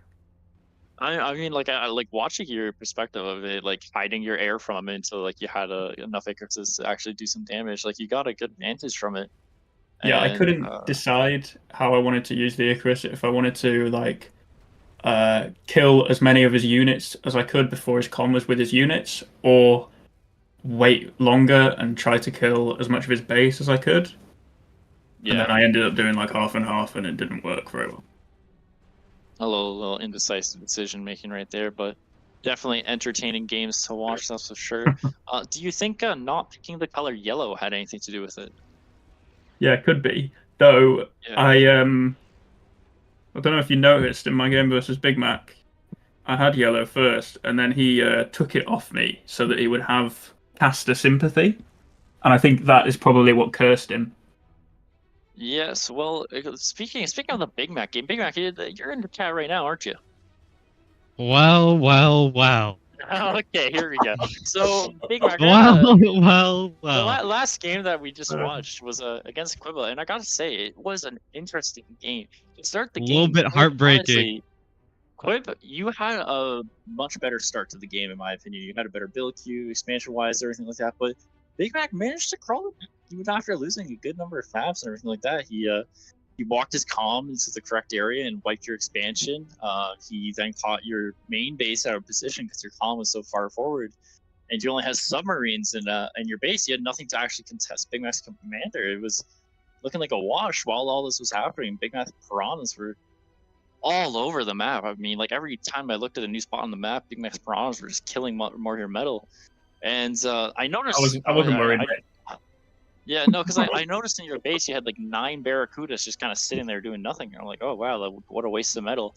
And then I watched Big Mac. He's like, yeah, like I'm gonna open my mouth. I thought it was only heavily and one. walk into the water, and like, but here's the thing, right? I was like, okay, you thought it was only one. That's fair. That's fair.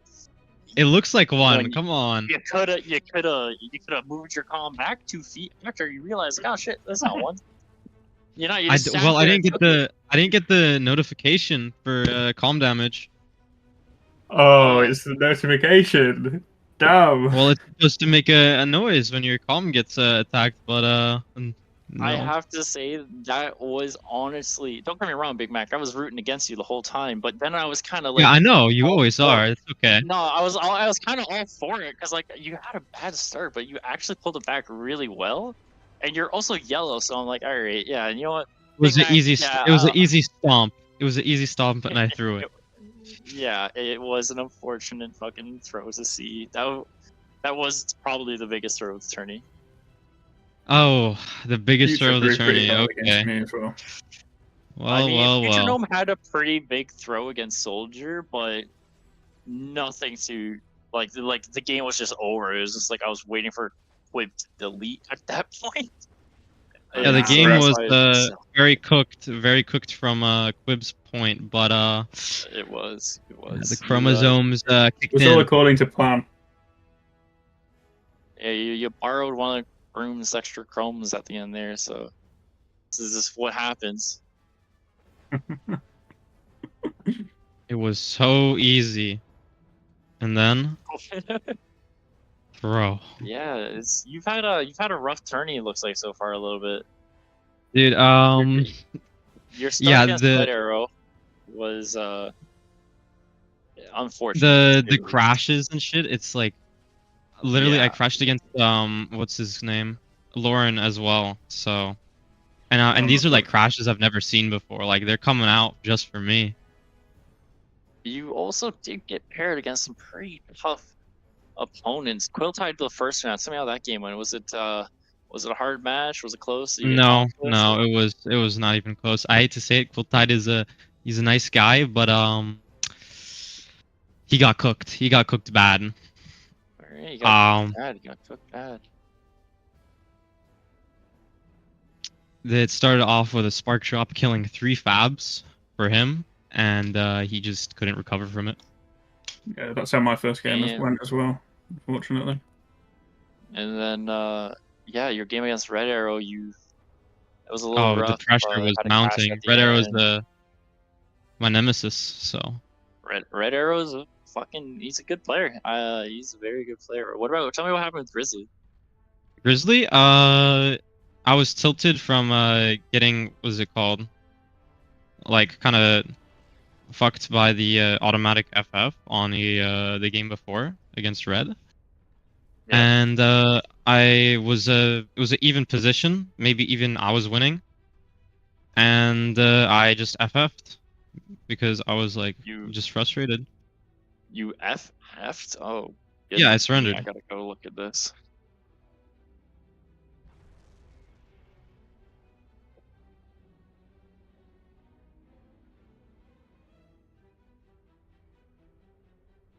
How did your com pushing go? Better than mine? Your Blitz games? My Blitz games? Oh, it's just Lauren does not understand Right, okay. the meta of the comp push, so I just kind of strangled them. Hey, Broom. Hey, you've been talking shit about me. What? And my Yeah, we did Blitz. not like your little air factory, yeah. Who's in the finals? That's a fantastic question. We're not entirely sure yet. I mean, I know who's gonna win the tournament. It's gonna be Sino, but I don't know who's gonna be in the finals with Sino right now. So it'll be interesting to see, to say the least. No, It's Max. Grizzly, Max, Zamok, and Sino, I think. That is the lineup. I'm very surprised. Max and Zamok are doing very well. Zamok is doing very well. However, I'm kind of disappointed I didn't get a game with them. I was gonna say, like, Zamok, I won't lie.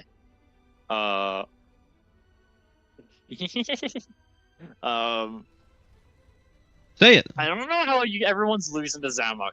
Well, I'm just gonna say it. I don't know how all you guys are fucking losing to Zamok. I'm sorry, but like, this should not be happening. What the fuck? You're platinums. What the fuck are you getting shit together? Alright, turn off the cameras. Turn off the stream. Like, cut the stream. You guys gotta get your shit together, okay? Like, this is embarrassing. You're putting a fucking bad name on Plats, okay? Fucking Zamok? The little. Hey, listen, I didn't lose to him. I didn't lose to him. It's all your, I didn't it's all lose your to him. shit talking of him. You've cursed the tournament. Zamok's gonna win the whole thing. Yeah, Zamok's gonna win. Zamok He's gonna get fucking wins the $82. tournament? No, well, I mean, there's the hey, don't forget, there's the you can take the challenge if you win the tournament at the end. The You can face watermelon watermelons. challenge. The final boss. All right.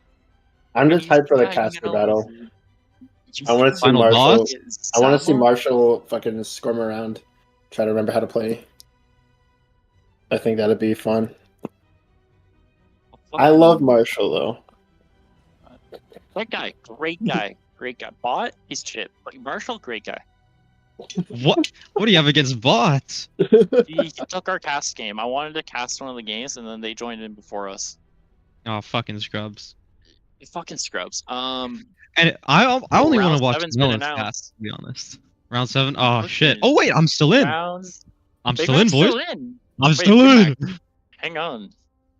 Is it Yo. round You're- 7? If you win your game, Big Mac, What map is it? and select people lose, you actually might be okay. Dude, I'm gonna There's, beat the piss out of this guy. It's There's over. too for- many people in the finals to have a finals, so that's why Oh I no, think. dude! I wish I got paired up with Zamok because then I know it's a free win. Who are you paired up with right now? Let's see. Custard. Oh, that's a free win too. Like honestly. Yeah, that's what I said. He He lost to Future. It can't be that bad. Dude, he's gonna I mean, he's pull an out old some Uber. jutsu right now. He's an old top Uber, so Who's this? Brett Custard. Burnt Custard is the person that taught me how to boombot snipe. Like a few weeks after I bought PA. Lore. Boomers. Anyway, Old guard. yeah, definitely old guard. Yeah, Brent Custard was really good.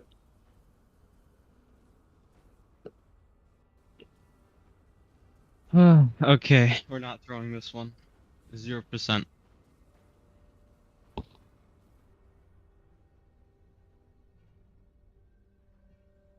There's still one game going on right now. Its outcome does not determine the people who will reach the finals. I'm being told to remove somebody. Oh, so No. there's not a round 7. I'm being told to remove somebody from this Discord. Oh no! No. Listen. Is it yourself? I need to no. run before I'm kicked out. I'm not gonna name names on who. Apparently, yeah. I'm gonna get the straight bullet, aren't I? No, no. it's Listen, obviously fucking listen. me. I have Just nothing shoot to me. do with Just this shoot me. Just tournament. shoot me. If, Come on, if, just shoot. If listen, okay, this is meant for platinum players, not Ubers. Okay, that's how. Oh. So that is why. Yeah, Melons. I think you're just gone, Melons. I don't know what Hang to on, say. stop talking. I'm getting more messages. I gotta read. Yeah. So the call, is meant for platinum players, not Ubers. So, I'm Then why is sorry. Grizzly playing? Then why I'm is sorry, Quiblah? Broom. All right, I'm gonna gonna get out then. leave the See call. ya. Yeah. Goodbye, friend. Well, Right, now well, the fucking well. gays are gone. Let's talk Planetary Annihilation. Max, how are you feeling about the tourney so far, eh? You've been doing pretty good. I don't know who'd you lose to. Let's see. Probably Grizzly, nobody. He's Grizzly. 5-0? Grizzly on naval. Tell me about that.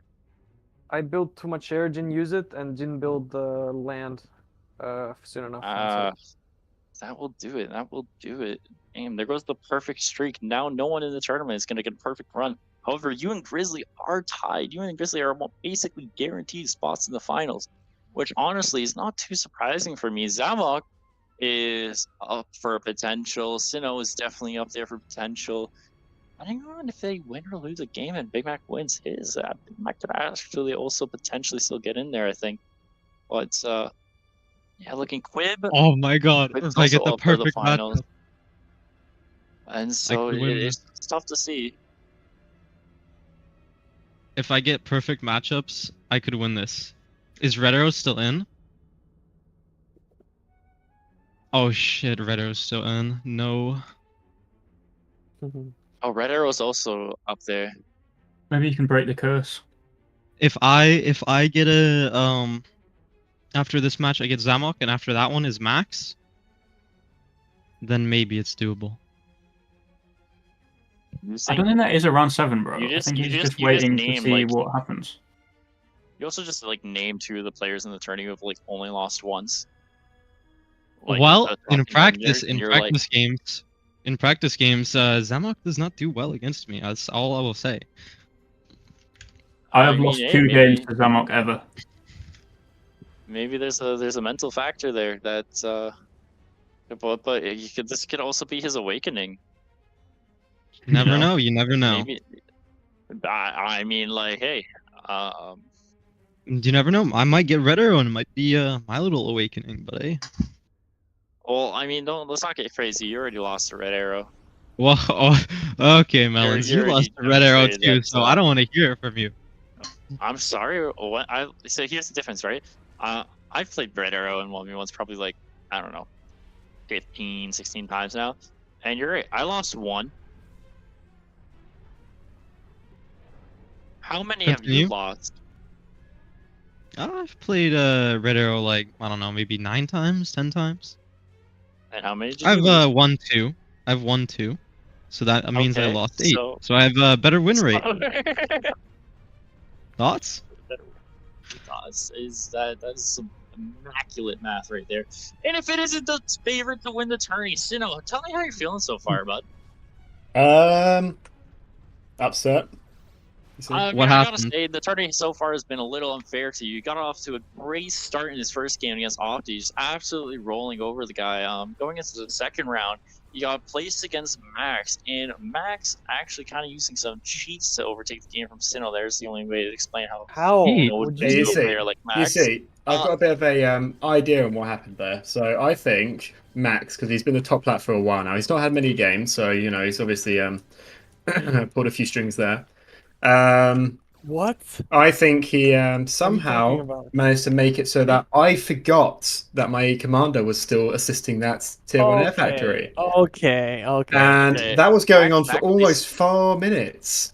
That just lost me the game. I couldn't catch up. Gotcha.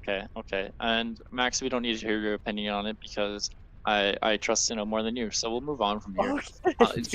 Game 3, Sino coming in with a fucking.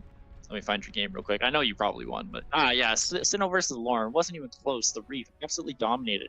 The 4th game, Sino versus redarrow. Sino got absolutely fucking robbed. It was disgusting how robbed Sino was because of the stupid time limit. Sino had a better economy. He had a fucking better gameplay. His air was immaculate. Only reason redarrow won is because of the time limit and nothing else. And so again, the tournament just letting Sino down. Boy, coming back into the fucking 5th round, Sino 2-0 against futuregnome on Blitz. That's some impressive comboxing.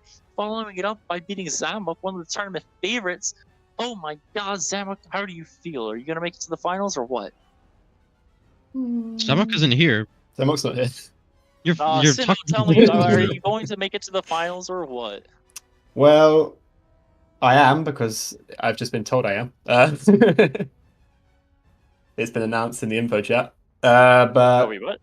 yes, I mean, if I don't win for this tournament, starters. I'm counting this as a 6-0, because if there was no cheats or no robs or anything like that, I'd have dominated this tournament. Well, you still can, Sino. Don't worry. You're made it to the finals with Grizzly, Max, Zamok, and Sino.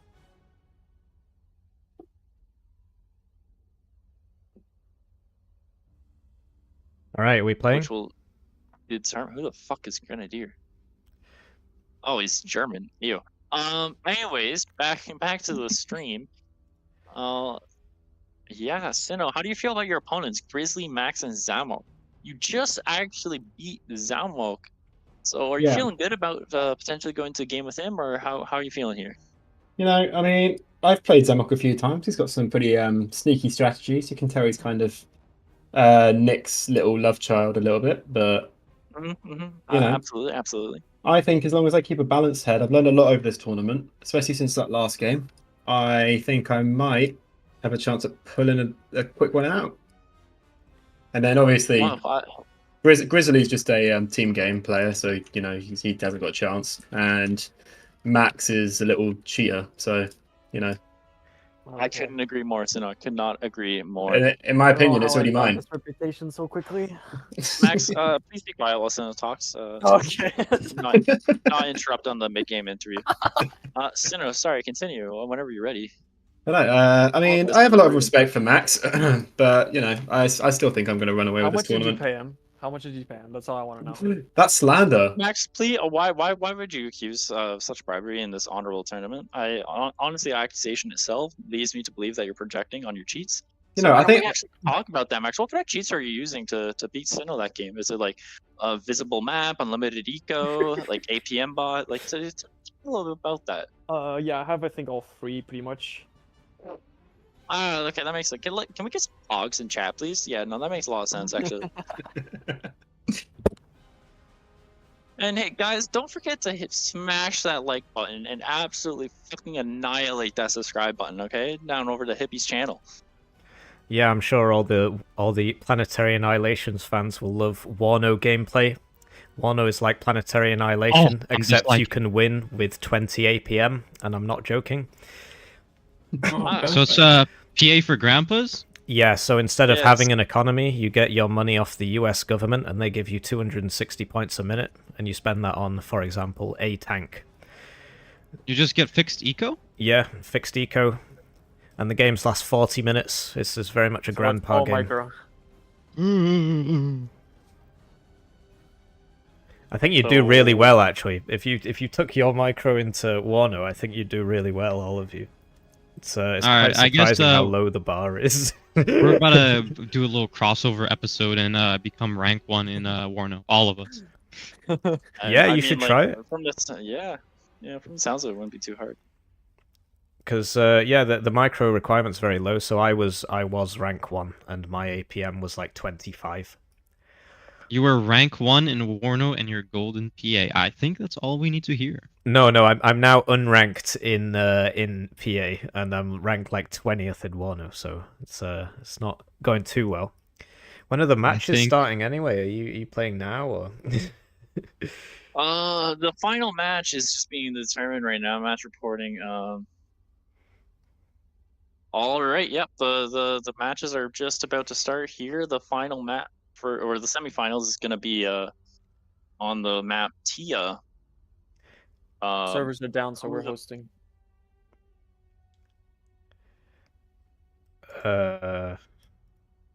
Okay, so I guess we need to try and snipe the best game then before Marshall and Bot get it. So I think obviously the Zamok one sounds better from what you're saying.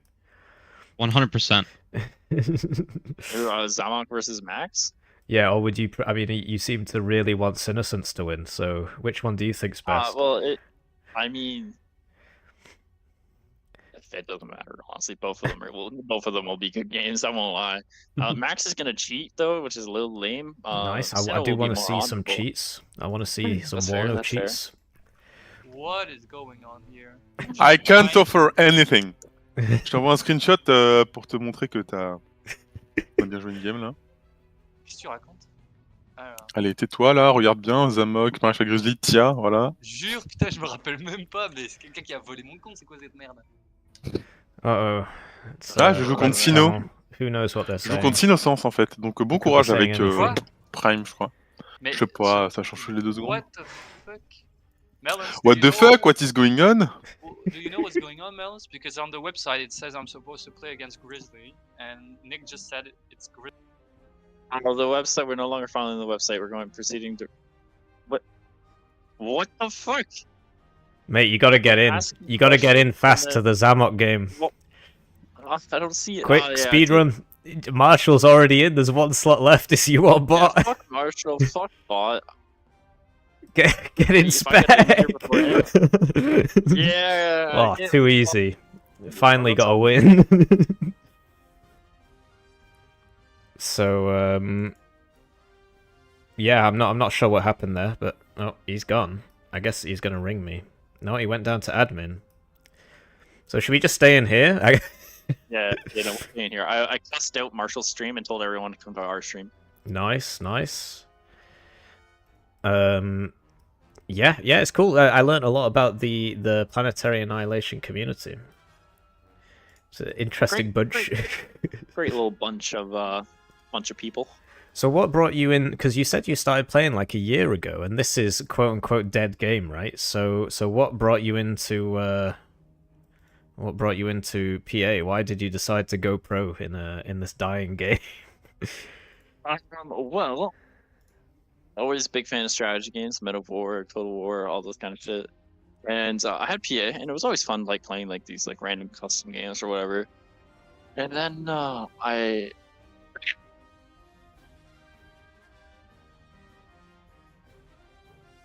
You what? Sorry. sorry, yeah. Yeah, no. Then I played like a few ranked games in this, and I was like, oh, that's kind of fun, you know, whatever.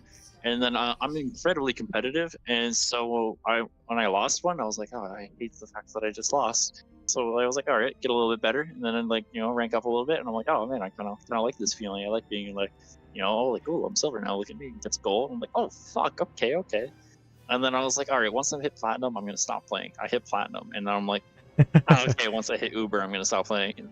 And then here we are. So yeah, that didn't happen. So yeah, you're an addict. No, I get it completely. I was the same in Wano, and so yeah, I started gaining rank, and then people started casting my games for the tournaments, and you know, people would say nice things about me, or maybe not so nice things, and it was just really entertaining. Yeah, that's exactly what happens. And so yeah, I just keep playing it. So interesting map, and so is this a best of 3 presumably for the semis? No, best of 1 for a semi. Best of No 3 for way. So we're now down to single elimination best of 1. What about the final? Yeah. Surely the finals is best of 3. Finals is best of 3, correct. And so we're gonna have Max versus Zamok here, and I gotta say, I think Max has the advantage. I really do.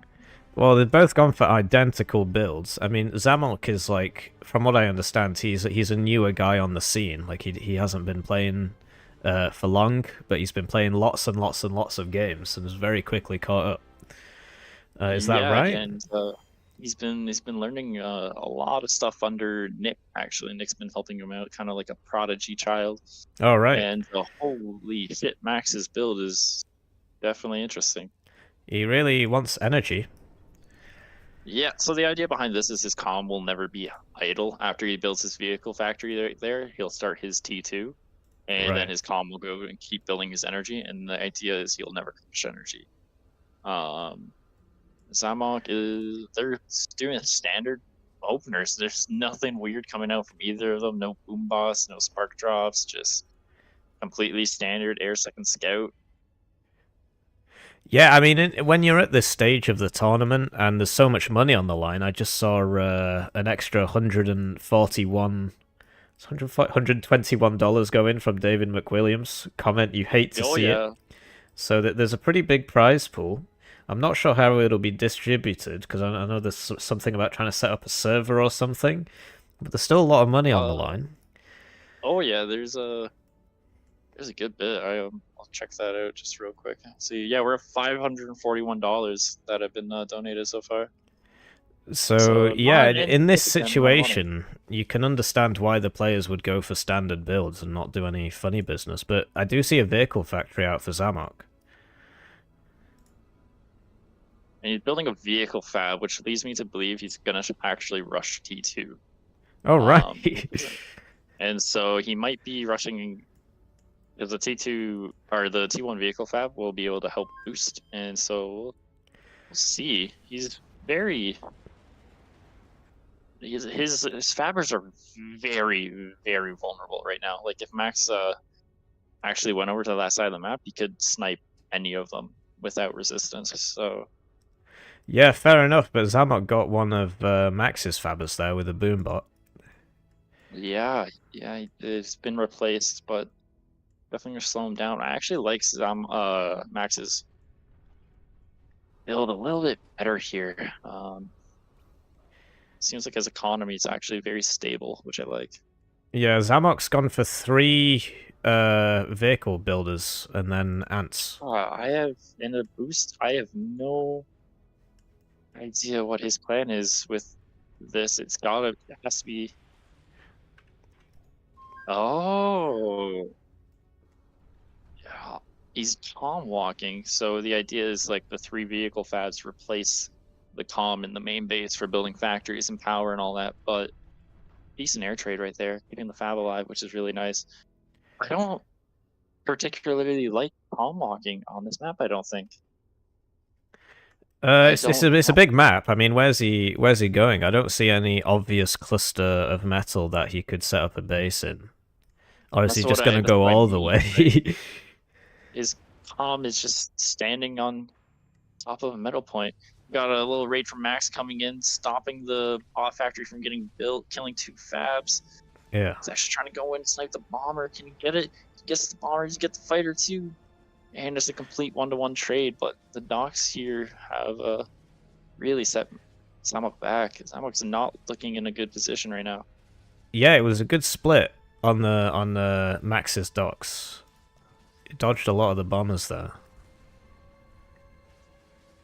So we'll clean up the metal, no problem, but what do you reckon the spark adds to the mix? Because if you get 1 spark shot, you see you just got 3 docks there. Oh yeah, so sparks can be good, but if you micro your docks are going to absolutely shred the sparks. Is the spark lower range? Zamok, I mean, Max has triple the unit count of Zamok right now. Like, oh wow, yeah. Yes, the docks outrange sparks, and so you can micro them. Fair enough. And oh, Zamok just lost another air trade right there from Max. This is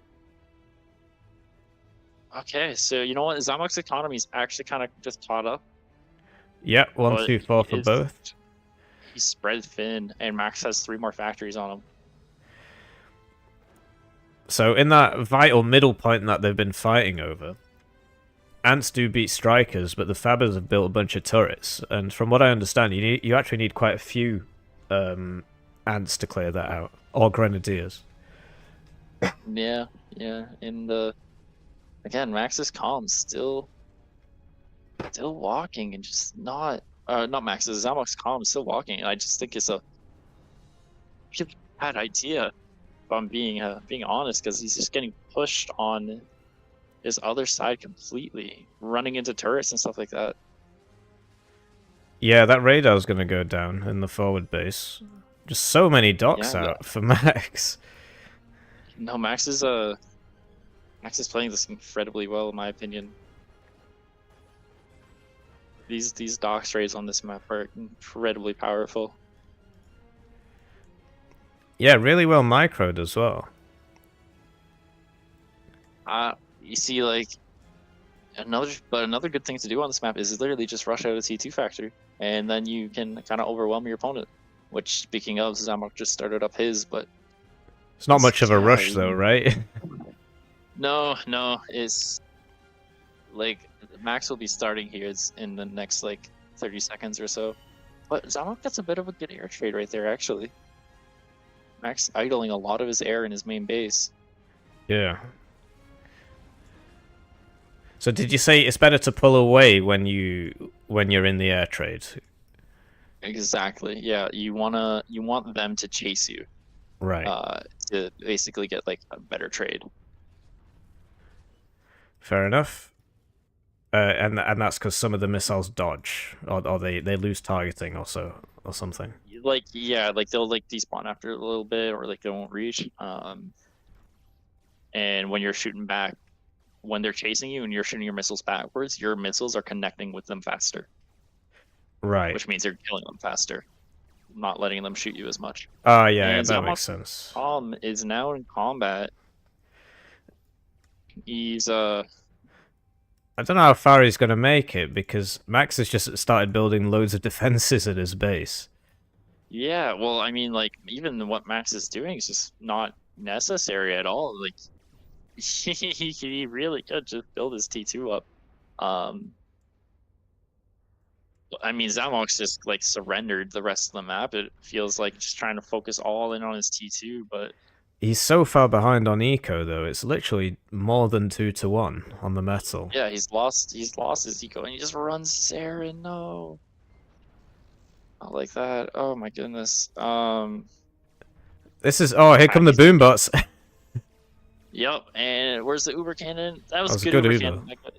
Yep. But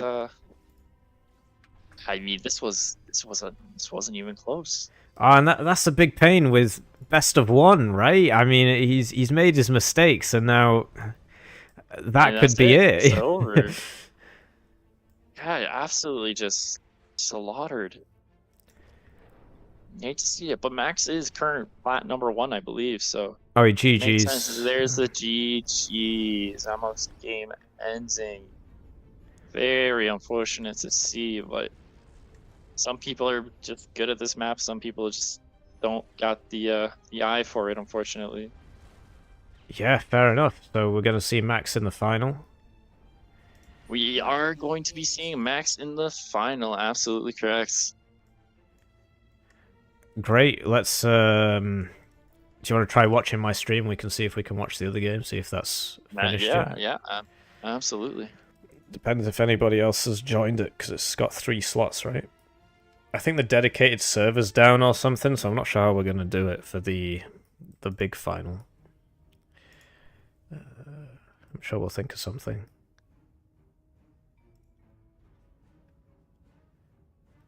We will see. Oh wow, I'm they sure did put Sino passwords. versus Grizzly is gonna be much more close.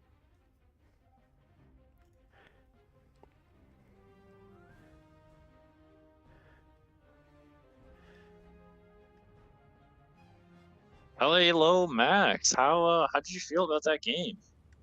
Was alright. I mean, we got paired together on the same type of map twice in a row, which feels bad for him. Because... What do you mean?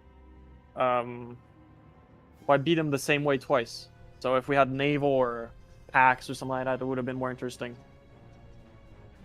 Because both we had a big map like this. Did you play him already in the tournament? Oh yeah, you did too on steps. Oh, yeah. I see. That's why it was not so good. All right, let's see this game right now. Sino's Calm is walked out a little bit, securing expansions. I actually do like that.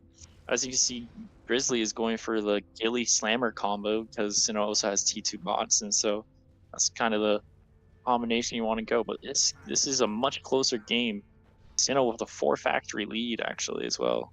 Getting some good raiding parties in. Yeah, fair enough, but surely at this stage in the game, putting your commander so far forwards is a bit risky, because the tier 2 guys really mess them up.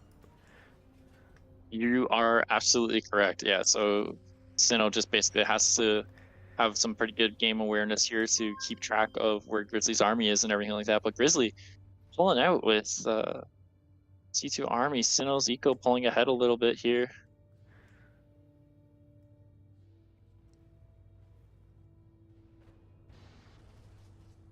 I'm surprised by the decision of both players to go tier 2 bot. Is that just because of how big the map is? The mobility matters more? So mobility is very good. Also, T2 bots are good at killing T2 vehicle at this level of the game due to the micros. So if one of them went T2 vehicles first, they would have been at an inherent disadvantage. You could go T2 vehicle second here, which would be good, but T2 air would probably... Yeah, because you got to think like, what are you getting out of that? Yeah, exactly. And so Sino's gonna get pushed on this side with He's calm a little out of position here, but I don't think it's anything to worry about right this second. The army moving up is a little slow due to the gillies. So many fights going on. Yes, there is. There's a ton.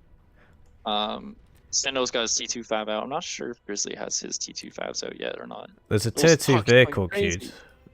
Tier 2 vehicle factory queued by Sinnoh. Don't know if you'll ever get it up though.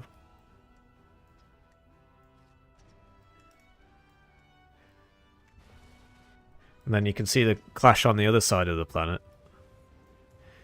So Yeah, do you so- rate making Infernos this late into the game? I mean, they're good for tanking, I suppose, but they just never seem to get in range.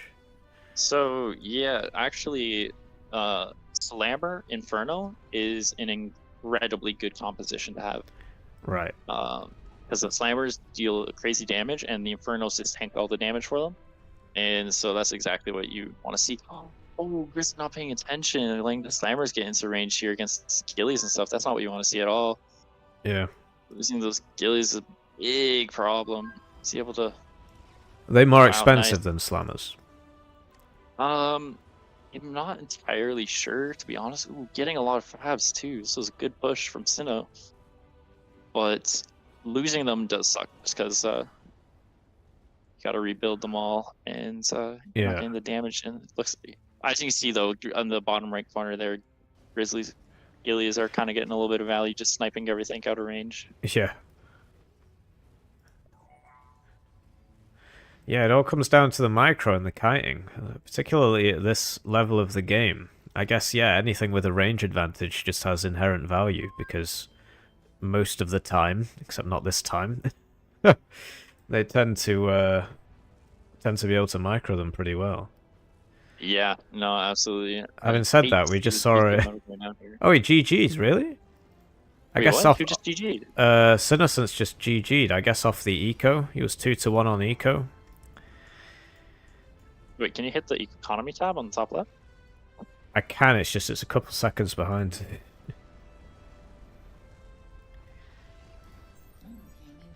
So there you go. We've got our two finalists. It's Marsh versus Max. How far behind are you? Sinnoh just deleted. Why? I guess just looking at the eco, just thought he couldn't do it.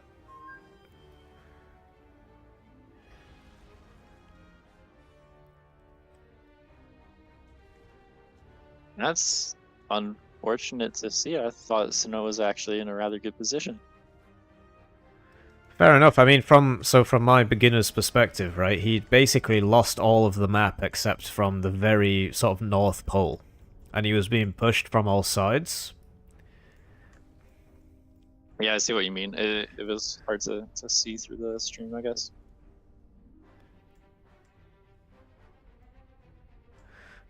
I went all around with my armies. And that's your quote of the day from Marsh. So that takes us to grand final. Max, how do you feel going against Grizzly again? Well, if it's naval again, I know how to play naval now. And That's good. it's not a map, I'll destroy him, so... On a land map, you'll destroy him? Yes. You heard it here first. Very confident. Apparently we're going to coin flip for who casts the finals. I don't know, I'd rather we just both cast it.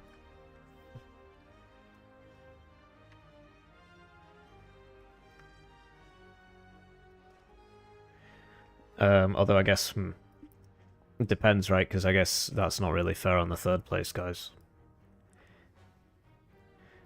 But wasn't this the whole point of the dedicated server in the first place?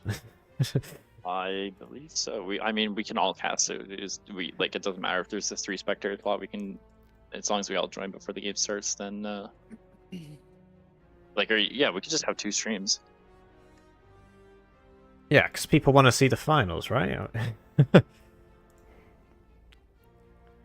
Or is a final per third spot? Yeah, he means the losers bracket. So Sinnoh versus ZamokZamok. Well, Sinnoh's just gonna roll ZamokZamok. Well, I mean, look, you said Sinnoh was gonna roll Marsh, and he's dead.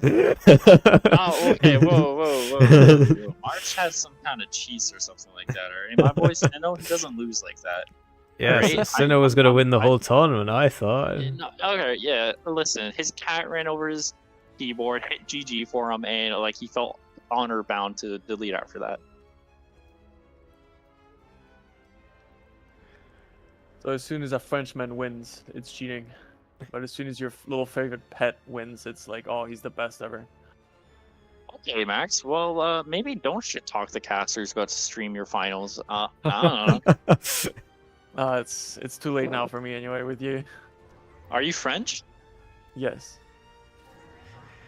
And Grizzly's also French. Interesting. So it's the French versus French finals, yeah. Well played. I wonder who will surrender first. So, someone said it already. So yeah, how long have you been playing for, Max? And why do you walk around with no name? It's actually, and I wonder if I can put this on the stream. You've actually put your background as the normal Discord background. Yeah. So I can't even tell when you're. If you click on my profile, it changes colors. So. Yeah. So are you feeling confident? I think it's a best of 3. Yes. I'm hoping it's different maps for all 3. And you said you wanted naval. Why is that? No, I didn't want naval, but now I know what my mistakes were, so I can fix them. Fair enough. And what's the deal with like multi-planet? Are you a fan of multi-planet systems? Because everybody I've spoken to in the pro scene, they don't seem to like them very much. They don't like them? Or I just play in like a normal 1v1 on one planet, win that, and then chase them on other planets if they are there as well. Oh, fair Which enough. worked very well against someone. It was Zamok. Yeah, I won against him like that. I went no orbital until I destroyed everything he had on the first planet. Yeah, so I was talking to Watermelons about that, and he said if you leave the extra planets, then you would default lose because you lose all that metal basically. Mm-hmm. It is free metal for him, but I think by building the Avengers and everything, all the orbital, it wastes too much eco on that. So I just automatically win on the first planet. Fair enough. But what about one orbital factory and one Astralius, I think it's called? Would that be a reasonable investment? Could you get away with that? I think so. But depending how fast you get metal up on the second planet.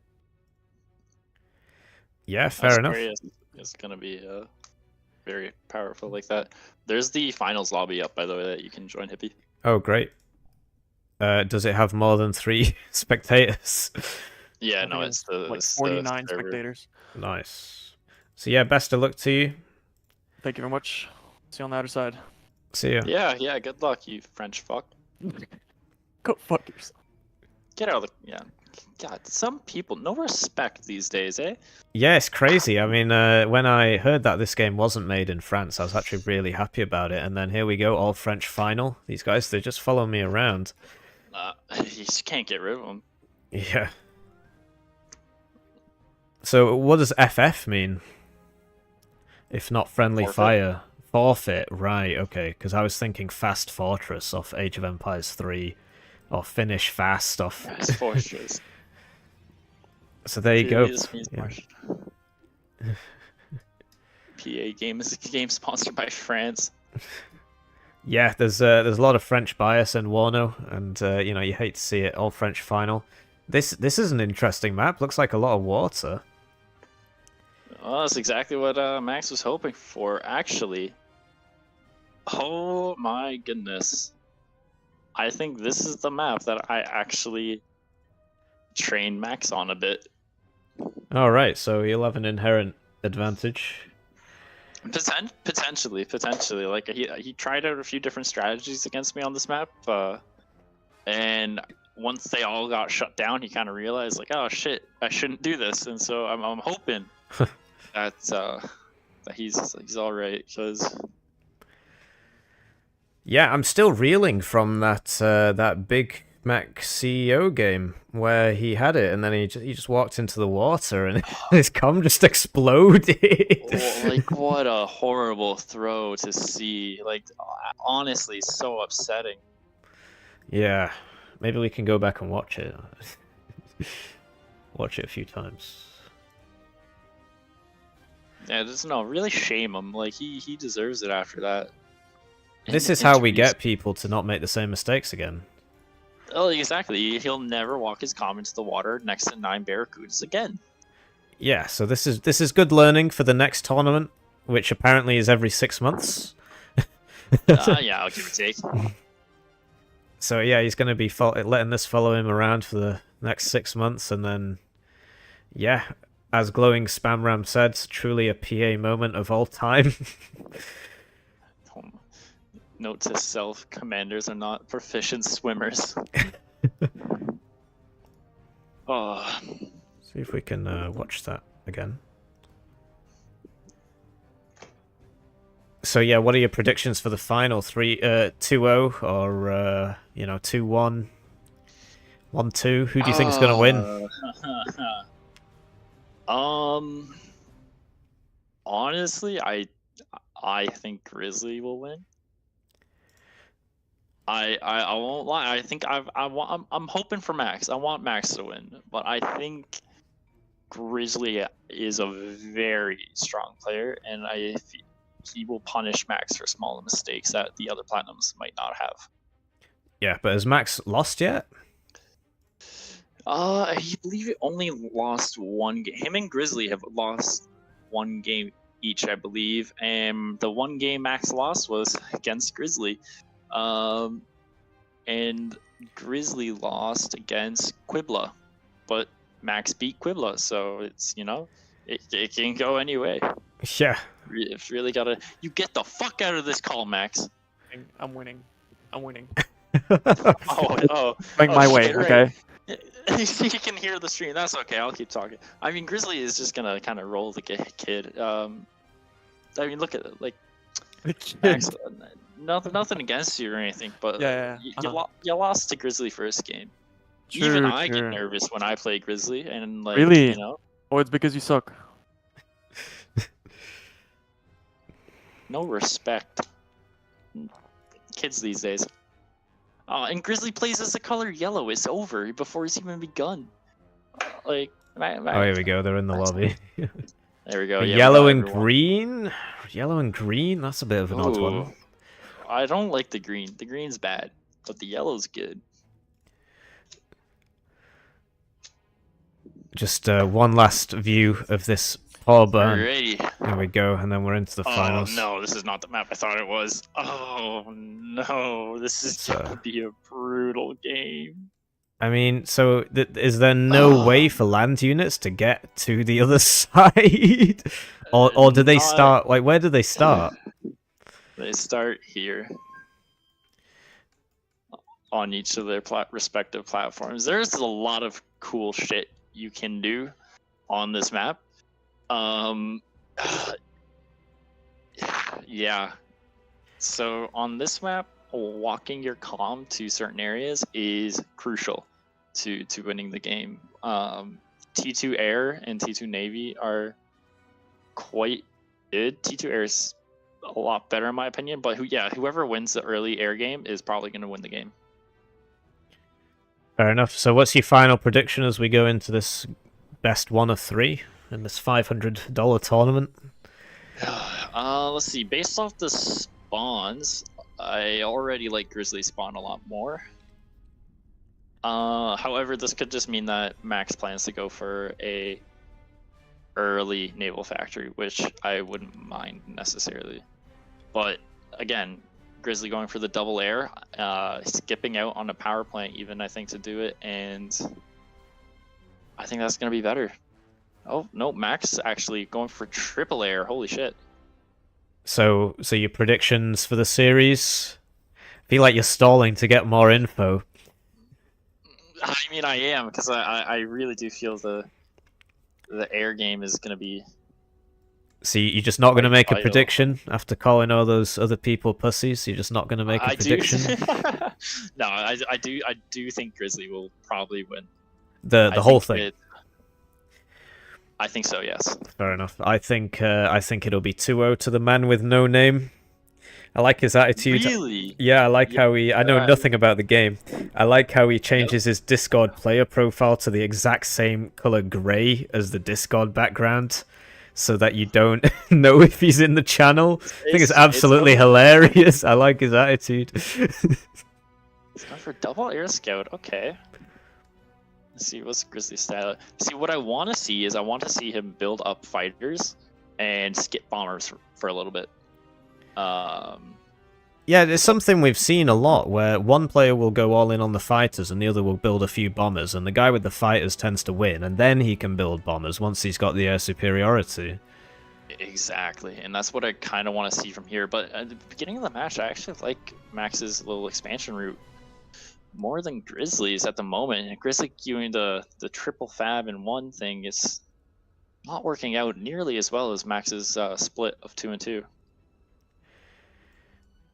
Yeah, I mean, it's hard for me to gauge efficiencies on that level, but I do find it interesting that Grizzly's not really queuing things up as much, whereas Max has basically got his whole game plan down there on the map. He's going to build a lot of power. Yeah, he's also about to start picking up fabs here with a Pelican to transfer them to new islands, which I really like. Getting this done early on as possible is... going to give you a huge advantage. Yeah, it's a nice big map, and each of these islands, I mean, that one in particular has only got 3 metal on it. Is it a symmetrical map? I guess so, yeah, because there's there's one on the other side. Yeah, look at that. So you're right that Grizzly isn't queuing up as much, but I feel like Grizzly will walk his comp somewhere now after he's done building this power plant. Fair enough. I mean, the central strip of land is quite good, and I guess the bigger piece of land is as well. Yeah. But Max has got 2 fabs airdropped now, so he's on almost every island. Yeah, that I actually really like his split here. That fab is kind of in a little niche spot to build that factory, and once the factory is established, he has a foothold on the island. He has his beachhead, essentially. And so, I might come to bite my words here. This opening is much, much better for Max, in my opinion. Yeah, and we see Grizzly's just sort of walking docks one at a time into... Oh, he's changed his mind now. He's regrouping them. He was walking them in. Well, Grizzly's fabs here are about to be in trouble since they don't have any docks to protect them. Oh, yeah. The air trade happens in the middle of the map.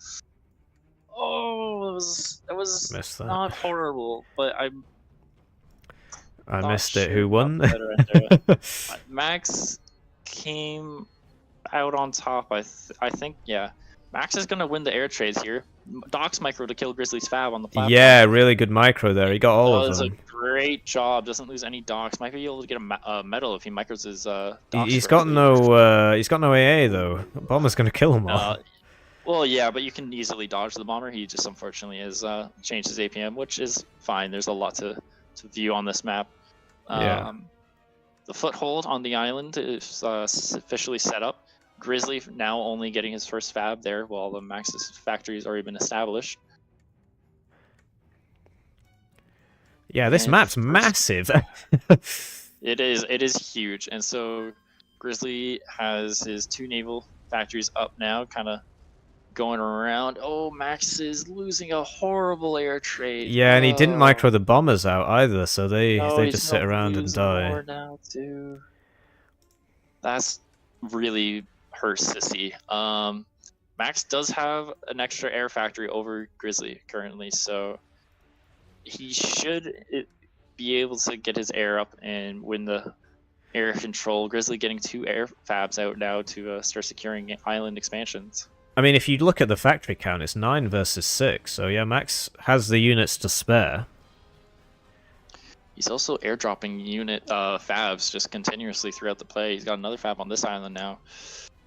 which I again really like. He's built a vehicle factory on the other main island with radar, Galata. There's nothing that Grizzly can do at the moment to break this position, at least. Yeah, it looks strong, but he'll I think he'll struggle to kick Grizzly off that island as well, simply because by the time he gets there, presumably more of this will be built. Although he's going factories before defenses, is that the optimum play? Get the factory down before you build the point defense?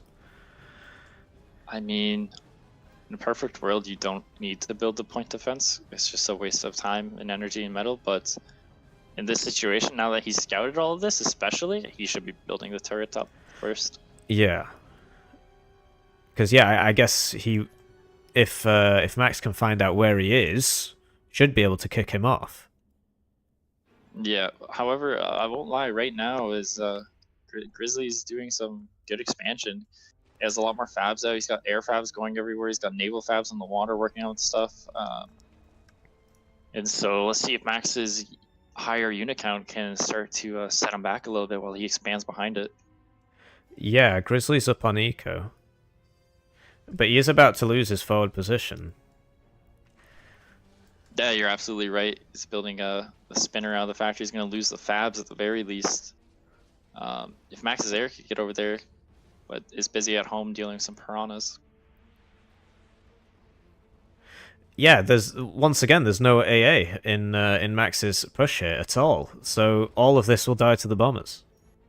Yeah, I guess he's just relying on the ASFs, which are coming in, but there's not that many of them. He needs to watch those fabs. The bombers are like dangerously close. Oh no, he needs to micro his air. Yeah, he's sending the bombers in first. Bombers in front there. Yeah, every time he gets his air into the fight, he just stops microing it. It's just like insane because he could easily be rolling Grizzly's air. Grizzly actually rushing up T2 air as we speak, which will easily start to win him that advantage. And Max is going for a lot of naval factories, which is, in my opinion, a mistake. Yeah, and Max has lost a lot of his metal on his homeland just due to these piranhas going around the sides and shooting everything within range of the shore. And it looks like they'll pick up these two fabs here as well if they continue in the present direction. Yeah, I think you're absolutely correct. I think that's also why he's investing so much into his own naval factories to get his own piranhas, because he's like freaking out over these in a way, and instead of investing in the air like he should. Yeah. Yeah, so they're all on piranhas. He's not building anything else from these naval factories. Do you reckon you should mix it up with a submarine or two, or is it just about the mass at this stage? This map is so large that having units everywhere is always nice, but I mean, right now there's just a submarine in his base and he has nothing to kill it. He's reclaiming it. He is reclaiming it. That is one way of dealing with submarines that I guess I did not consider. But the only thing is, like, most of the Grizzly assets are kind of on land, inaccessible to the piranhas. So, and now that T2 air is out, Max is going to lose air advantage very fast. So he needs to, yeah, he needs to try to hold on to that air. Well, how does he catch up? I mean, he has the superior eco. He's got more metal. You're absolutely right. However, once the Grizzly starts adding Kestrels into this mix, then he'll start going and flying over every metal expansion on the map, just raiding and killing it. But Max does have numbers on his side. He's got a lot of piranhas. He's got docks going out. He's going to run them onto the mainland. If he is able to use his air to actually defend his expansions and everything like that, then he should be okay. And I also want him to stop building bombers and start only focusing on fighters. Yeah, definitely. It's what we spoke about before, right? If you've not got air superiority, the bombers are just a waste of time. And are they like twice as expensive as the fighters or something? I believe they're more expensive, yeah. And so he is going for more air. Max is going for more air. He's also, his economy is so good right now because he's doing Trico. Yeah, That Trico coming back at it. Oh, absolutely a fantastic idea. I really like the Trico. But yeah, is like you said, he's got the numbers advantage, like 100 more units, but without the air superiority, these piranhas just keep getting picked off. Same with the docks as well.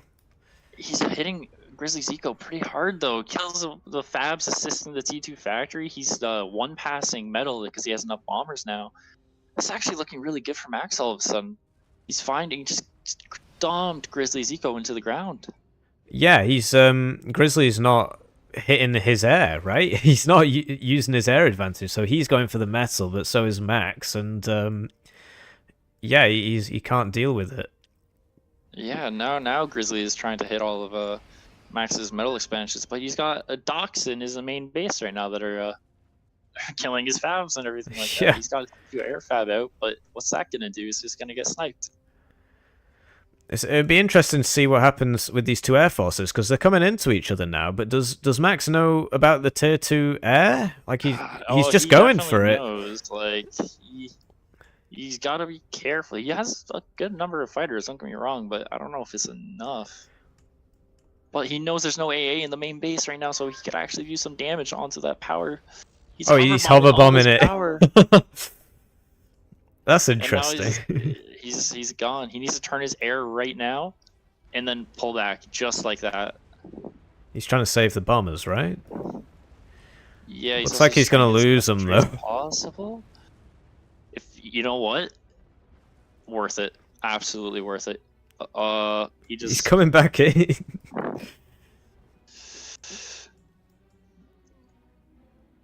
But yeah, Marsh has reached the main island with his Kestrels, and there's not that much in the way of AA. There are a couple ground-based ones, but I think he's just tanking it. There is Galata, and the Galata does help, but there's a couple spinners down at the south. Yeah, Grizzly's base is looking rough. Max finally going for T2 air. And then wow. Here come the piranhas. He's got a lot, yeah, and he got a lot of submarines there. Yeah, I guess those naval factories he was building a few minutes ago, I guess this is the payoff. But none of this is anti-air, right? Yeah, so if Grizzly sent his air over there, which I think he's about to do, it will eat this up. Which we're about to see that here in a few seconds, because... So I'm quite surprised by this composition, right? I mean, I'm not very good at the game, but I would figure mixing in a couple of the AA ships would be good. Are they just slower than the other ones? I guess they're slower than the piranhas. Are they slower than the submarines? Not by much or anything like that. I think when Max did this, he had the idea that he had complete air superiority, which he kind of does right now. Honestly, Grizzly's air is getting pushed back into the corner. Yeah. It takes a pretty bad trade, and Grizzly loses all of his T2 air. I guess I overestimated how many fighters were there. It looks like they were mostly Kestrels. He GG's. Grizzly GG's out. Wow, what a fucking game. Yeah, what a swing. It really looked like Grizzly had it for a while there. And it was just a constant back and forth with those air blobs going around the map, killing each other's metal. I guess a lot of it is just how fast you can rebuild, how fast you can recover from the raids. Oh, I absolutely. Like, I've got a feeling we're about to have some French fuck come in here and yell at me a little bit, right on cue. How is my favorite caster doing? There you go. I'm impressed, Max. You played that incredibly well. Really? I was a little worried when you started building 1 million naval factories. Yeah, it made me crash, but I thought it wouldn't raid my stitches, but he did.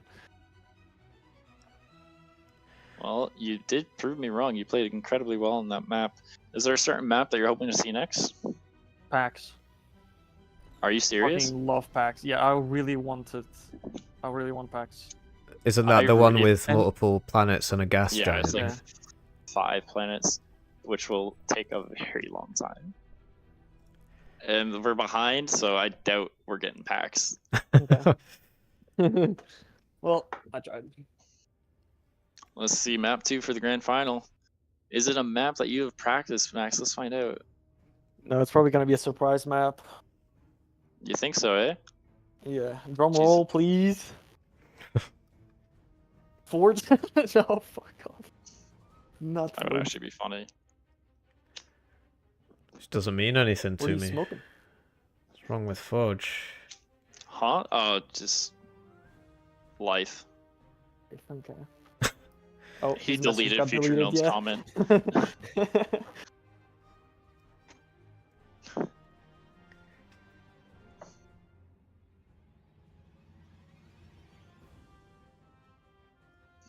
I knew it! I knew it! I knew it. Where are you getting this information? Where? Match reporting. Match reporting. Right. Experience, yeah. What does that look like? Have no Some idea. Spanish It sounds like influence. an experience, though. Am I right? Yeah. Yeah, am I That's right? why you're my favorite. That's why you're my favorite. What the fuck? You're How did making you me do feel that? Caster never reveals his secrets. Moving on to the finals. Max, how are you feeling going into the second match? You think you're going to be able to pull the 2-0 swing against Grizzly? We'll see. I mean... Come on, you gotta win, man. Watermelons has been chatting so much shit about you the whole time. All evening. It's been 5 hours. He's been chatting shit about you for 5 hours. Are you tired yet? How do you... Do you have cotton mouth yet? How do you feel if you win the finals? The possibility to face off against Melons himself, Max. How do you feel about this? I'll gift you all the money. We don't want to play. It's gonna be that stupid map that you destroy me on every time with your fucking dogs. Dude, we can play any map your heart desires. PAX. I'll fuck you up on PAX. I don't care. I just won't enjoy it. Yeah. So for those of you who don't good know, times here in PA, though, everybody. Yeah, very yeah. welcoming and wholehearted community. This has actually been a lot of fun. I mean, we've been at it for 5 hours. I'm not bored. No, they're entertaining matches and everything like that. We got some spice and some zest in our players today. Yeah, it's good. Dude. I'm rooting for you, Max. You're really servers up. Yeah, believe it or not. You turned around. No. I was rooting for you. I want you to win, but I just don't think you're gonna win. Oh, okay. So yeah, I'm an optimist, but I'm also a realist. Damn, well, I won the first match, so it really blew a hole in your whole theory. Well, you lost to him the match before. That doesn't really count. We were okay, equal. gotcha. Okay. So fresh slate, but you are going in with an advantage, though. So that is. Yes. I just need to Very win 1 out of 2 games. So we'll see. As long as it's not half made. Oh shit! Are you guys waiting? Oh, I didn't realize the game was up. Oh my goodness! I just been sitting here. Too busy shit posting. Talking away. Yeah, apparently. Yeah, we're just rambling on. Don't worry, Bot and Marshall aren't in either. Oh, those shit streamers? Yeah, they're slow. I hate Twitch. I get so many ads. Yeah, I turned the ads off on this, so you should only get one when you first join, and because it's like 20p. I don't. It's not worth it. And yeah, the quality's better on YouTube because you can go up to like 4K and stuff. Yes. The bitrate's higher, but the issue is the watchers are on Twitch, right? There's more stream watchers on Twitch. Are you ready, Melons?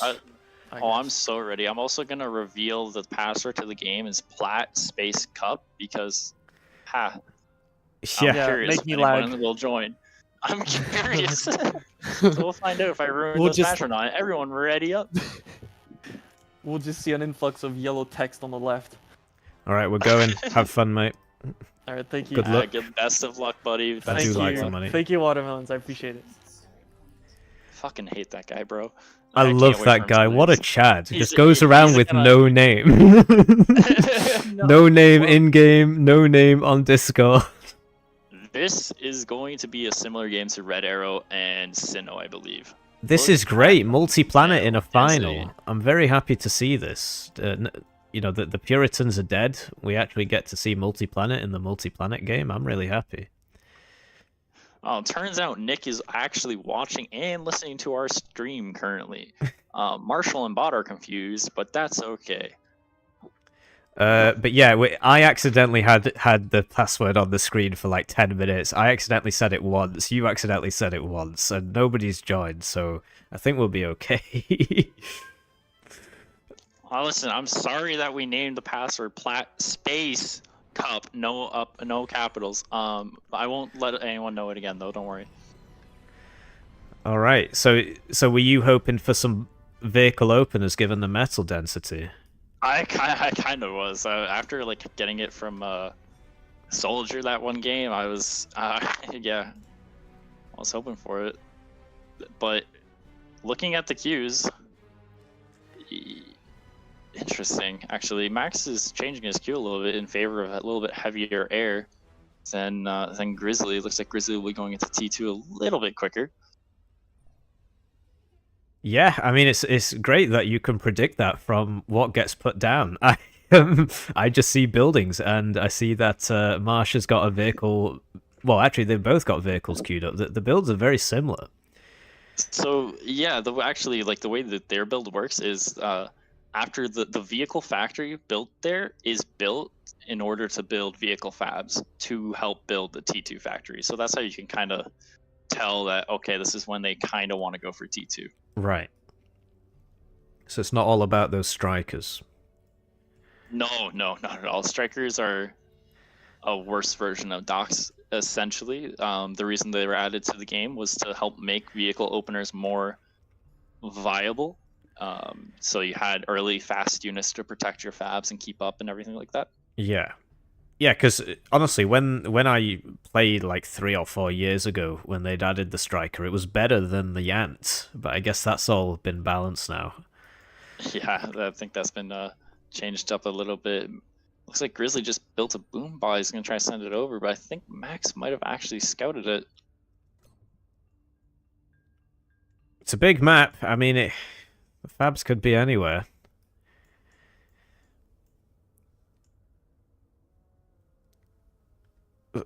Yeah. Grizzly playing quite defensively. Stinger with his fabs and 2 hummingbirds just scouting around a little bit. Both of them a little nervous, it looks like, to lose an early unit. Yeah, fair enough. I mean, it looks like this boombot's not going to get anywhere because of the docks around the fabbers. And the scout goes down. Yeah, and the scout just scouted. Oh, sniped. Wow, I'm also looking at this map, and the naval potential is incredible. There is a big pond. Is coast. Yeah, all of the metal is coastline, so I really want to see Max actually push forward to the water to get a early naval factory out. Yeah. But in terms of the eco, Max has the advantage. He does. He's got another set of fabbers out now. Grizzly's a little behind on fabber count. Yeah, 4 versus 6. So is that normal for this time in the game? Yeah, like Grizzly should probably be adding a little bit more fab to his comp, or at least not idling his fabs like he is. But he's going for the air trade. Whoa! That is an incredible air trade. Holy shit. Okay, so Grizzly just killed all of Max's air for the cost of 2 hummingbirds. So was that just because they were spread out? I missed it. I'm not fast enough. Yeah. So no, Max's air wasn't moving, and so Grizzly baited it and then ran away, and then it just took good shots against it. And Max realized this instantly because he was building an air fab, but he instantly canceled it after losing his air because he realized it would just get sniped. Lots of docks fighting going on over here, trying to keep the fabs alive, but you didn't pull the Mac. Fabs are gonna go down, yeah. Fabs do go down. Grizzly actually now taking over the fabber lead, feeling a little more comfortable without Max's air being a problem. Yeah, it was interesting. Max had the docks advantage there, but because they were spread out, he couldn't really use it very well, and he lost his fabbers as a result. But Marsh has swapped into Sparks. Is there a particular reason for that?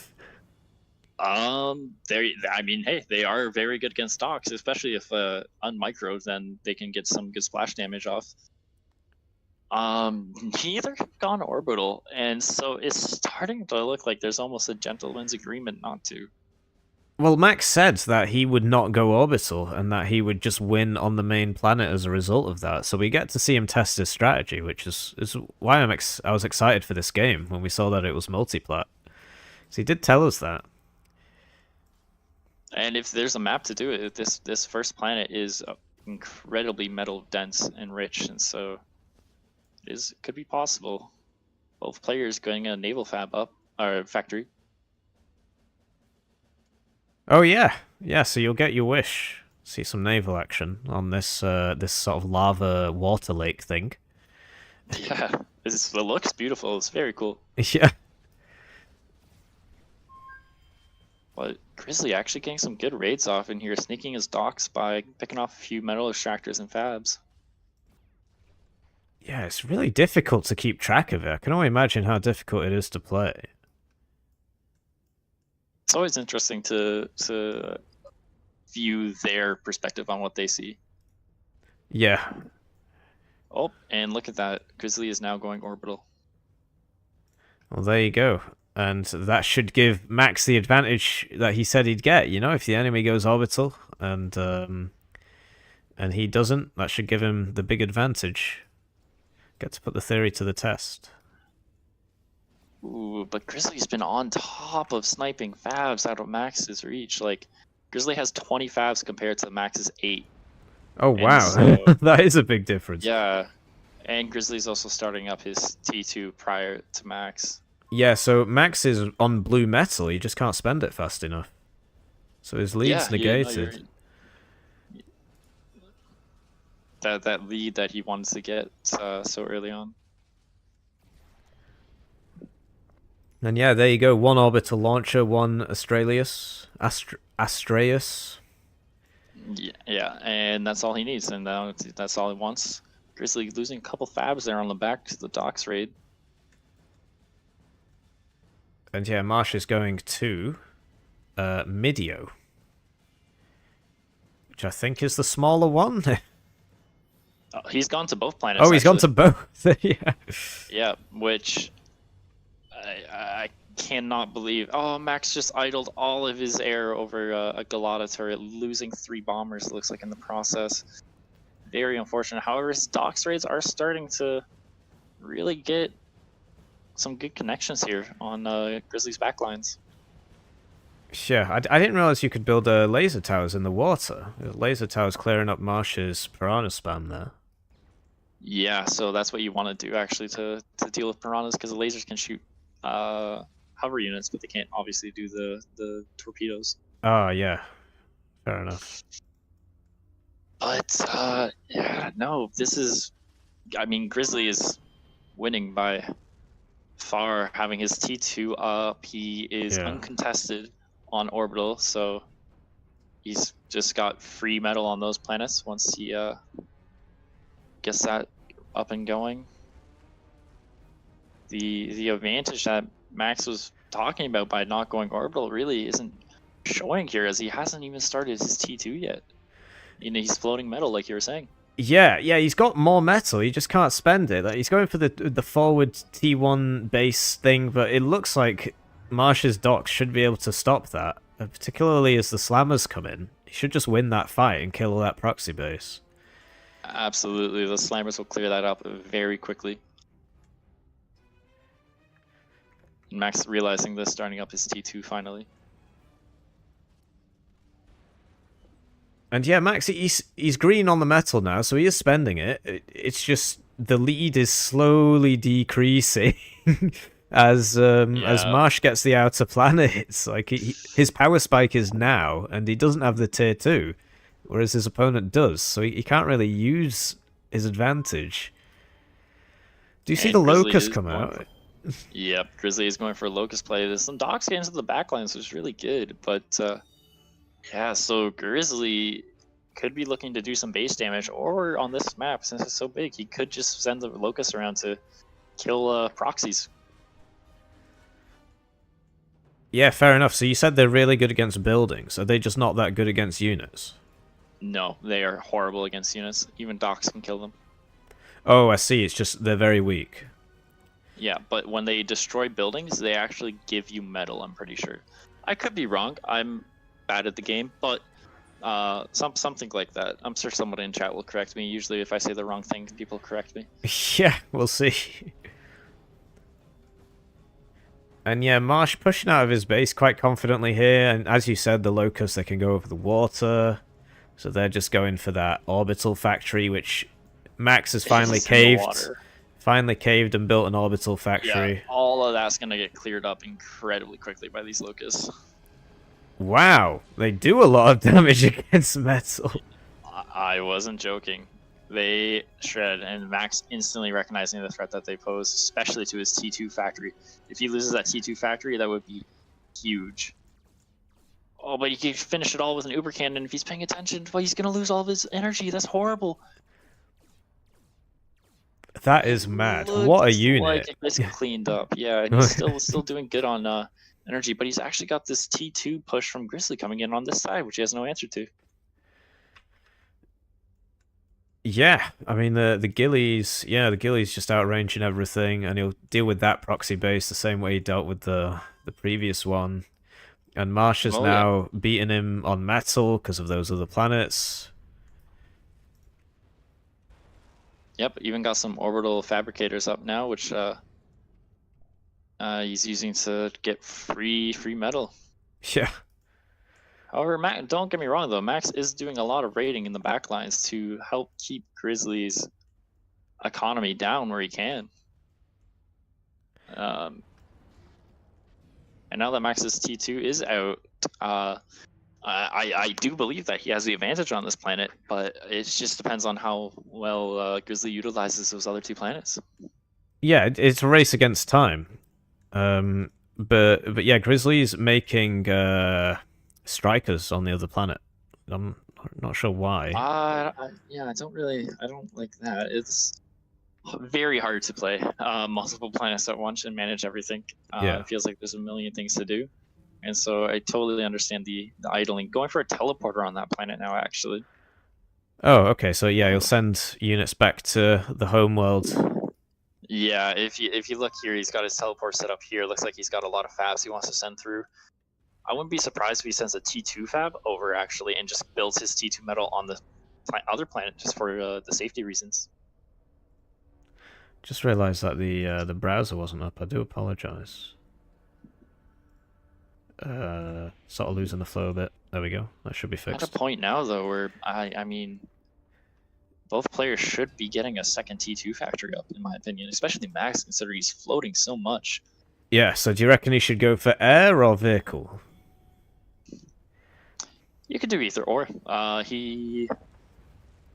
It's a big fight going on here. Ooh. Looks like Max is losing. It's kind of hard to tell. Yeah, no, definitely taking a losing air trade, that's for sure. But Grizzly only sending in part of his air force instead of the rest there. But he still even manages to get a good trade. Yeah. Units are now all moving over to the second planet, which is good for Grizzly. He's still got those strikers over there. Not really doing anything.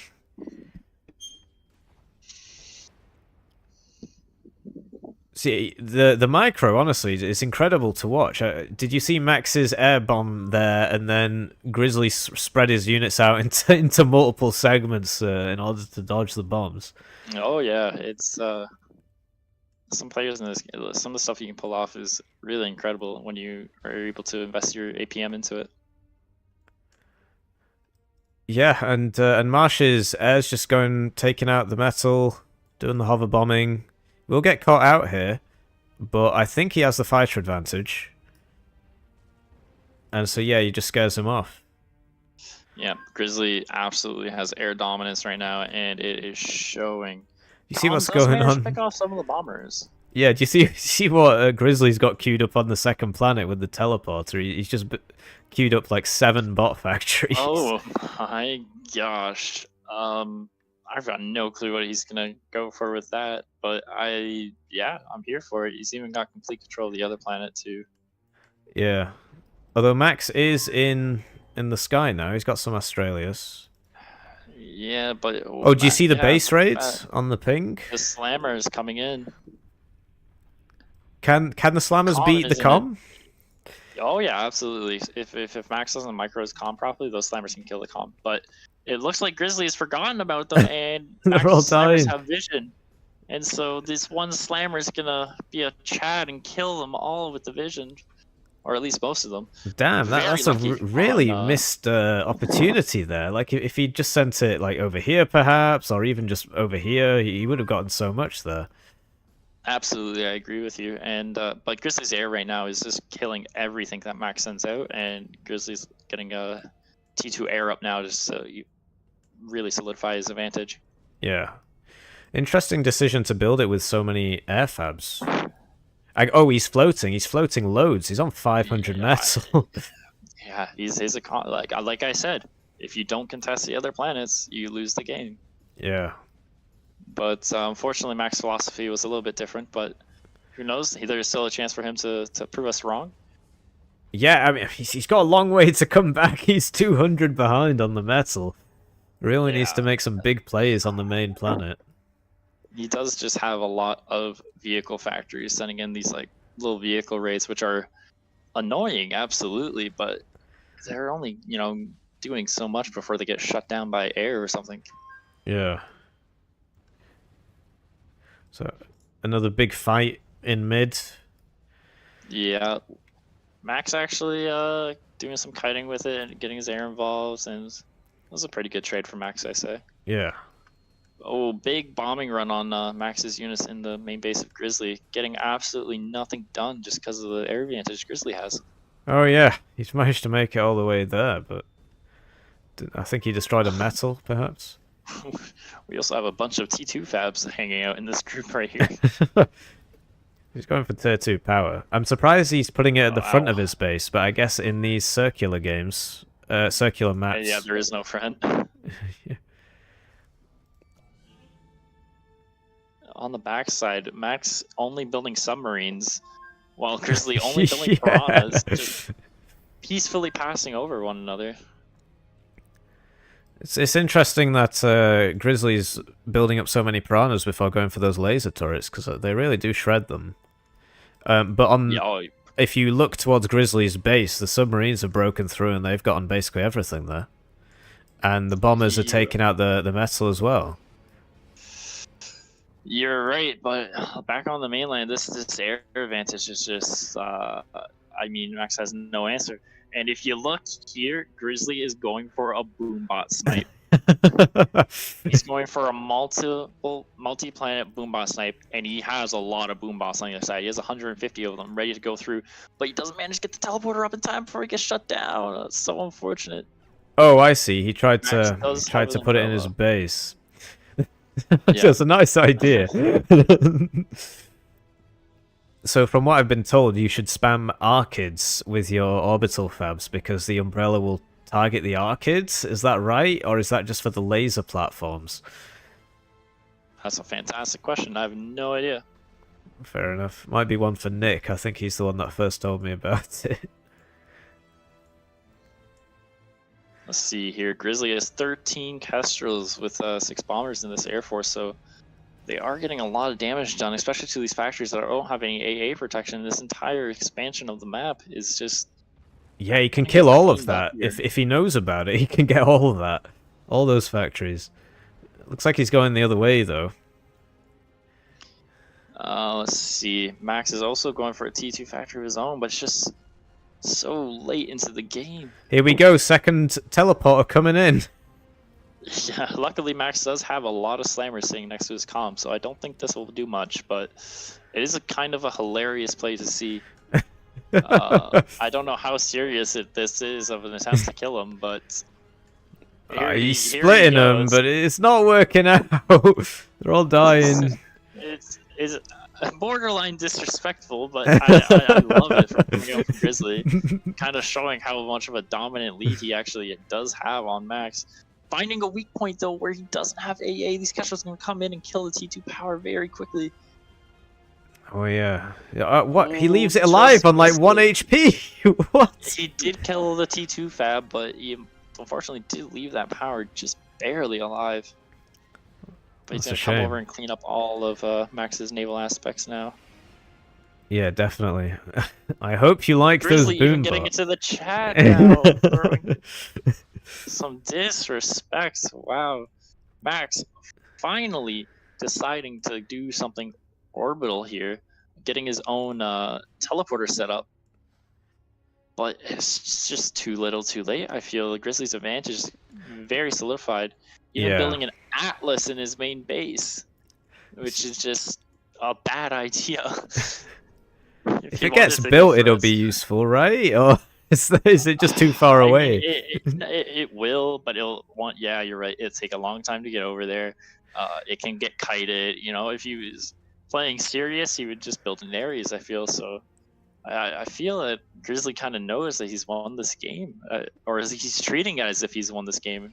Yeah, definitely. I mean, he's got more than 2 times the metal, and he's spending it. His army's twice as large. They Roughly. do share the same factory count. Oh yeah. Huh. Well, I mean, that's about to change when this blob catches up with all these tier 1 factories. Yeah, you're not wrong here at all. Surprised he's not gone for a radar, an orbital radar, because he's missing a trick on all those tier 1 factories. I guess he just doesn't know they're there.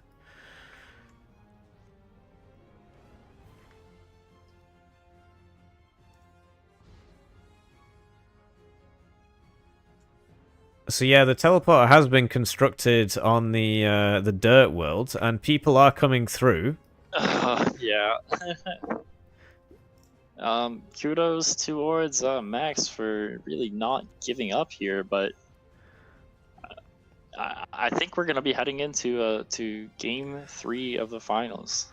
Yeah, I mean, never say never, but at this point, Grizzly would really have to do something really wacky in order to throw this. Yeah, he'd have to throw harder than Big Mac against Sino in the naval game, and I honestly just can't see that happening. Yeah, just the total air dominance. There is AA in all of these blobs. But... not for long, just not. Yeah, exactly. Gone, just like. He's finally Grizzly seen the could end this factories. game, yeah. He's just choosing not to, which is kind of funny. I guess he really wants that Titan. And this is the first time we've seen a Titan. They're quite This is rare, true, aren't he they? does. You don't normally see Titans built in a 1v1. Never mind an Atlas getting built. I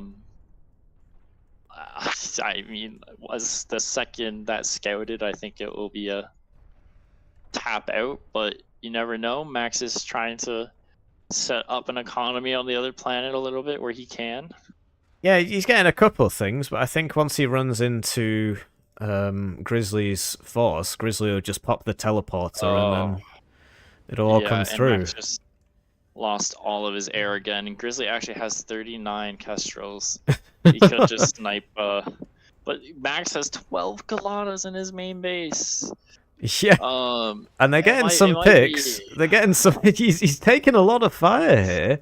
I mean, yeah, but it's just this is GG. It's kind of written on the wall. I want to see the Titan. I want the Titan to get 1 kill. It is going over there, and it's not looking like Max has any plans on FFing anytime soon. Grizzly just going in on that T2 air factory. Doesn't matter about the losses. Down to 18 Kestrels. What? Be able to get it, but he pulls out the Galata too much for him to handle. That was a big swing. It might make the difference, but yeah, 6 times the eco, 5 times the eco. It's tough. The Atlas finally reaching into range, killing single docks at a time. And there's the there GG, it is. yeah. Finally, Max. GG's out. Interesting game. Very close in the beginning, going back and forth. However, Max's stubborn decision not to go orbital, I mean, as predicted, just completely backfired on himself, despite him hoping for an orbital system. Yeah, definitely. It's as you said, Max had the advantage in the eco, but those extra planets making the difference. Great, but that means a game 3 in this $512 tournament. So that's good. Yeah, we are going all the way to game 3. This is gonna be interesting. See some kernels as well. That's the first time I've seen them in the tournament. So they come out the bot factory. What's the advantage of them? Is it just so you can build as fast as possible? Just fast builders. The advantage of kernels is a great question, which I have no answer to. Oh yeah, we need to quit, don't we? Voice channel for after the interviews. If you want.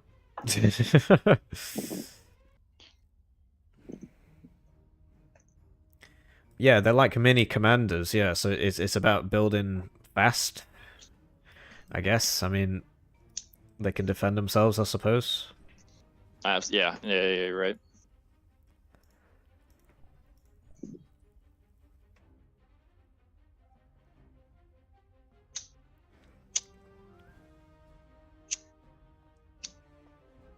Whoa. Yeah, game 3 of 3, meme unit from Big Mac CEO.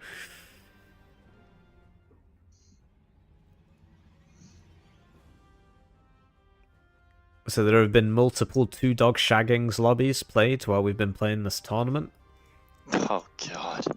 Yeah, we're up to like 6 hours now, 5.5 hours. Yeah, they last a long time, as you can see. I don't think I have the endurance to survive one of those. Oh no, they're a lot of fun. You just run around and attack people constantly until either you win or you die. It's you don't play the long game. You just keep all attack, nothing else. Yeah, basically. I like it. I like it a lot. I've won a couple of them, but yeah, the pros tend not to play 2-dog shagging lobbies. You don't see very many top players in there. Well, to be fair, top players actually fucking suck at Orbital. Like, the only time you see like Uber is losing to like silvers and golds and stuff like that normally are on Orbital maps. Yeah. Let's put up a thing saying it's game okay. 3 I think 3. Nick wants us to join voice channel 3. Okay. That they have power in choice. We will definitely choose a map that favors those strengths of micro versus macro, and it's quite a dichotomy there between these players. Yeah, well, I'll leave the choice to them, but I'll try and make it a little bit more fun. So we have Grizzly, and we just need Max now. Okay. There we go. Well played. GG. Guys, I dragged you in here so you can choose the final map that you're going to be playing round 3 on. I'm posting the selection in the match reporting channel. Okay. And the way this is going to go is, Max, as you broke... Actually, no. I think Grizzly broke top seed, yes? Yeah, correct. So, Grizzly, you have the right to veto a map from the pool. Then Max has the right to veto a map from pool. And so on until you're left with one. So you can take 2 minutes to review them, think of what you want to do, and then you can let me know what your vetoes are going to be. Wow.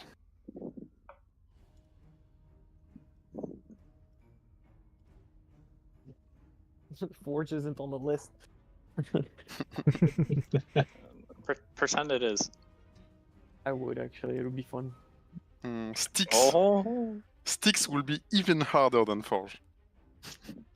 Let me look. I have no idea what they look like. So. It's a horrible map. I have no idea which one to. Oh my god. So yeah, these are the finals. Grand final game 3 of 3. They've decided to do like a map draft.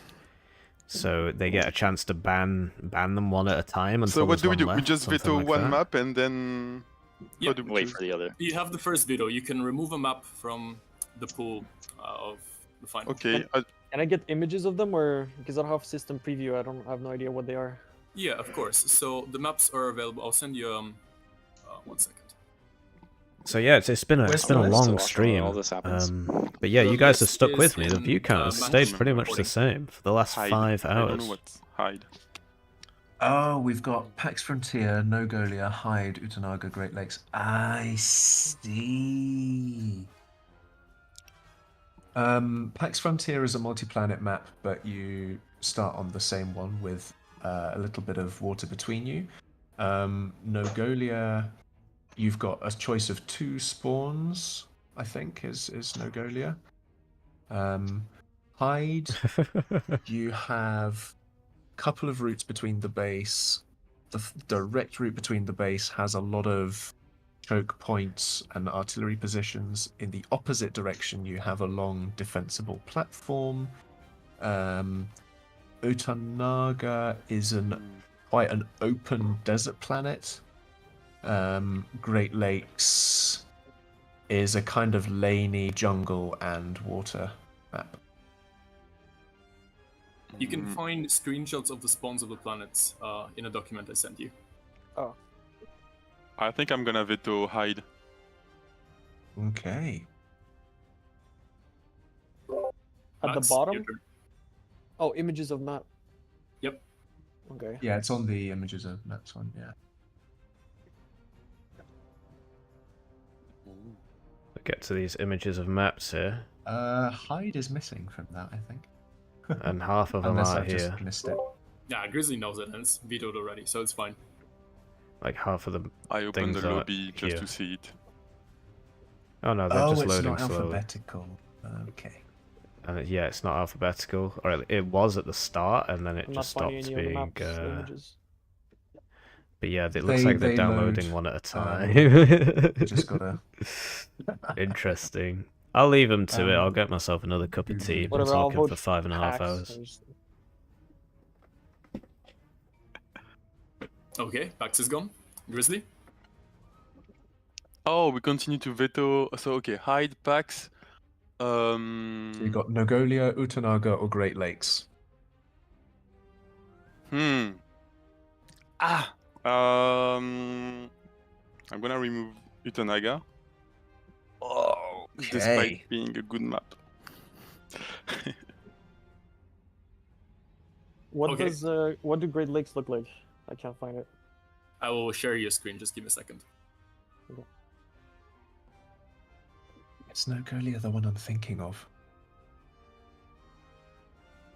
Oh, it is. And the other one, Mongolia.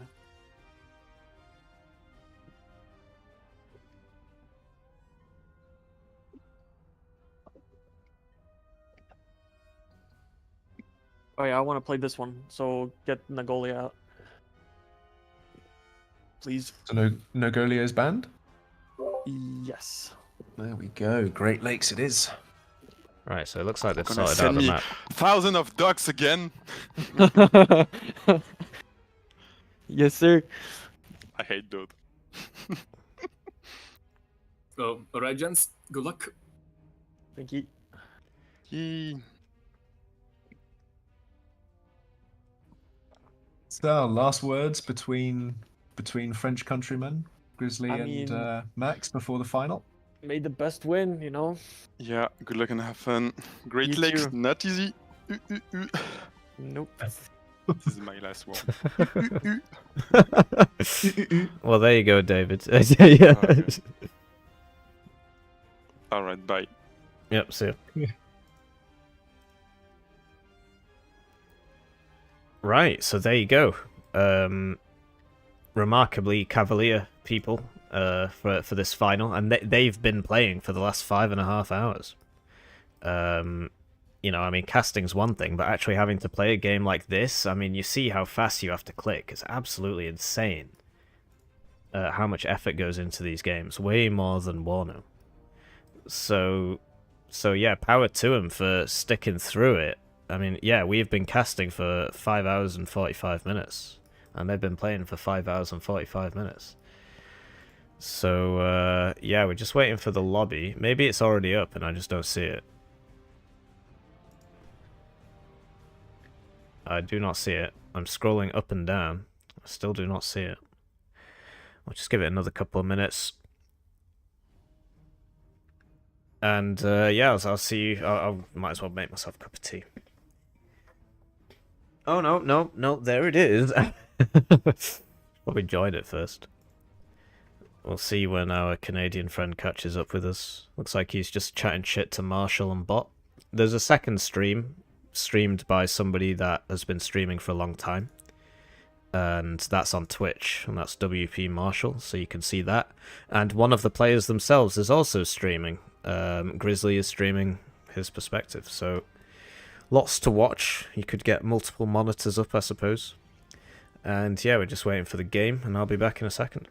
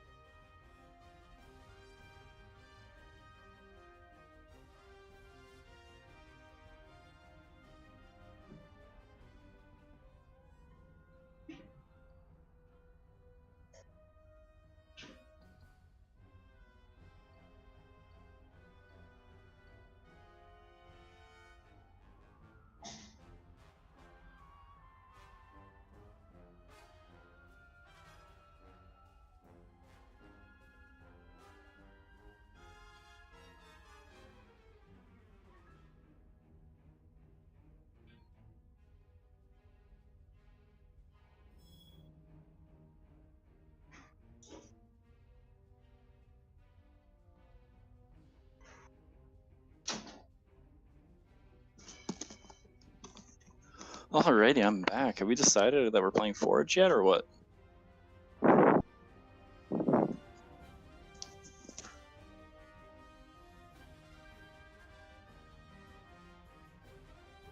Am I blind, or am I not seeing the game? Oh, there it is. Hippie, are you here? Alright, what's up, chat? It's Melon's, your boy. They're playing Great Lakes, eh? Interesting.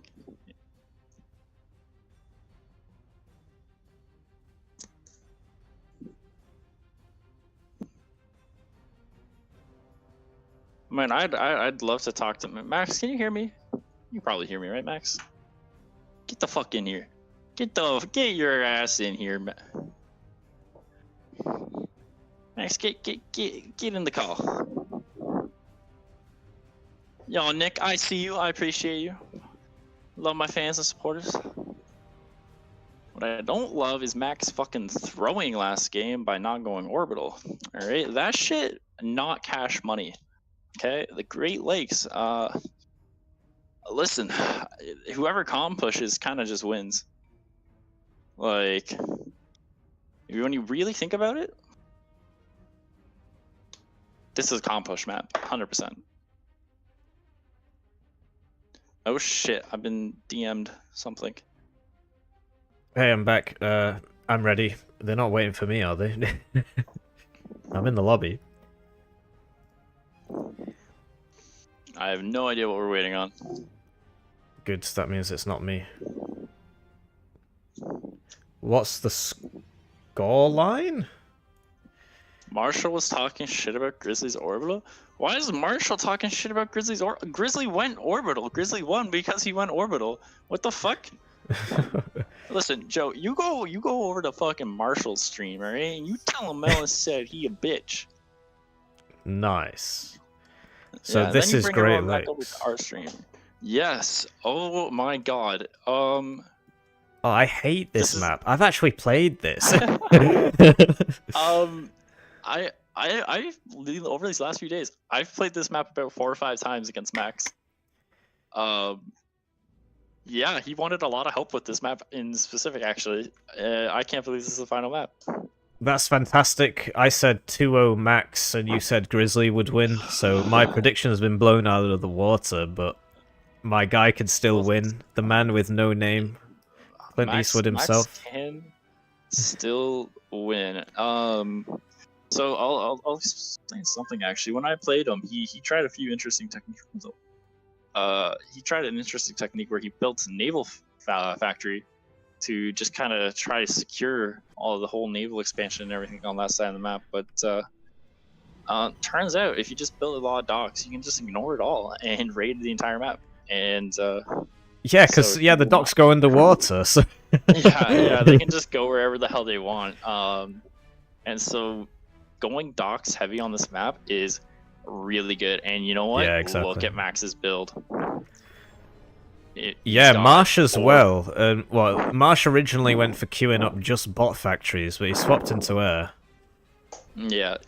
I mean, Max is only going for 1 air. Every other game he's going for 2 or 3. This one he's going for 4 bot factories. So we are going to see a lot of docks raiding, I feel like. Oops.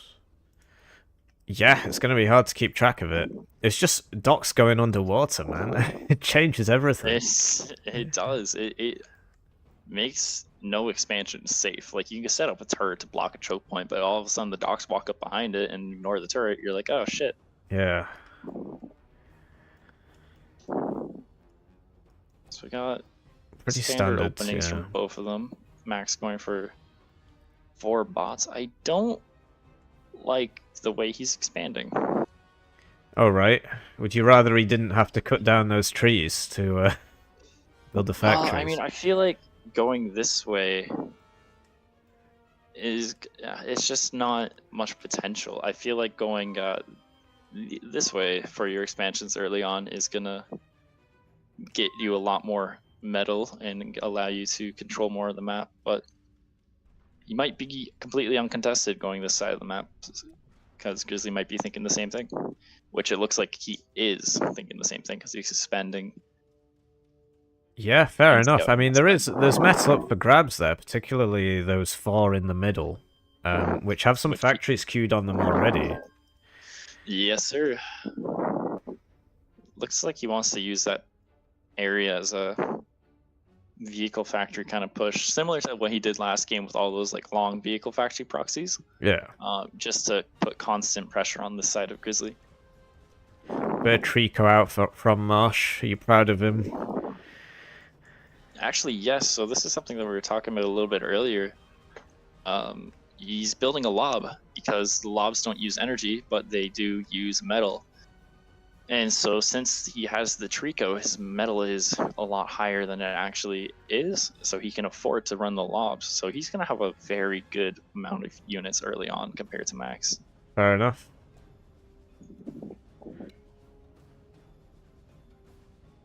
So far, not much raiding though, both players being quite defensive. Yeah, I was going to say it's because the water makes choke points, but it doesn't, because the docks just go through it. So I don't know what the reason is. Yeah, no, having air control on this map, ooh, don't lose the fabs. Good micro right there, wow. Yeah. Keeps the fabs alive. Yeah, having air control on this map is incredibly useful. Max's air engaging isn't a good trade. It's a fantastic trade. For Max, yeah. Yeah, wipes all of his air. He's also microing his docks, his hearts out to try to stop Grizzly from getting his fabs, and it looks like he's actually gonna do it. Wow. Fantastic start for Max to this game. Yeah, definitely. He's getting that radar as well, very, very slowly. Actually, it looks like he's just missing it. No, it is damaging. It's just the picture-in-picture doesn't have health bars on it. One of them's hitting this, though. Get there eventually. There's no... he's not doing anything about it. Grizzly, I guess he could send the bomber. Oh, here we go, he's woken up. Yeah, those 2 docks are still there on the back line. They got the radar, they got the metal. Yeah, they're putting in work. It's really easy not to notice small things like that. Especially when it's happening at 5 different points on the map simultaneously. Exactly. It's very easy to get overwhelmed.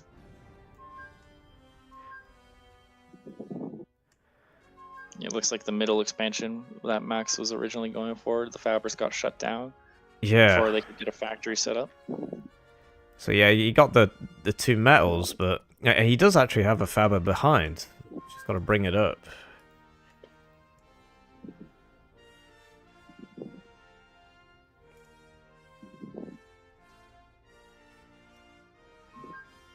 Sounds like the Jurassic Park music. And yeah, more docks on the back line. Max pulling ahead in the eco here.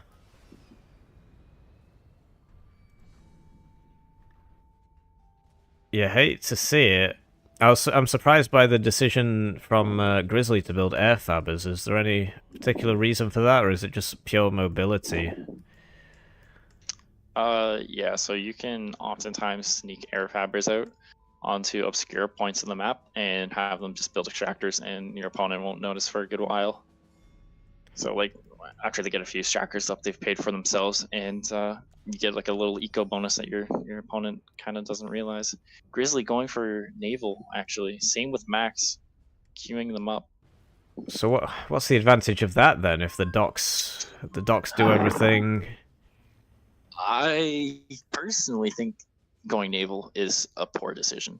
The idea is that you'll be able to control all the metal points in this lake, which is true, but naval's expensive. Yeah. It is quite costly, so... And it can only go there, right? Whereas the docks can go everywhere. Yeah, it's easy to overinvest. But, Another good air trade for Grizzly. okay, I was about to say, T2 vehicle for Grizzly. I want Max's T2 to start already, and looks like he's getting the same idea finally. He's going for bots. We'll be interested to see. Because, yeah, Slammers go underwater as well.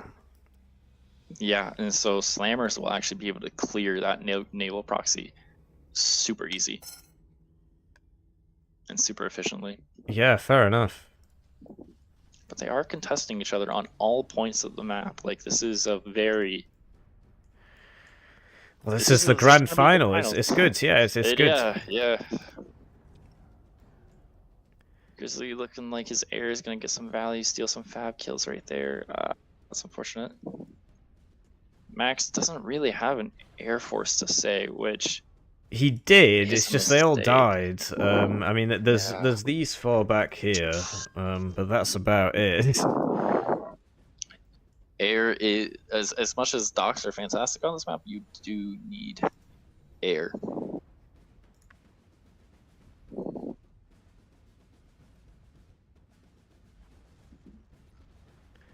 Grizzly seems to be getting a lot of free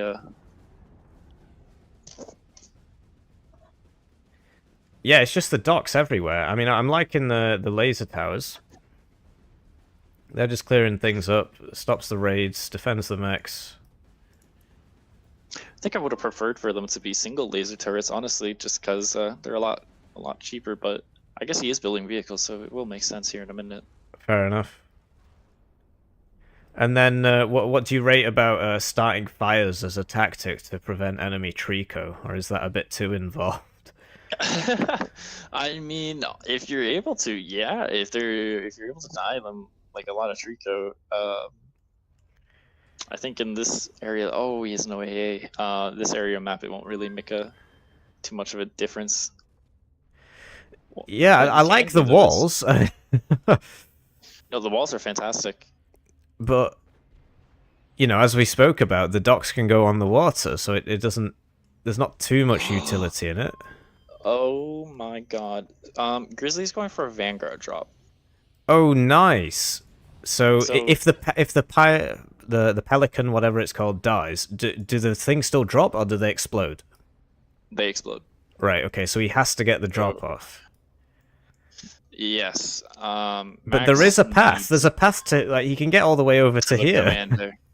And 2 Vanguards will kill the commander. If the tournament ends with a Vanguard drop, oh my god. He's going for it. There's no counter. Max has no vision. But then, is he going for the factory? He knows where the comm is. He's going for the T2 factory. I guess it could work. But the Slammers are out. But they're hitting the factory. They need to spin around. He needs to repair the factory with everything he has. What? What is that? Oh, that was just micro, right? Yeah, he just didn't micro it. And he's still not dealing. He's walking into the Vanguards. Their range is so short. You just have to micro, and he's not. He's panicking. He's just line command into them.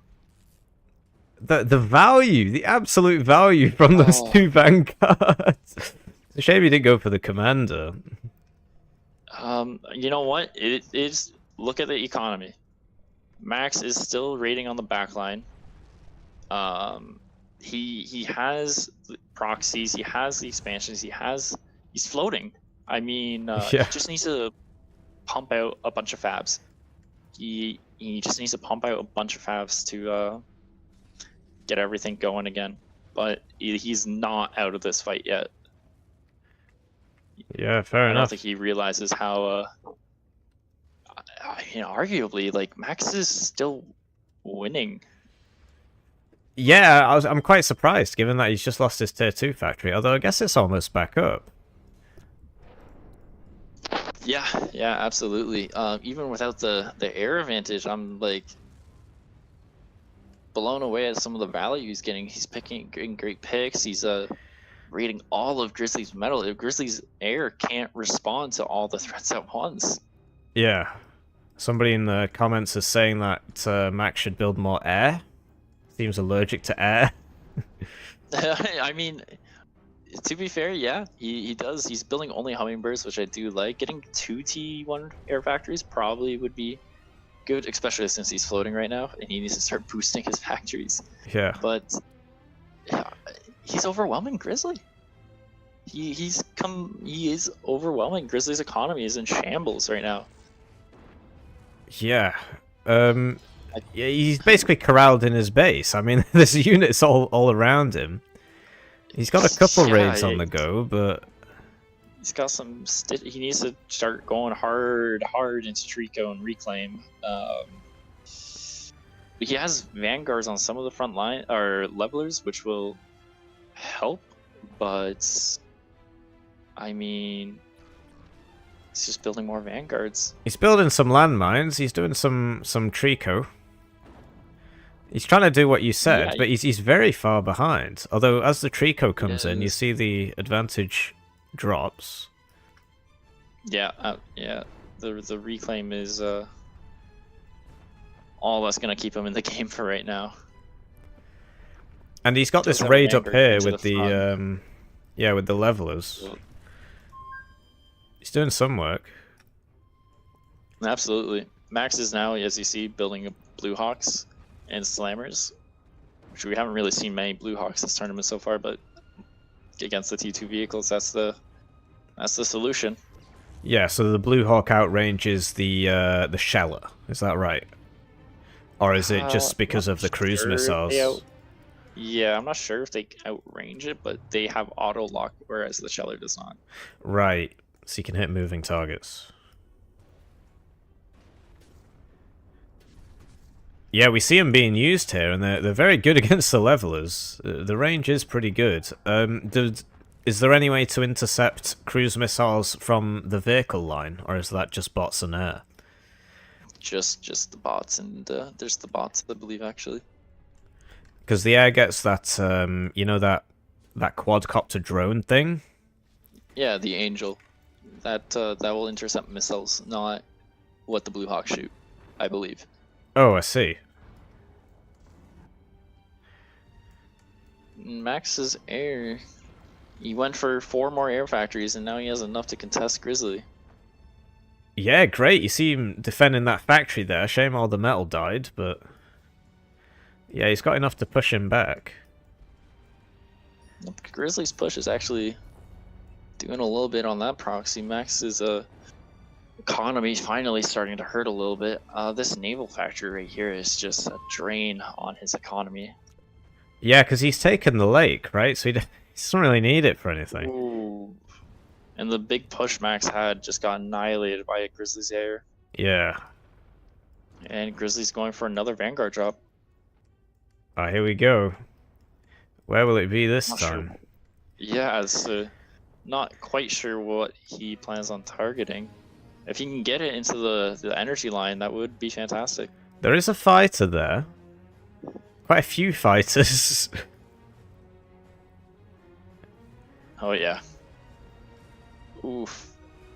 Lots of tier 1 anti-air as well.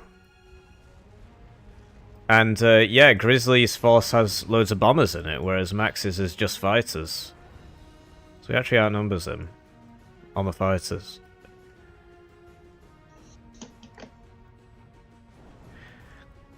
But yeah, that Sheller in the back line he's been doing a lot of work. It's just taking out his next factory. He has been working, that's for sure. He's going for the metal now. He's basically killed like 6 metal with that push.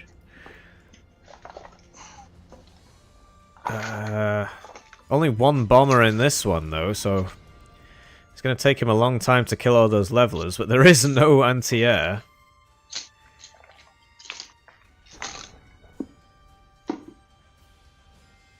And somehow Grizzly's raids have actually brought down Max's economy, and this yeah, it's just gonna slowly, menacingly walk into.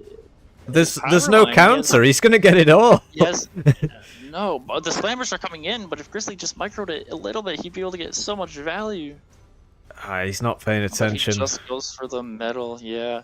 It's man, this is.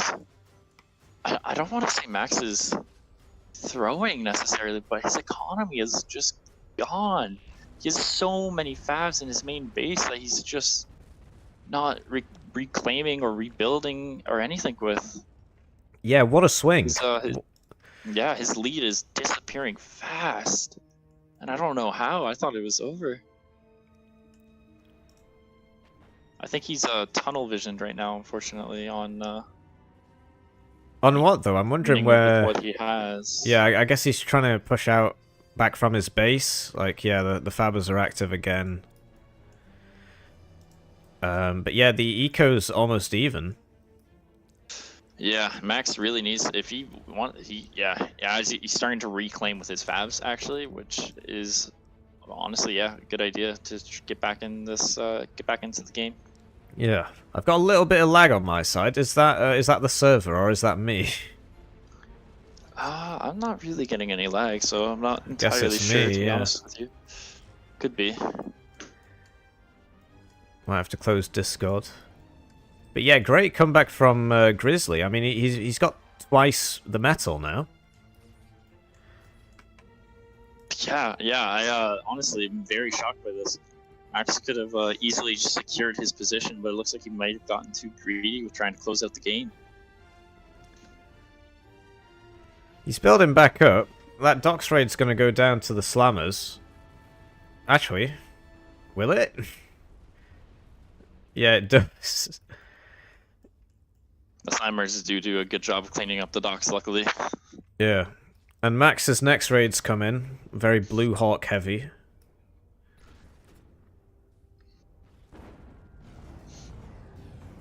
But if he doesn't move, the Shellers are going to win. And yeah, it looks like the Sheller does outrange the Blue Hawk. Whoa, getting a little bit of stutter there. Glad it's only on my side. If it is. I'm streaming for a long time, maybe there's a RAM leak or something. Advanced bot factory going up for Grizzly.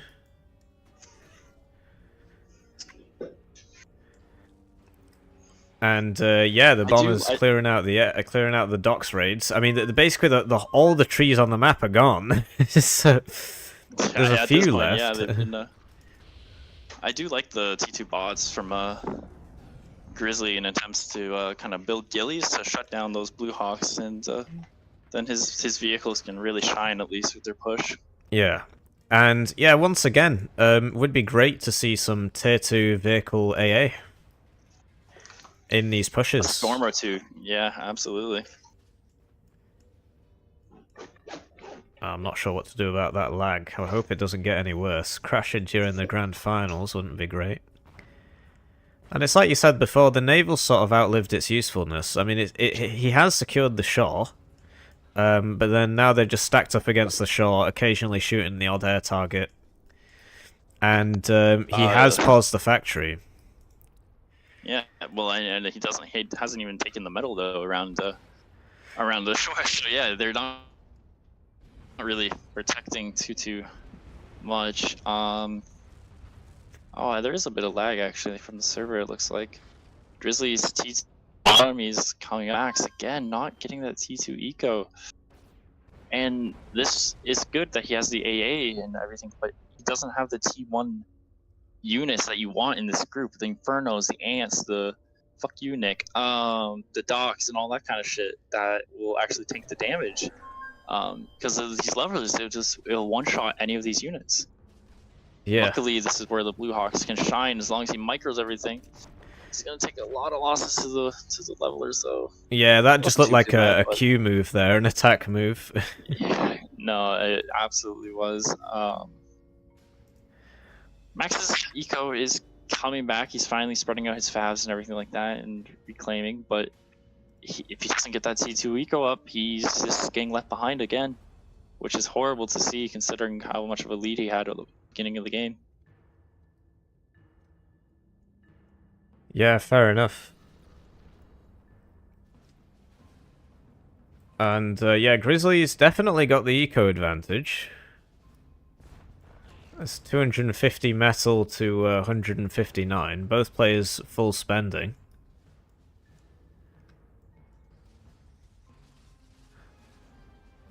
And yeah, the leveler's just getting outplayed by docks. I guess if you get close enough, the turrets can't turn fast enough.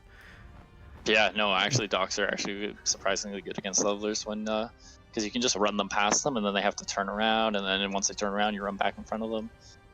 Docks are incredibly micro-intensive, but if you use them correctly, you can kill anything with them. Yeah, fair enough. Max still keeping up the raids, which is good, and he is slowly pushing back out from his base. But yeah, it's like somebody in the chat said, it's just every raid just gets blown up by the air, and there just isn't a lot of anti-air around. He does have some fighters, he's got his own little air blob. And yeah, Grizzly's forgotten about some guys here. Yeah, and looks like Max forgot about that little T2 blob he had earlier. Faber's going down. I hate to see it.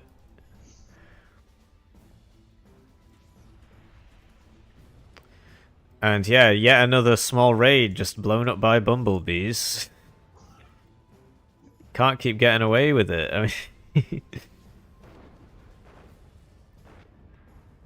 Max seems to struggle once he gets to this point of the game to actually close it out. He kind of remains stagnant at the point of the game where he should have won, essentially. Like, he's not getting a T2 fab out, he's not getting a second T2 factory out.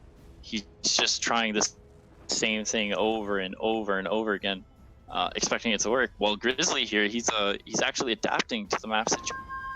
He's going for a locust play.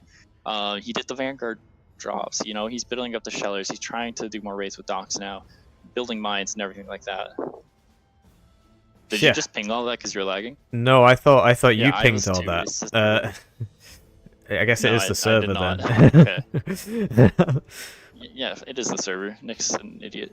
I thought you were pinging the locust path, but no. There is yeah, sending out all these T2 armies with no T1 is so painful to see. But these locusts are going to come in, and this is completely undefended. Can the air kill it? There, but there's enough locusts. Can the air kill it? He has the air, but the turret might be. And oh no! Oh, that's the heavy. locusts are in the energy line. Actually, he's kind of not microing them.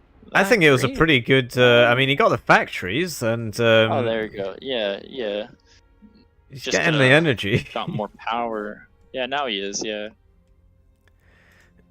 Yeah, fair enough. I mean, you know, both of these players have been playing for 6 hours, right? It's hard to keep up. Yeah, Manhattan coming in. This is the portable nuke, right? Manhattan.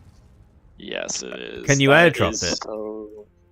No, you can't. But what you can do is you can push it with units like docks. Right. I'll have to keep an eye on that. And so, yeah, this is, yeah, if Max just not rebuilding favs, sending T2 armies out by themselves with no protection, so they're just getting shredded as soon as they find anything. Yeah, Manhattan's finished. Manhattan's finished. If only there's a way for him to snipe it inside Grizzly space. Yeah. But wow, ending the tourney with a bang. If it makes it, this could be a disaster. Oh, no, I think it will definitely make it. Grizzly will clear a path. It's like Max is just doing the same. He's caught up in eco though. I mean, his eco lead isn't. Grizzly's eco lead wasn't what it was a couple minutes ago. He's only 100 ahead. 100 ahead is a lot. Yeah, you see, Grizzly is now pushing it with boombots. Right. And Max has not seen it and probably will not see it until it's halfway there. Wow. What a game. Well, hey, I mean, it's still all to play for. He could detonate this outside the base, right? Interesting push, though. Yeah. I'm hoping that he's able to. I'm rooting for Max here. The Manhattan, is a disrespectful play. I wanted Max to win. I thought the man with no name thought it'd be pretty funny, but yeah, you were all about Grizzly. So he must have spotted it now, right? Because the planes are dying next to it. Yeah, he's seen it, and here comes the army.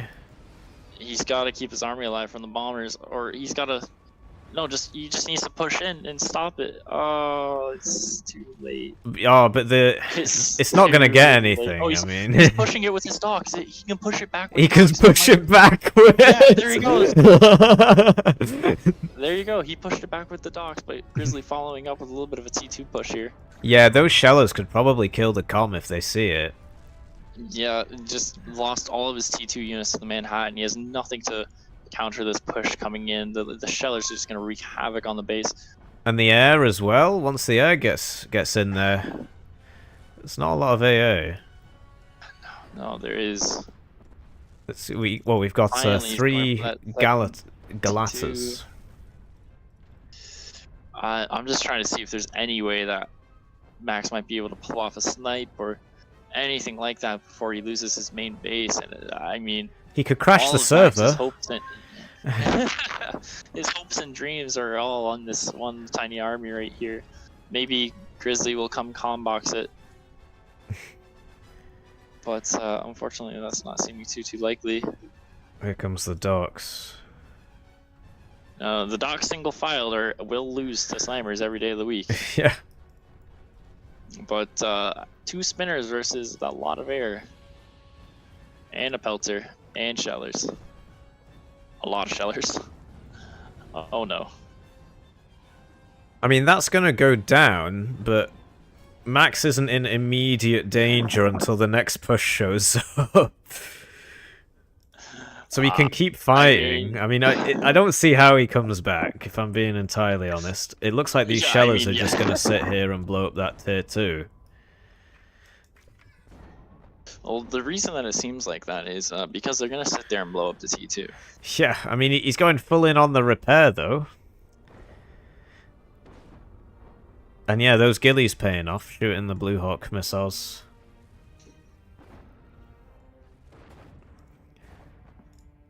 It's interesting, though. He's just got air hovering there. And yeah, just yet another push in the backline, blown up by 10 million bumblebees. It's over and over the same story. Grizzly's air blob. It's got Kestrels mixed in now as well. He's got a lot of guys supporting that air factory. But hey, the shellers hitting the base do go down. I mean, Max has bought himself a reprieve, but the lead just continues to grow. I mean, Grizzly's now got 4 times the eco. It's It's definitely the snowballing effect that we're starting to see here. But how does Grizzly close out this game? I mean, he's now building Orbital. He's got a lot of Kestrels. I feel like at some point he can just hit the main base. Max has gone entirely into Boombot production. Oh, he deleted his comm. Yeah. GG. GG is called. What a game. Wow. Yeah, what a game, what a series, what a tournament. 6 hours of upsets and misplays. Yeah. We saw some pretty awesome plays, but we also did unfortunately see a few throws in the tourney here. Yeah. Wonder if we can get an interview before we close this out. Yeah. Oh yeah, maybe send little Maximilian a message saying to join up, see how he feels, get his post-game thoughts and everything like that. 'Cause he was I mean, he played incredibly well throughout the entire tournament, even up to the final game with Grizzly. He really did put up an excellent fight to the point where I thought he had it. I won't lie, I did think Max had that game pretty locked down. Yeah. He definitely, at one point in the game, he was winning. Just trying to load the graphs, but they're not working properly. Unfortunately, Grizzly is an old Uber. He has many years of game experience and knowledge to be able to pull himself back from these hopeless situations. He knows what to do, whereas Max, not having nearly as much experience in the game, just kind of didn't, respond correctly. Yeah, fair enough. So is that it then? Do you reckon we can get the winner? Get the winner in? Yeah, let's join Marshall's and Boss channel.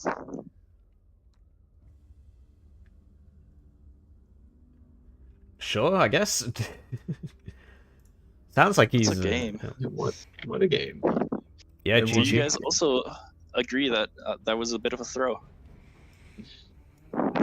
Yeah. Well, a tiny bit of one. The Grizzly and Max, I don't know, the games we had spectated in the past seem to give enough evidence to predict that that this just happens pretty often during their games, where Grizzly is just beaten half to death, and then comes his 15-minute mark buff, and then he pushes out, with Max unable to adapt and accommodate it. And then falls flat and loses. So it's a perfect way of explaining it. That game is crushed. I mean, lost to Grizzly. Yeah, of course. Who could possibly lose to Grizzly? Bronze, maybe. I mean, the guy's not even platinum, and he won the platinum tournament. That's just embarrassing. But yeah, thanks for having me. I'm gonna go. Been here 6 hours now. I guess you have too. And thanks for the co-cast, so I'll see you around. Yep, have a good one. Yeah. How do I leave?